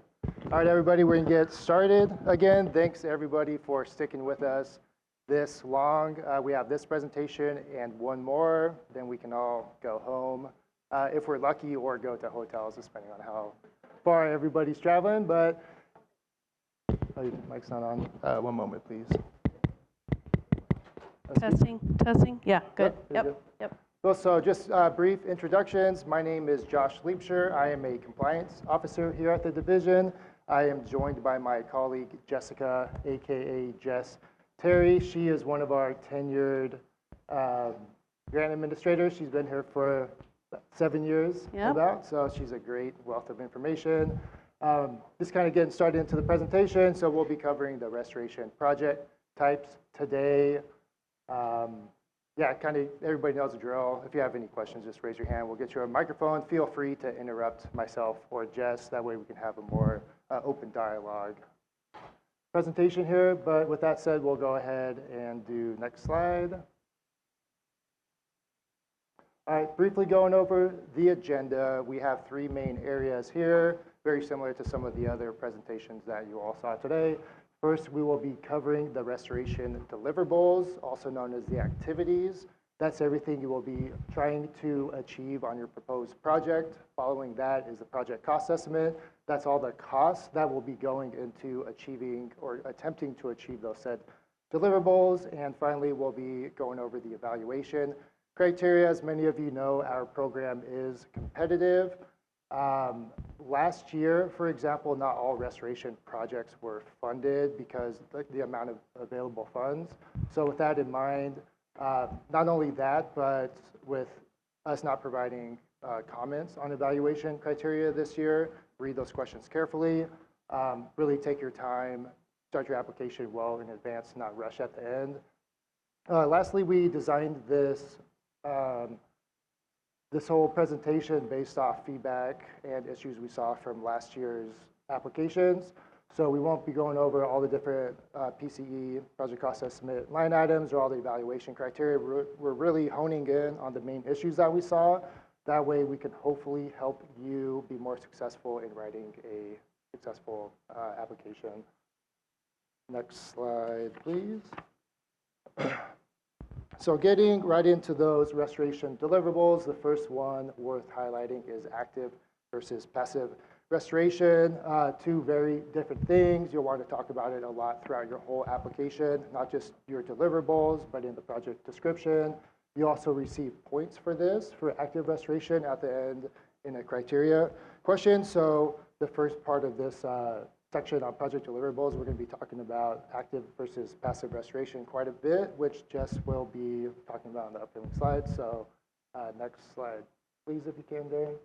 Awesome, thanks, Josh.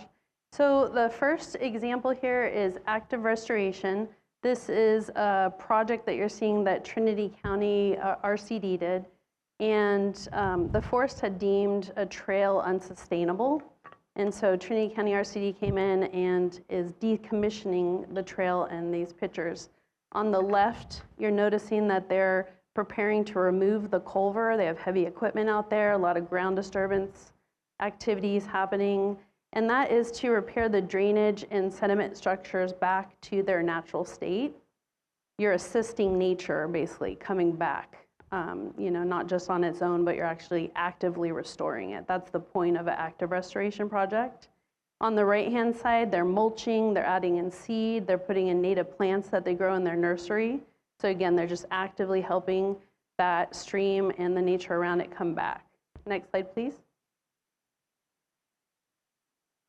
Now with passive restoration, which we often see too, you'll see things like, folks putting up boulders, signs, fencing, trying to keep the OHV users out. And with passive restoration, you're letting nature come back on its own. Okay, next slide, please. So we're going to hop into our first quiz. There's going to be a couple examples in the quiz, some more pictures for you to see. We'll give you 1 minute. Is it passive restoration or I is wrote it active restoration? Hopefully I win a Grammy. The power of AI, by the way. We tried our best to make this quiz easy, but pick your choice based on what you have learned so far. One moves dirt and the other likely could block a car.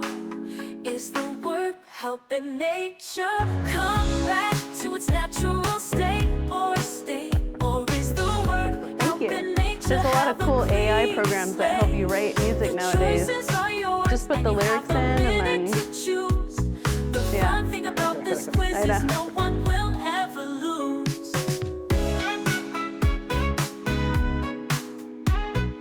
So when this is over, we'll show you the answers and what we were seeing in those questions. Debbie inspired this. I dedicate this to you, Debbie. Okay, let's go to the next slide and see what you saw in the quiz. Okay, so here's an example. Go back, thank you. So this is an example of active restoration. It's San Bernardino National Forest.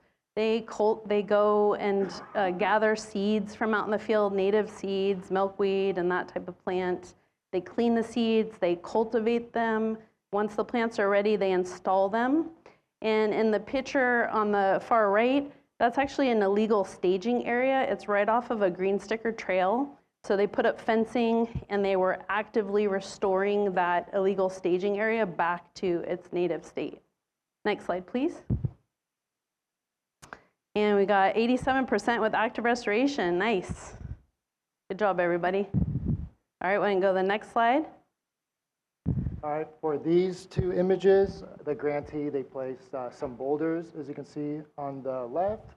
And on the picture on the right, they put up some fencing and signage to keep riders out of unauthorized areas. This is going to be an example of passive restoration. Awesome. 83%, mostly correct, but good job, everybody. We're doing well so far. Yeah. You're doing well so far. All right, next slide. Next slide. And so with active and passive restoration, how does that apply to their list of project deliverables, Josh? Yeah, it applies, I guess, not only to the project deliverables, but throughout the entirety of the application. As you can see here, so these are basically the 5 deliverables for a restoration project. The first one being active restoration, that's all your earth moving or ground disturbing activities, and everything under that, so 2 through 5, you have monitoring, patrol, signage, fencing, barriers, public outreach, visiting services. All of that is going to be your passive deliverables. The reason we bring it up is we commonly see passive deliverables entered into the active area. Even though it's not the end of the world per se, it is going to end up issuing a comment. That's again the reason why we bring it up, because we see that a lot. But not only that, is you're entering all these activities, so let's just say you're filling out your active restoration treatments, make sure to go in to your application, like the project description, et cetera, where you can and it makes sense. Project description being one of the main areas, is write out all in detail everything you're planning to do. That way, as we're reading through the application, we can see it kind of every step along the way, and we can tie it all together. Even more so, especially with evaluation criteria, as we're looking at the evaluation criteria, we want to be able to tie everything together. So essentially, active, passive restoration, that's how it relates to the deliverables. In addition to just these deliverables, we do offer a couple different types of restoration projects. Jess will discuss that in the upcoming slides. Okay, next slide, please. That's great advice. Yeah, definitely whenever I've been on the restoration team and I'm reviewing the criteria, especially when you're trying to get points for active restoration, go back to that list of project deliverables. Did they mention anything there? How much acreage are they doing? Is it sensitive species, sensitive habitat that they're restoring? Definitely a go-to. Okay, next slide, please. Okay, so there was a question that came up in the chat about incorporating HMP into a restoration project, and this is the slide that answers that. So with restoration planning projects, which, you know, there's multiple ways that you can come in for a restoration project. We don't see a lot of these options, but they're good options if you need a place to start. So with restoration planning, if you needed to come in and develop your HMP, get your biological, environmental, cultural requirements in place, a lot of that research can lead to the management strategy when you move forward with your actual restoration project that has your on-the-ground work. We also see, actually, the example on the left there is Joshua Trees. That's an agency that I work with, and they did a restoration planning project first, got everything in line, figured out how they wanted to move forward, and then this year they started their actual active restoration work. So I'm excited to go out in the field and see what that looks like. Other options would be scientific or cultural studies relating to the OHV recreational impacts. Again, we see a lot of folks that are collecting data, doing analysis that are leading into management decisions. And then lastly, two-phase restoration projects. So two-phase restoration project would be where you wanted to accomplish your CEQA and NEPA requirements within your phase 1. And then again, phase 2, you're actually kicking off and doing the underground work. You do need to get managerial approval to move forward with phase 2. We have to make sure that your CEQA is approved and submitted to the clearinghouse. So that's something that's an option. One tip we wanted to give you is if you do a two-phase restoration project, make sure that your CEQA includes all of your projects. A lot of times with restoration, you have multiple project areas, and we've seen examples where there's multiple CEQAs and it doesn't cover all of them. So do make sure that your CEQA is going to cover all of that work that you plan to move forward with in phase 2. Next slide, please.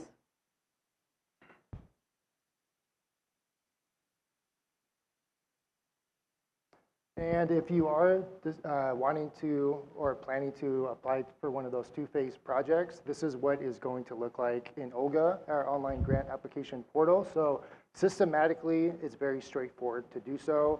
As you can see here, number 1 is a project seeking funding to complete CEQA and or NEPA requirements and perform on-the-ground project deliverables.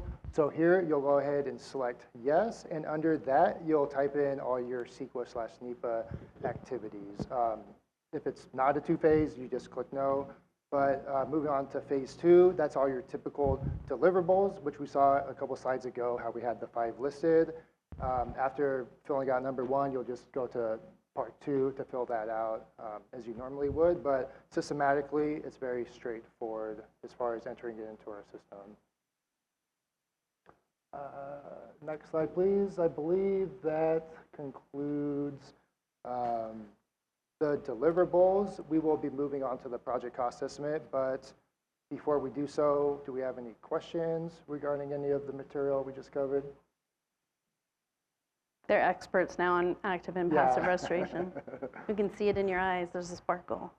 Yeah, I think the good thing too with like sitting through the multiple different projects, you kind of start getting the hang and the feel of it. But so now moving on to the project cost estimate. Again, this is where you will be entering all your costs that relate to essentially your project deliverables, all the costs that are going to be going into your project. Once again, we built these around common issues we saw last year. So here's the overall 3 overarching issues we saw. Number 1 being cost increases without justification. We've been seeing this a lot lately. There's some where it's like some projects were almost 50% year over year in project costs, but essentially the project deliverables don't change at all. Really like the review team, we do a lot of things. Like 1, we go through all the project costs, make sure everything's like in line with what the grantees are trying to, or applicants are trying to achieve. We go over all the evaluation criteria, but whenever there's big increases in costs, we tend to open up our eyes a bit, look through the application and see what might have changed. So if there are big increases in costs, write down specifically why they are. Kind of state that for us. The last few years, especially during COVID, we all saw this, in our personal lives, professional, we saw these really like large jumps with inflation.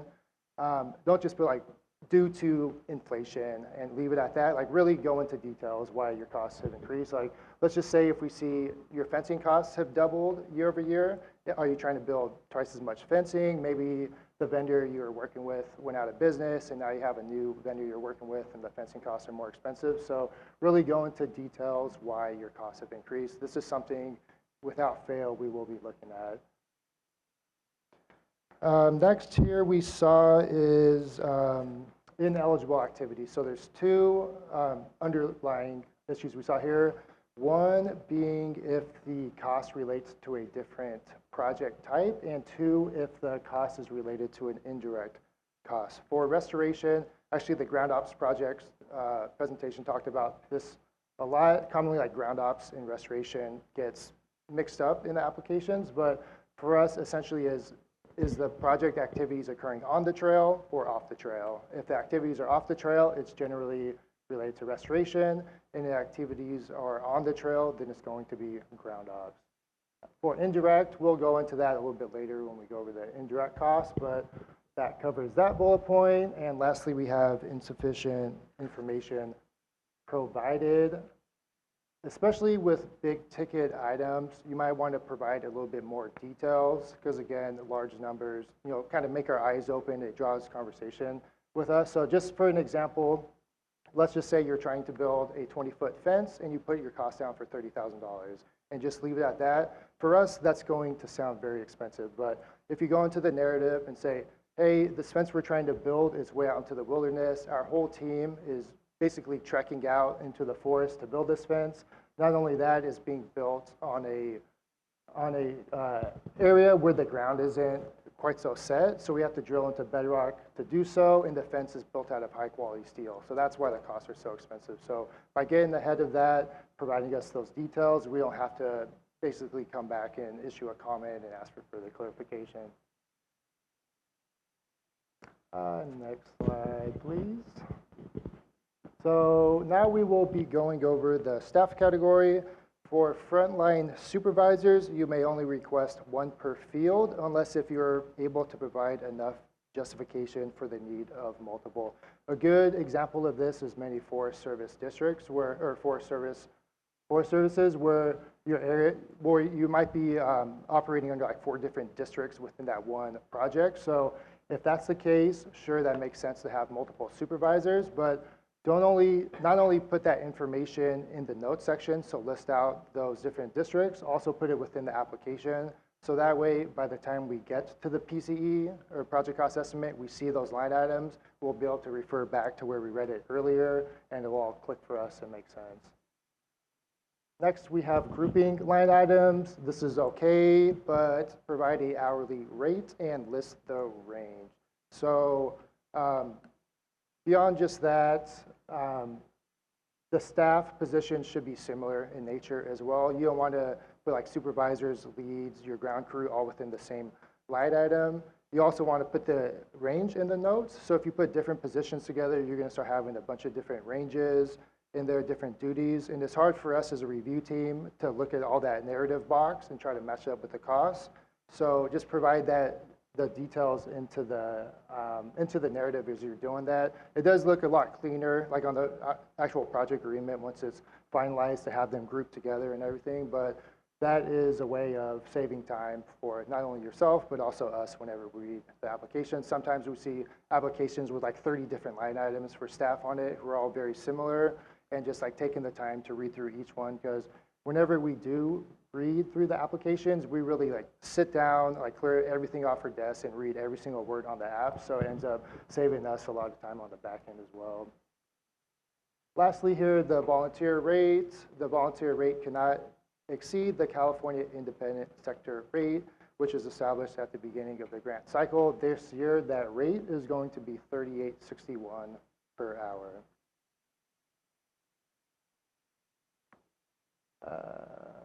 Thank you. The next category we will be covering is contracts. This is where you will list costs where you have a contract in place or have a plan to have a contract in place. A big issue where we see comments here is if you have a source of match, well, if you have match listed under a contract item, you must provide its source. So contractors, for example, can only provide cash match versus a discount for their services. So if you have a match listed, make sure to put source on it. Otherwise, you'll get a comment for it. Materials and supplies, ask for what you need, and please limit top of the line items as far as like, don't ask for stuff that's too expensive. For example, like we're trying to use the money, spread it out. We're trying to get as many projects funded as possible. So please be mindful of that. Similar to staff line items, you can combine costs into like one line item. Just for example, you want to build a fence, you could put fencing supplies, 1 unit at $5,000. That's perfectly fine, but just put within the narrative every cost that adds up to that $5,000. That way we don't just see fencing materials, $5,000, and start scratching our heads why that might cost $5,000, for example. For equipment use, for nonprofits, the mileage rate, that's what's claimed for nonprofits. Mileage rate this year is going to be 70 cents per mile for any applicants who have a rental line item. List the vendor and quote details so we can verify it. We're very quick to go on Google to see if costs make sense as far as if you want to rent a truck, we could easily Google your area, try to figure out the cost and everything. But by putting those vendor and quote details, it helps out a lot with verifying that information. Lastly, here on that part, if you want, so typically with our program, we only pay for equipment while it's in use. So let's just say you rent a truck for 3 days, you only use it for 1 day. Those other 2 days that truck is sitting, we'll only cover that 1 day because that's the actual day it was used. But if you want to rent a truck, for example, at a monthly rate, just write in the narrative why that monthly rate is going to end up being a cost savings other than doing a daily rate. And another good thing, with all the details that he's recommending that you put in there, so there's the one side where you're applying for the grant, but then there's the side where us grant administrators take over and you're actually seeking reimbursement for those things. So when you have the details in the line items, it helps us too. Because then all these, fencing example, all the components from the fencing start to come in and I have to assess, okay, is that, which line item is that? I mean, first of all, it's helpful if you write on the invoice what line item it's related to. But if it's in there and I do a keyword search and I see T-posts, oh, it's under the fencing line item, and then I'm okay, I move forward and I approve it. So it's really good recommendations that he's saying, and all the teams have today about putting a lot of details in those notes. It helps throughout the whole entire process. Next slide, please. All right, wrapping up the PCE line items here. So next we have other. So for other, this is a catch-all where you will list a one-time non-contract line items, any per diem, travel, or any other one-offs that don't fall into another category. Another common use for this category is trailers. So we don't consider trailers as equipment under our regulations, the definition of it. So if you're planning to purchase a trailer, you can put it into this other category. And per diem travel, yeah. So next we have indirect. So indirect costs, list all your costs that do not directly relate to on-the-ground work, but they relate to the project in general. Just some examples are grant administration time, so all that time you're spending working on your project, or not your project agreements, but your payment requests. And you might be reaching out to your grant administrator to ask questions. So any of that time can be considered indirect, and also any overhead. So let's just say you're in your building working on a grant, any of that overhead space essentially you can claim. One more thing too, we've seen this come up quite a bit. So this time actually like sitting on this workshop is not eligible for indirect or direct. Reason being this workshop is for the G25 grant cycle, which hasn't quite started yet. Let's just say if your project is awarded, it wouldn't either start till the end of this year or next year. So any time kind of spent here would be outside the project's performance period. So I just wanted to mention that just because I think a lot of people are unaware of that, and we see those costs, like the staff time, come out quite a bit. Next slide, please. Yeah, so now we'll stop again and pause if there's any questions. Another thing we see sometimes submitted under indirect is food and water. For the crews out there working, those are ineligible activities. So like the workshop, also ineligible. Any questions online? Okay. Time for a restorative stretch. Maybe a tree pose or something, I don't know. All right. We're gonna make it real exciting now. All right, so now we're gonna move into the evaluation criteria. This is where you get the points, this is where you're competitive, this is where we're gonna give you recommendations on how to obtain the points that your project is eligible for. We're gonna pause here for just a moment. I wanna give you some general advice. I know you've heard, especially folks that are here all day, you've heard this a lot, but some folks might have just chimed in to hear just the restoration presentation. When you're making your selections, which we're going to show on the screen, the different options that you have to get your points, the review team is going to go back into the application and look for that information. A lot of times you've heard Nancy mentioned the control F, that's control find. We look for the keywords within the application to support those points. We also look for the body of the information, the narrative box. What are you saying within that box that's going to support those answers? So that's kind of a blanket statement across all criteria, things that we're looking for. You've heard folks say, we'll look for the list of project deliverables. We look in the project cost estimate. That's how a review team decides if you qualify for those points. If you heard that the copy feature isn't available this year, that's a good thing for a lot of reasons, but something that we would also see year over year is if we're asking for a name and date of a document, a lot of times folks weren't updating that information. So just read your criteria question, you're making your selections, you're supporting it if it has a box. If there's no box that appears, you especially have to make sure that it's supported somewhere because that's where we're going to look for it. So let's jump into criteria number 2.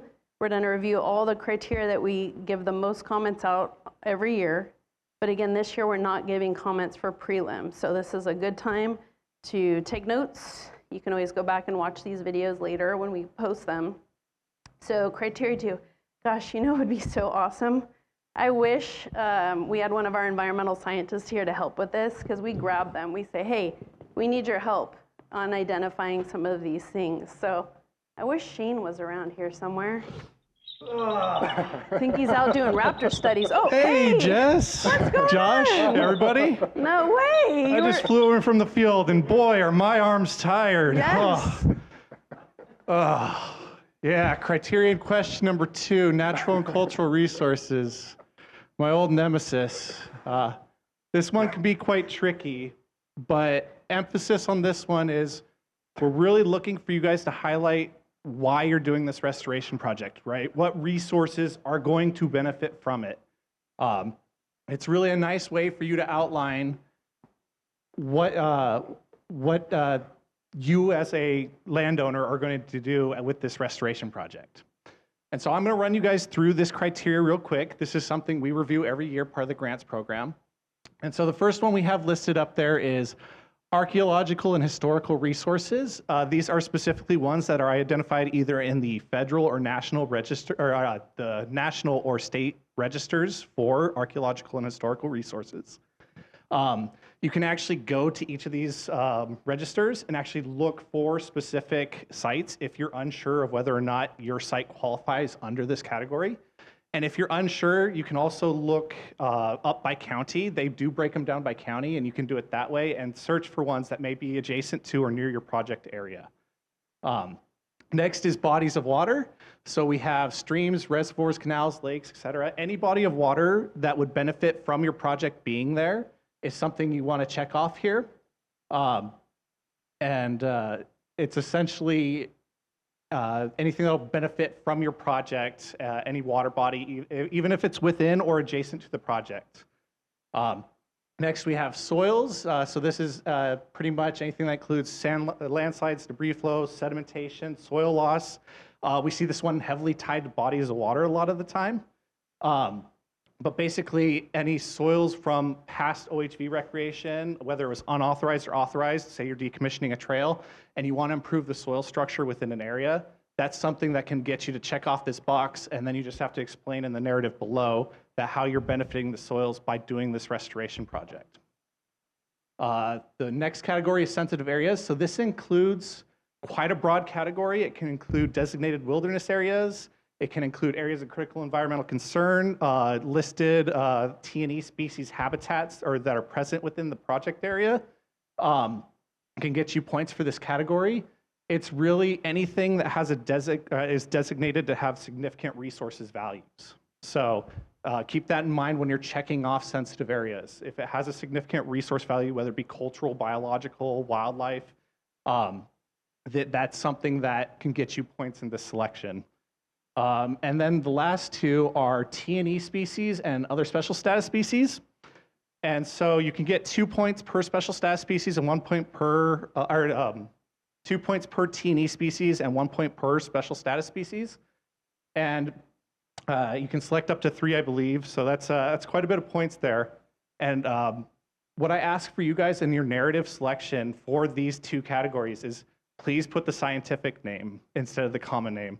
Common names change based on the location you are within the state, and it can be very confusing for us. Say you put monkey flower in there as your sensitive species. You know how many species of monkey flower there are and how few of them are actually listed? So this really helps us. Common names change very frequently. If a scientific name does change, it is documented through some of the resources we use to search up that species and make sure that that listing status matches what you have claimed it as.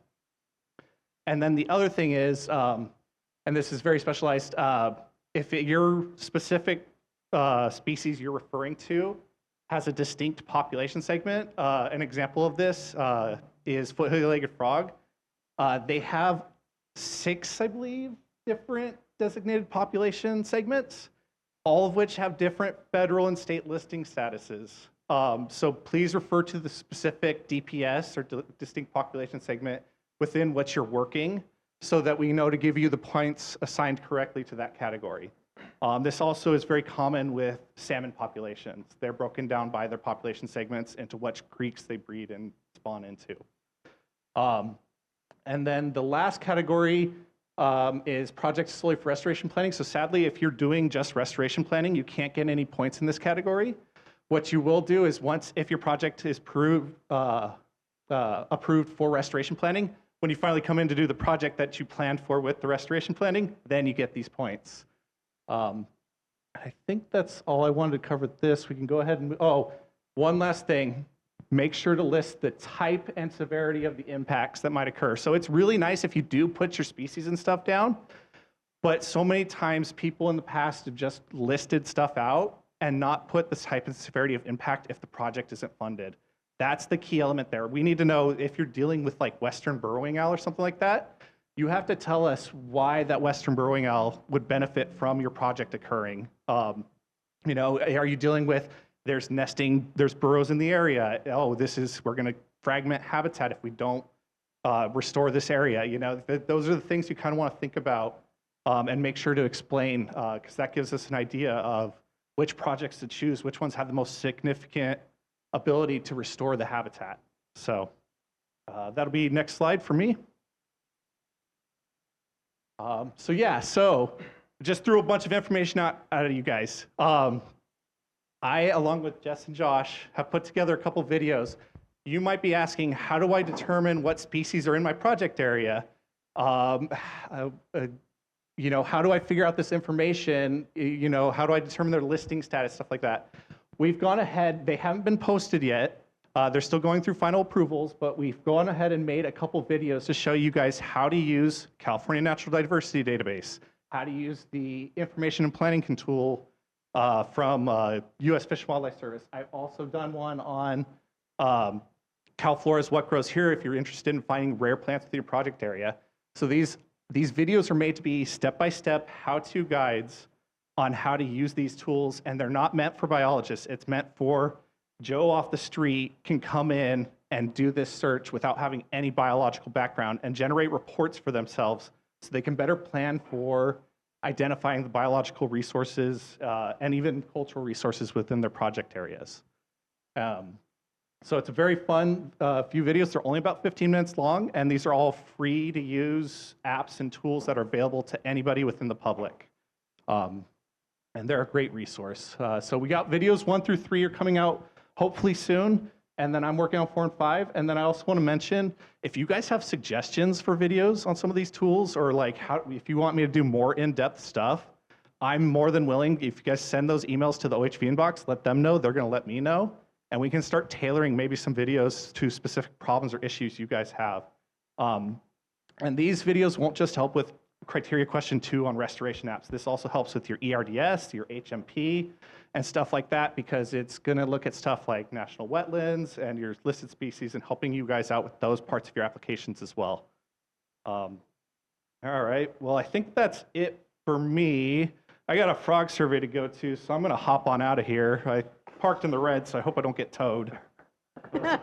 Thank you, Shane. Just kidding, you guys. I'll be here the rest of the day. And truly, full credit to Shane. He made those videos at the same time as doing his regular workload for us. We just watched them and told him how awesome they were. That's all. Thank you, Shane. Next slide. Oh, we're on 4. Criteria on 4. Okay. So this is the project makes use of the following elements to ensure successful implementation. So put yourself in the shoes of the review team. Let's say, you know, you have multiple selections here. Where are you going to look for it? You're going to go back to list of project deliverables, project cost estimate. You're going to look for, do they have monitoring to prevent additional damage? Is that stated in the project description?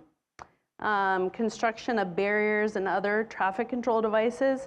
Do we see that mentioned in the project cost estimate? Are there barriers? Or is there mention of using down logs? Any type of mention, that's what we're looking for. We know what the common barriers are, so we'll do keyword search, down logs, boulders, and that type of thing to find it, to see if you qualify for those. It's 2 points each, right? You have use of native plants and materials. Again, we're looking for a mention of that. Incorporating universally recognized best management practices. A lot of times we'll see, let's say the forest and BLMs, you have your BMPs, you know them in and out, right? And you say, yes, we're going to use our BMPs, and that's it. Well, picture a member of the public, which they do look at these applications. What is a BMP? And even to us, what does that mean? What type of BMP are they using? So you can say we're using our BMPs, but say such as, and explain what those BMPs that what you're going to actually use. Incorporation of educational signage, again, that's something that I would go back and look in the project cost estimate, look in the list of project deliverables. Identification of alternative OHE routes to ensure OHV activities will not occur in the restored area. How awesome is that, right? So if you're trying to block off an illegal staging area and the public goes back to go there and you're restoring it, they're like, okay, well now where do we stage? We've got a trail right here. Putting up a sign telling them, hey, this is where you can stage. This is how you can get here. Super helpful to the public. And then at the end, you have the project solely for restoration planning. You do get points elsewhere for restoration planning. You just don't qualify for them here until you're ready to move forward with your active restoration project or passive. Next slide, please. All right, so you've seen this before, potentially in some of the other presentations. It's really just a quick checklist for criteria number 7. On the left, you have items that we're looking for both the public and the stakeholder meetings, the meeting dates, locations, number of participants, how did you notify them? That's where you're uploading documents. Where they showed you earlier, there's new options to be able to upload them. Did the applicant host it? So if you are the applicant, you're the forest applying, you should be hosting it. If you're the nonprofit applying, you should be hosting it. So if it's your application, you should be hosting those meetings to qualify for these 2 points. In this case, the 1 point for the public meeting, but same thing for the stakeholder meeting. Were they separate from an internal agency meeting? If they were with an internal agency meeting, were they their own line item on the agenda? It has to be very specific that you're making time available for the public to give their input about these projects. And that's where the rule of the meeting has to occur within 12 months of the application and no later than the preliminary due date, right? So you've got the March 3rd date as your last opportunity to meet. Now, if you've already had meetings, first of all, if it was virtual, we would have needed to receive a notification by now for you to qualify for it. So keep that in mind. It might be worth having another meeting so that you qualify for these points. If it's virtual, because you have to email the inbox to let us know it occurs. We might even show up. We've had leadership showing up into those meetings if they have time. That's something that we're looking for with that notification. With the stakeholder meeting, a common issue we see is that one stakeholder is listed, but in the criteria, it actually says stakeholders. So it actually has to be 2 or more. Those meetings don't have to happen at the same time. They could be separate meetings. But when you have a stakeholder meeting, you're going to list how they're a stakeholder to the project. Is it a local farm owner that is nearby and they're also seeing a lot of illegal activity affecting them, and you want to meet with them and say, hey, look, this is how we're going to solve for it? How valuable is that? I know this is only 2 points, but in regards to impact, meeting with the public and getting feedback, and Jen even mentioned it before, with us not commenting on the criteria this year, the public are going to be more important than ever. So if you can encourage people to look at your applications and provide comments, this is a really good time to do that and moving forward. Next slide, please. Yeah, good points, Jess. So moving on to criteria number 11, we talked about the differences between active and passive restoration really throughout our whole presentation, but this is the criteria where you will receive points for it. So size of sensitive habitats, criteria number 1. For this criteria, make sure to list your acreage of active restoration within number 1 of your project deliverables. That's that active section, or the describe the size of the specific project area section within your application. Those 2 areas is where the review team is going to review or look back to on the application to make sure that your selection is eligible for these points. Furthermore, you'll want to list the type of sensitive habitat within your acreage statement. We have the 3 different types here. So we have area of critical environmental concern, designated wilderness areas, wild and scenic rivers, meadows, wetlands, etc. So we often see applicants making this selection even though the work is not being done in one of these sensitive area. So please just only make this selection if it actually truly applies. Our team does spend quite a bit of time on this question. I mean, all questions really, but this one we tend to take a closer eye out, closer look out, just because there's so much like criteria for it, because that sensitive habitat is critical here. The intent of it is we want to basically award applicants for doing restoration work in sensitive habitat. Next slide. I think that might be, oh, one more. Okay, criterion number 12, the cause of restoration activity. So for this one, the key concepts are, and the question reads, is a majority of the restoration activity being performed in the project area, so your current project that you're proposing, caused by current illegal or illegal OHV recreation? This is 20 points, right? So if you're coming in and let's say you're decommissioning a trail that used to be legal, it'd be really hard to justify how, especially if folks haven't been riding on it for a long time, it's not current activity, it'd be really hard to qualify for these 20 points. And this is one of the criteria that if there was ever a criteria that the restoration team or leadership could come and check, it's going to be this one, because that's 20 points, right? So if we came out to your project area and you said that this activity is currently happening, which obviously we want to address right away, right? That's why there's such a value to this point. We're going to go out there and look for illegal incursions. Are there tracks? Are there signs of that activity? You might even take some videos, because we might come out and say, hey, what can you show us to prove that this is currently happening? Because we're going to give priority to those projects. That's why you're getting 20 points for this one. Next slide, please. All right, well, that wraps it up. Thank you, Shane and Jess, for helping me out with this presentation. But again, if there's any questions, please raise your hand. If you're in the virtual world, you can use the hand raise feature. I just thought of one tip I meant to say with one of those prior criterion. It's not a bad idea to look at the criterion before you even write your application. If you go in there and you see where the points are being given, that's how you're building. We built the criterion off a statute to basically paint the picture of what a perfect program would be under restoration, under ground ops, under education and safety. So it's a really good idea to go in there and look to see where those points are occurring. That's basically looking in our minds. What are you prioritizing? And you can build your application around that. Obviously, it's going to be more competitive if you do that. And you can go into Olga and look at final applications. You can also look at preliminary applications, but the problem with that is we probably commented, they probably made changes. So really looking at the final applications is the best that you can do. And you can see the entire applications for yourself, your agencies, and everybody else. It's all available to the public. Did you have anything to add? Yeah. Did you find any toads out there? Or did you get toads? No. Oh, you're good? Okay. All right. Awesome. Any questions, guys? That's a good question. Where are the videos going to be posted? That should be posted on our resource page. And it's just a matter of time. We'll try to get those up as soon as possible so that it benefits your applications this year.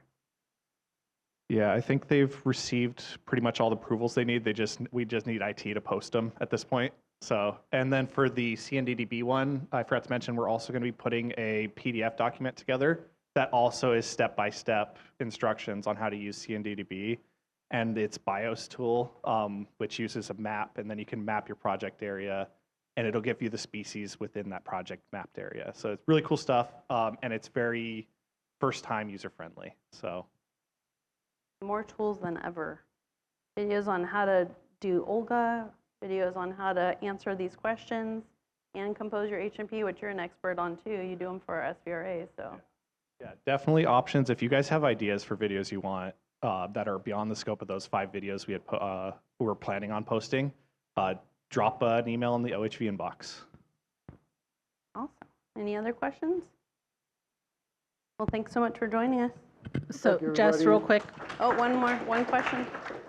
Can you talk a little bit about a restoration planning project versus a regular planning project and where you how they kind of commingle But like there may be an option that benefits by doing a regular planning project versus a restoration planning project? Absolutely. Really, the most recent one I have seen, and it's still actively happening right now, is that Joshua Tree project. One thing that I like about the restoration projects in general and all the different options, you have 3 years to accomplish it, but it doesn't mean you have to use those 3 years. So let's say you came in for a restoration planning project and you accomplished it all in a year. If you send in your closeout documentation, we could wrap that up, close it. That could kick you off into applying for your on-the-ground work. So you have a lot of flexibility. So Joshua Tree, they did take the full 3 years. Sometimes in the federal government, things take a lot longer to put in place, like contracts and things like that. So the feds definitely have to keep that in mind when you're thinking about your strategies, especially a 2-phase project. I remember Paul mentioned that last year. You know, he used to work for the forest, how hard it can be sometimes to get everything accomplished within phase 1 and then have time to do the work in phase 2. So definitely keep that in mind when you're thinking about your strategies. But yeah, if you came in like Joshua Tree, they did their 3 years, they needed those 3 years. They reach out to me and ask questions throughout the whole life cycle of that planning project. At the end, we got their plan. We actually keep that on file. We actually will send that to our environmental team so that they could refer to it in the future. And now they're actively doing their restoration work again another 3 years. So really, keeping in mind your time frame has a lot to do with how you move forward. Is that enough? You want to add to it? Okay.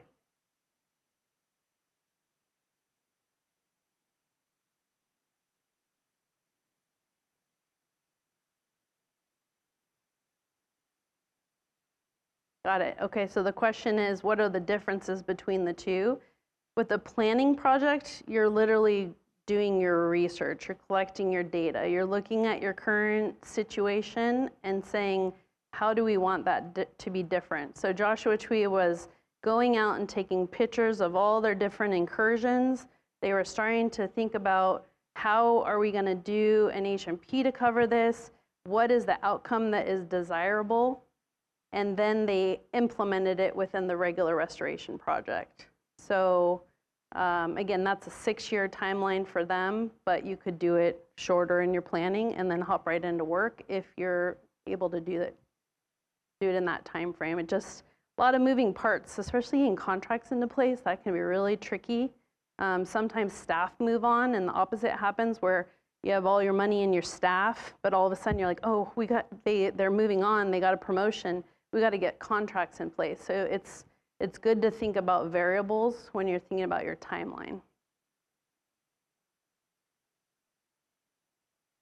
Good questions. We love when you guys ask questions because it saves us time on the review side. So, anything else? All right. All right. Our next presentation is acquisition, development, and planning. We're going to take a quick, we'll do 5 minutes or so. Maybe let's do 10 minutes because I've got to use the restroom and get a mic on and get ready. So we'll be back here at, I guess we'll say 3:20 to round up there.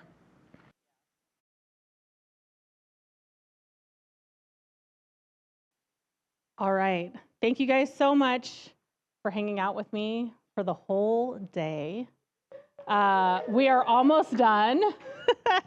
So I promise you, this is like going to be down and dirty. I may skip through some slides, but please, whatever you guys have question-wise, these ones are not that we ever have like the more boring project types, but I would say that these are the more straightforward project types. I'm going to buy land for OHV recreation. I'm going to develop something for OHV recreation, or I'm going to have a plan of some sort for OHV recreation. So welcome to acquisition, development, and planning. I am Jen Grady, for those of you that don't know yet. Next slide, please. All right, so like I mentioned, we're going to talk about the what, the why, some helpful tips. I'm not going to go through deliverables. I'm just going to open it up for you guys if you have specific questions. Like I said, the deliverables are pretty straightforward. What am I going to buy? What am I going to build? what am I going to plan? And then some criteria questions that we constantly see issues with to try and help you guys better understand what the division is looking for.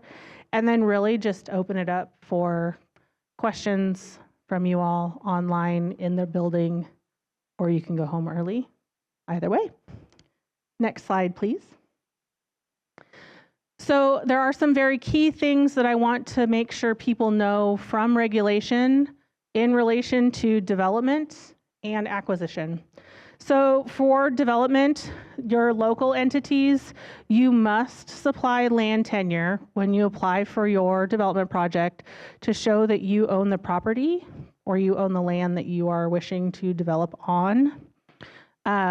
Warranty of use. So there are use warranties associated with both development and acquisition. They are different. Acquisition property must be used for OHV recreation forever if you acquire land with our money. If you develop, it must be used for OHV recreation for at least 25 years after completion. So some of you that have developed things with our funds prior are going to potentially start receiving emails from our compliance unit. They will be coming out to check to ensure that your development items are still open for OHV recreation. I urge you to look at the regulations because there are also funding things tied with those. If they are no longer open for OHV recreation, there will be potential that you will owe money back to the division because you are no longer meeting the warranty of use. Next slide, please.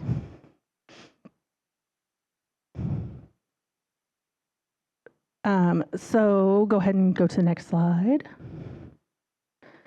So when you're determining your cost of your project, we've talked about this like in a lot. Oh, do we have a question? Hold on 1 second. They're going to bring you a mic. A question on acquisitions for the warranty. Is that held, like how is that, I guess, it's not captured in the deed, like as a deed restriction. Is it just something that's more informal, intent of it? So if you're buying with our funds, your intent should always be for it to be for OHV recreation. It would be through your land use plans that you guys are making. That is part of the questions that they ask. So they want to ensure that it aligns with like your master plans or things like that. I can talk with you offline a little bit more about it and look through regulation because there are some very specific notes as to the warranty of use. Okay.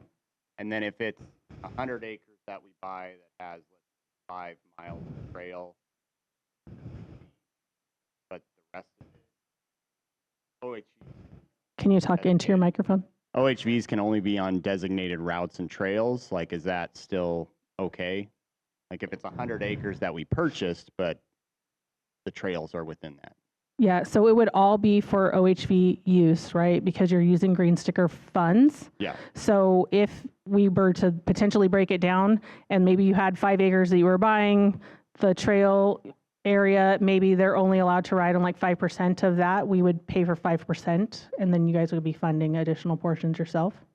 Most of the time when land is acquired through the BLM, it's connector areas to connect with like current riding areas connecting to maybe an off-segmented riding area. I would tell you to look through past applications.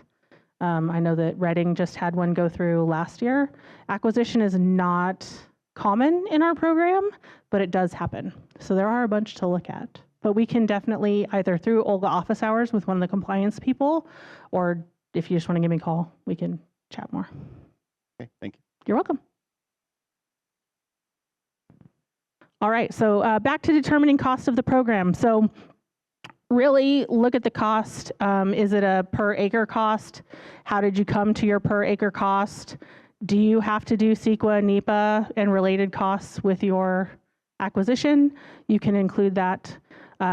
If you're doing CEQA or NEPA with development, you would list it as a 2-phase development project, meaning you will complete your CEQA and NEPA documentation prior to any on-the-ground work being done. Submit it, we'll give you approval to move forward with your development. So it is an option. If you think you can get all of that done in 3 years, you can do a 2-phase development project. Next slide, please.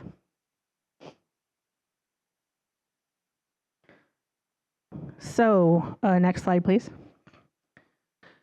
We do have some general tips, which I think have been beat into your heads today. Make sure that if the question says narrative, or the question says project description, or the question asks you about your cost estimate or your background, make sure that your information is there, because when we go to verify your narrative or we go to verify your answers, those are the sections within your application that we're going to look for that information. Be confident in your answers. If the question requires you to insert a plan name, include the full title and the date, so month, day, and year if you have it, that the plan was published, and make sure that that plan contains the project area in which you're planning to develop something. All of your evaluation criteria, as we've mentioned over and over, should align with your project description, align with your deliverables. Make sure that you're actually addressing the question in the narrative box, if there's a narrative box there, and include how your project will be involved. Next slide, please. So question number 3 for acquisition and development is the benefit to the OHV recreation program. Be specific to the project area and how that project area will benefit from either the development of what you're building or the land in which you're acquiring. How will the grant funding be used to accomplish your items? Are you building a bathroom? Are you buying land, as I mentioned, to create connectors between current riding areas? You do need to reference and be specific the activities that will be funded in the grant. So don't select connecting trails as part of your project if you're building a bathroom, because your bathroom does not connect trails. We do see that sometimes, which I know is odd. Additionally, if the bathroom or the project is to construct a bathroom, the selection of restore or maintaining trails or connecting linkages, that's incorrect. Just a different way of phrasing that same sentence. Next slide, please. This one is similar to questions within ground operations. It's development question number 9, acquisition question number 5 in relation to motorized access. So the question is, the project is intended to lead to improved facilities that provide motorized access to the following non-motorized recreational opportunities. So the big thing is respond only if you are going to complete projects that include roads or trails. So you're developing additional trails, you're acquiring for trails so that you can access camping, hiking, fishing, hunting, birding. The example on the screen here, which I can let you guys read yourself, is basically saying we're going to acquire this land that's going to provide motorized access and trail connectivity to this staging area, to this hunting area in my BLM property.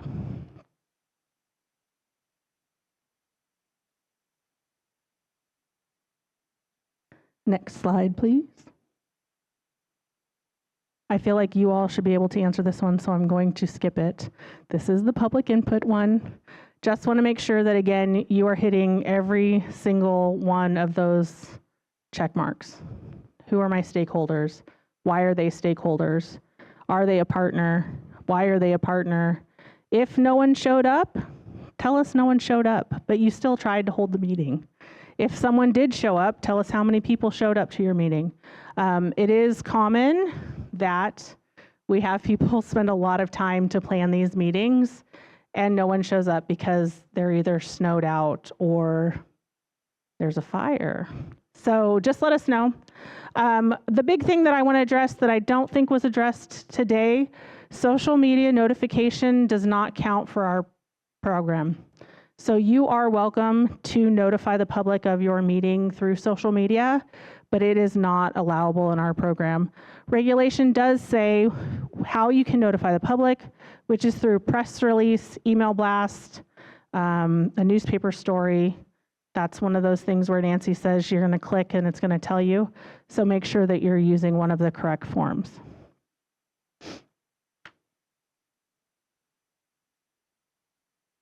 Oh, we talked about the stakeholder one. You can skip this one.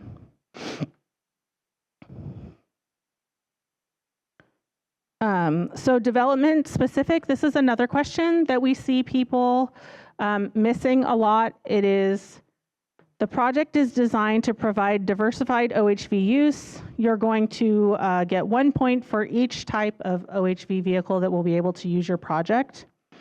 We really want to know how the visitors will be using these pieces of equipment will benefit from the project. If you're building a 50-inch wide trail, then you can accommodate more diversified use than if you're just creating a single track trail. So you're going to let us know projects, obviously, that serve a more diversified use that can accommodate more user groups are going to gain more points. And you can't ride a bathroom. So if you're building a bathroom, you're not going to get points on this one. Next slide, please. So sustainable materials and technology. We know we're all wanting to make sure that we're helping the world become a better place and live longer for our children. We do want to know if the materials you're using are low flow toilets or recycled paints, things of that nature. We would expect to see this within your PCE when you're saying that you're buying different types of paint, that they are sustainable.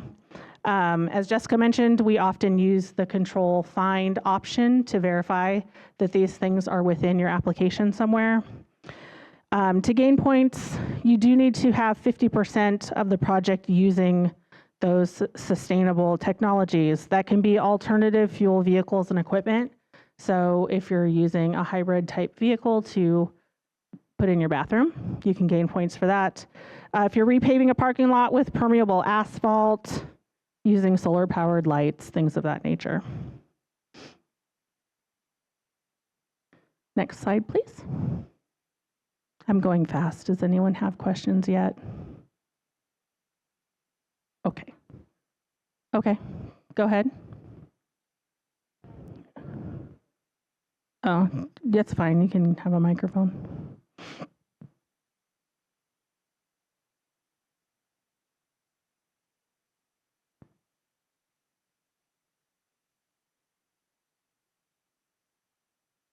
Is it gone?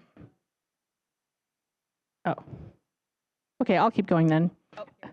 Oh, okay. Okay. Hold on. Is there a specific amount of time from acquiring property that OHV recreation needs to be developed on the land? Or would it suffice that there's an active plan to develop the property for OHV recreation? Ooh. I think I would need to look. I believe one of the questions is that there is something within either a management plan for the area that supports the fact that OHV recreation would be on the land that you're acquiring. But we can definitely look up and email them back specifically about that. I mean, timeline for developing. There is a question in criteria, I don't believe I have it in here, that talks about if you're going to be using grant funds to develop the land once you've acquired the land. That is a similar thing that we see coming through. We do understand that it often takes time once you are acquired land to make the development happen. There's not a requirement in regulation that says, you know, it has to be done in 5 years or 2 years or 1 year. It appears that it's your own plan that you put in and whether division accepts that plan during the process. Correct.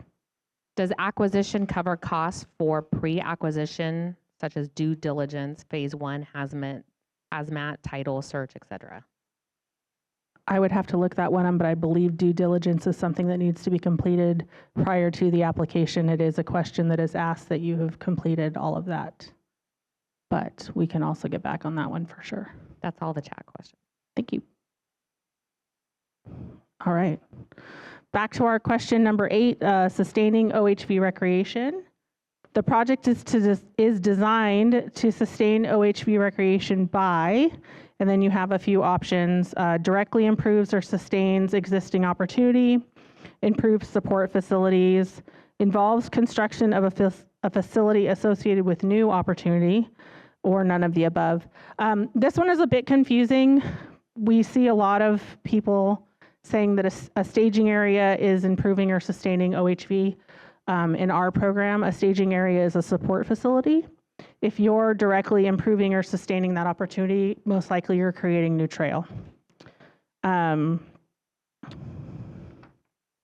think that's it for that one. Is that one clear? I know that one's a little confusing. We had a lot of comments last year about that one. Okay. Question number 13 is off-site impacts. So this question specifically wants to know what you're developing and how it's mitigating off-site impacts. One of the questions that we saw a lot of issues with was people trying to choose sound, but saying that they were only working through certain hours, and by working through those certain hours, they were dealing with off-site sound impacts. You have to look at it as the outcome of the project, not the building of the project. So how is the trail that you're developing dealing with sound issues, not the people that are out working on the trail to develop dealing with sound issues? Some of that is runoff also. We had people saying that they were dealing with sanitary issues off-site by having a porta potty out for their contractors, which I think is wonderful. But really, it would be the development of the bathroom itself that is dealing with the sanitary items by having somewhere for people to go. Next slide, please.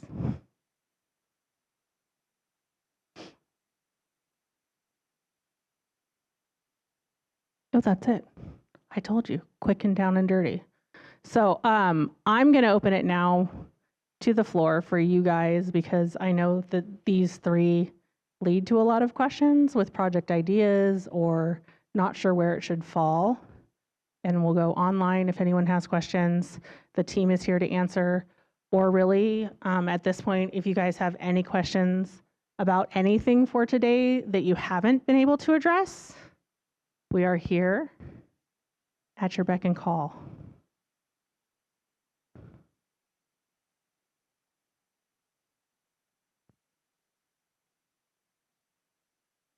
Hello?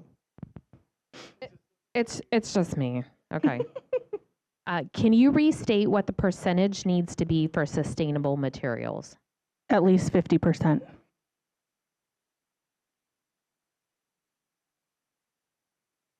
I think we have a question up here.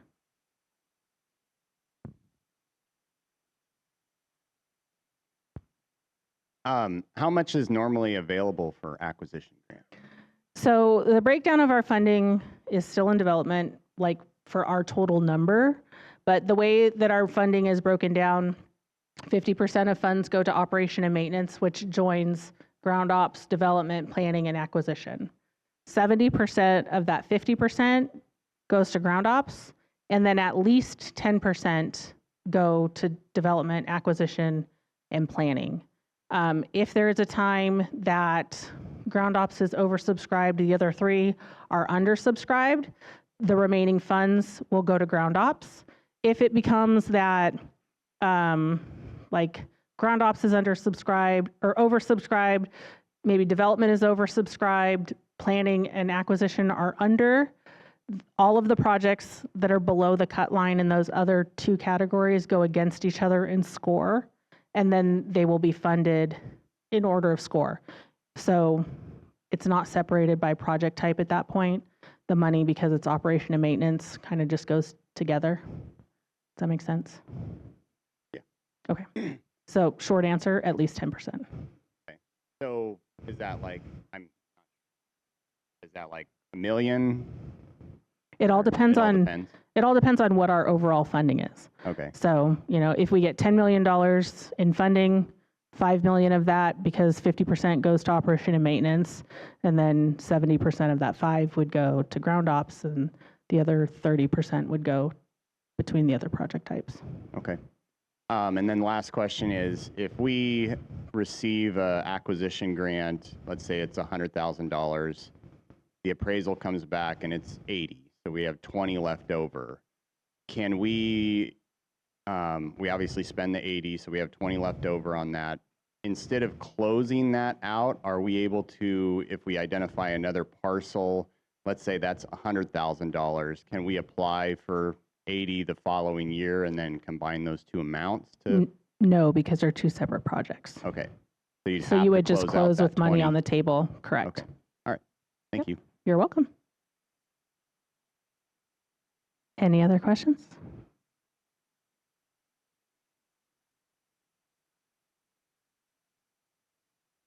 I just wanted to clarify for the meetings, are we allowed, I know some of them need to be separate, but are we allowed to hold, like if we were doing a meeting for multiple projects, so say we had an education and safety project, a ground operations project, could we hold those public meetings concurrently, or do they have to be separate per project? You can hold one meeting for your agency with each project type being like laid out on an agenda so that people, it's very clear that they are providing input on a safety project, they're providing input on like whatever project you guys are coming in for. It's very common that people hold one public meeting to say, we want to come in for OHV grants, right? Because that's what that public meeting is about. I want to come in for a grant. I want the public to tell me what I should be applying for and help me develop those plans, right? Because that's the whole point in getting the public input for those questions. Thank you. You're welcome.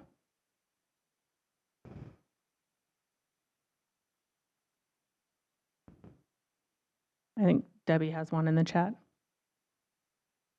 You're getting your steps in now, Jess. Is preparing a 25-year lease purchase option an eligible cost under acquisition? I believe that yes, a lease is available under acquisition, but I would want to clarify if one of you can open the regs and double check that for me. I know fee title, but I'm pretty sure a lease of land is also available. They'll be right back with the microphone. Don't play stump the chump, please. That'd be me. That'd be me. Could a trust acquire land and then, I mean, a lot of times land trusts, federal government acquire land and basically hand it over to us or transfer it to us because they can actually move through the transaction faster. I have to get that answer for you offline. That was my stumping question. I could tell. You're fine. You're fine. Oh, no. So why would I apply for a restoration planning project versus a regular planning project for restoration activities? If you wanted to get restoration on the ground work done at the same time as a plan, you could do that. That would be one reason that you could do restoration planning versus regular planning. If you thought you could do it all in 3 years, it would be a 2-phase project. I would steer people away from that at times because, as we all know, it is hard to get a lot of those plans done in 3 years and get on the ground work done. But if you had something that was potentially almost finished, right, you could come in to help request funds to get it done and then start your on the ground work. You would talk to Mark because that's what Mark did. And I think there's a benefit for the match going either way too. Match is lower in restoration, yes. The minimum match is 10%, so that's an option, but you are then limiting yourself. Awesome. Neil has a question. Come back with the microphone. Hey, Jen. Can you hear me? Yes. Yeah, so on deliverables for acquisition, it can be a lease of 25 years or more. Thank you. Yeah. I don't think you told us, or maybe I wasn't listening, but do you know what the funding is going to be for this cycle? If not, and when would you know? I do not know. I unfortunately don't know when I'm going to know. But we do not know yet. We will let you all know when we do know, though. I'm hoping soon. Anything else from anybody? anything about anything from today. It was a lot to digest. As you digest, feel free to email the info line. We can develop some frequently asked questions. If we get them, we'll post them online. As we mentioned, all this is recorded, so once we get it from our audio video folks, that will also be uploaded for your perusal in future dates when you can't sleep and you want something super exciting. I mean, yeah. The your slides, these slides didn't come through on the zip file that went out. Will you be able to? We'll get them out. Okay. They're very close to the same as last year if you went and looked from last year also. I mean, I worked really, really, really, really hard on updating all of them. All right. If there's nothing else, I will again thank you all for spending the day with me and my team. I really want to thank my team for all of the hard work that they did, both in their presentations and in the development of this workshop. Nancy, she worked her tail off. The compliance unit as a whole. Really everybody, great work from you all. Thank you all for coming in person. It is a breath of fresh air to see folks face to face again. So I look forward to next year, and hopefully those of you online can also join us in person next year. We're not sure where. Potentially Reading, up higher north, we'll see. Maybe back down south, kind of flip-flop around. So that is it. Thank you, everybody.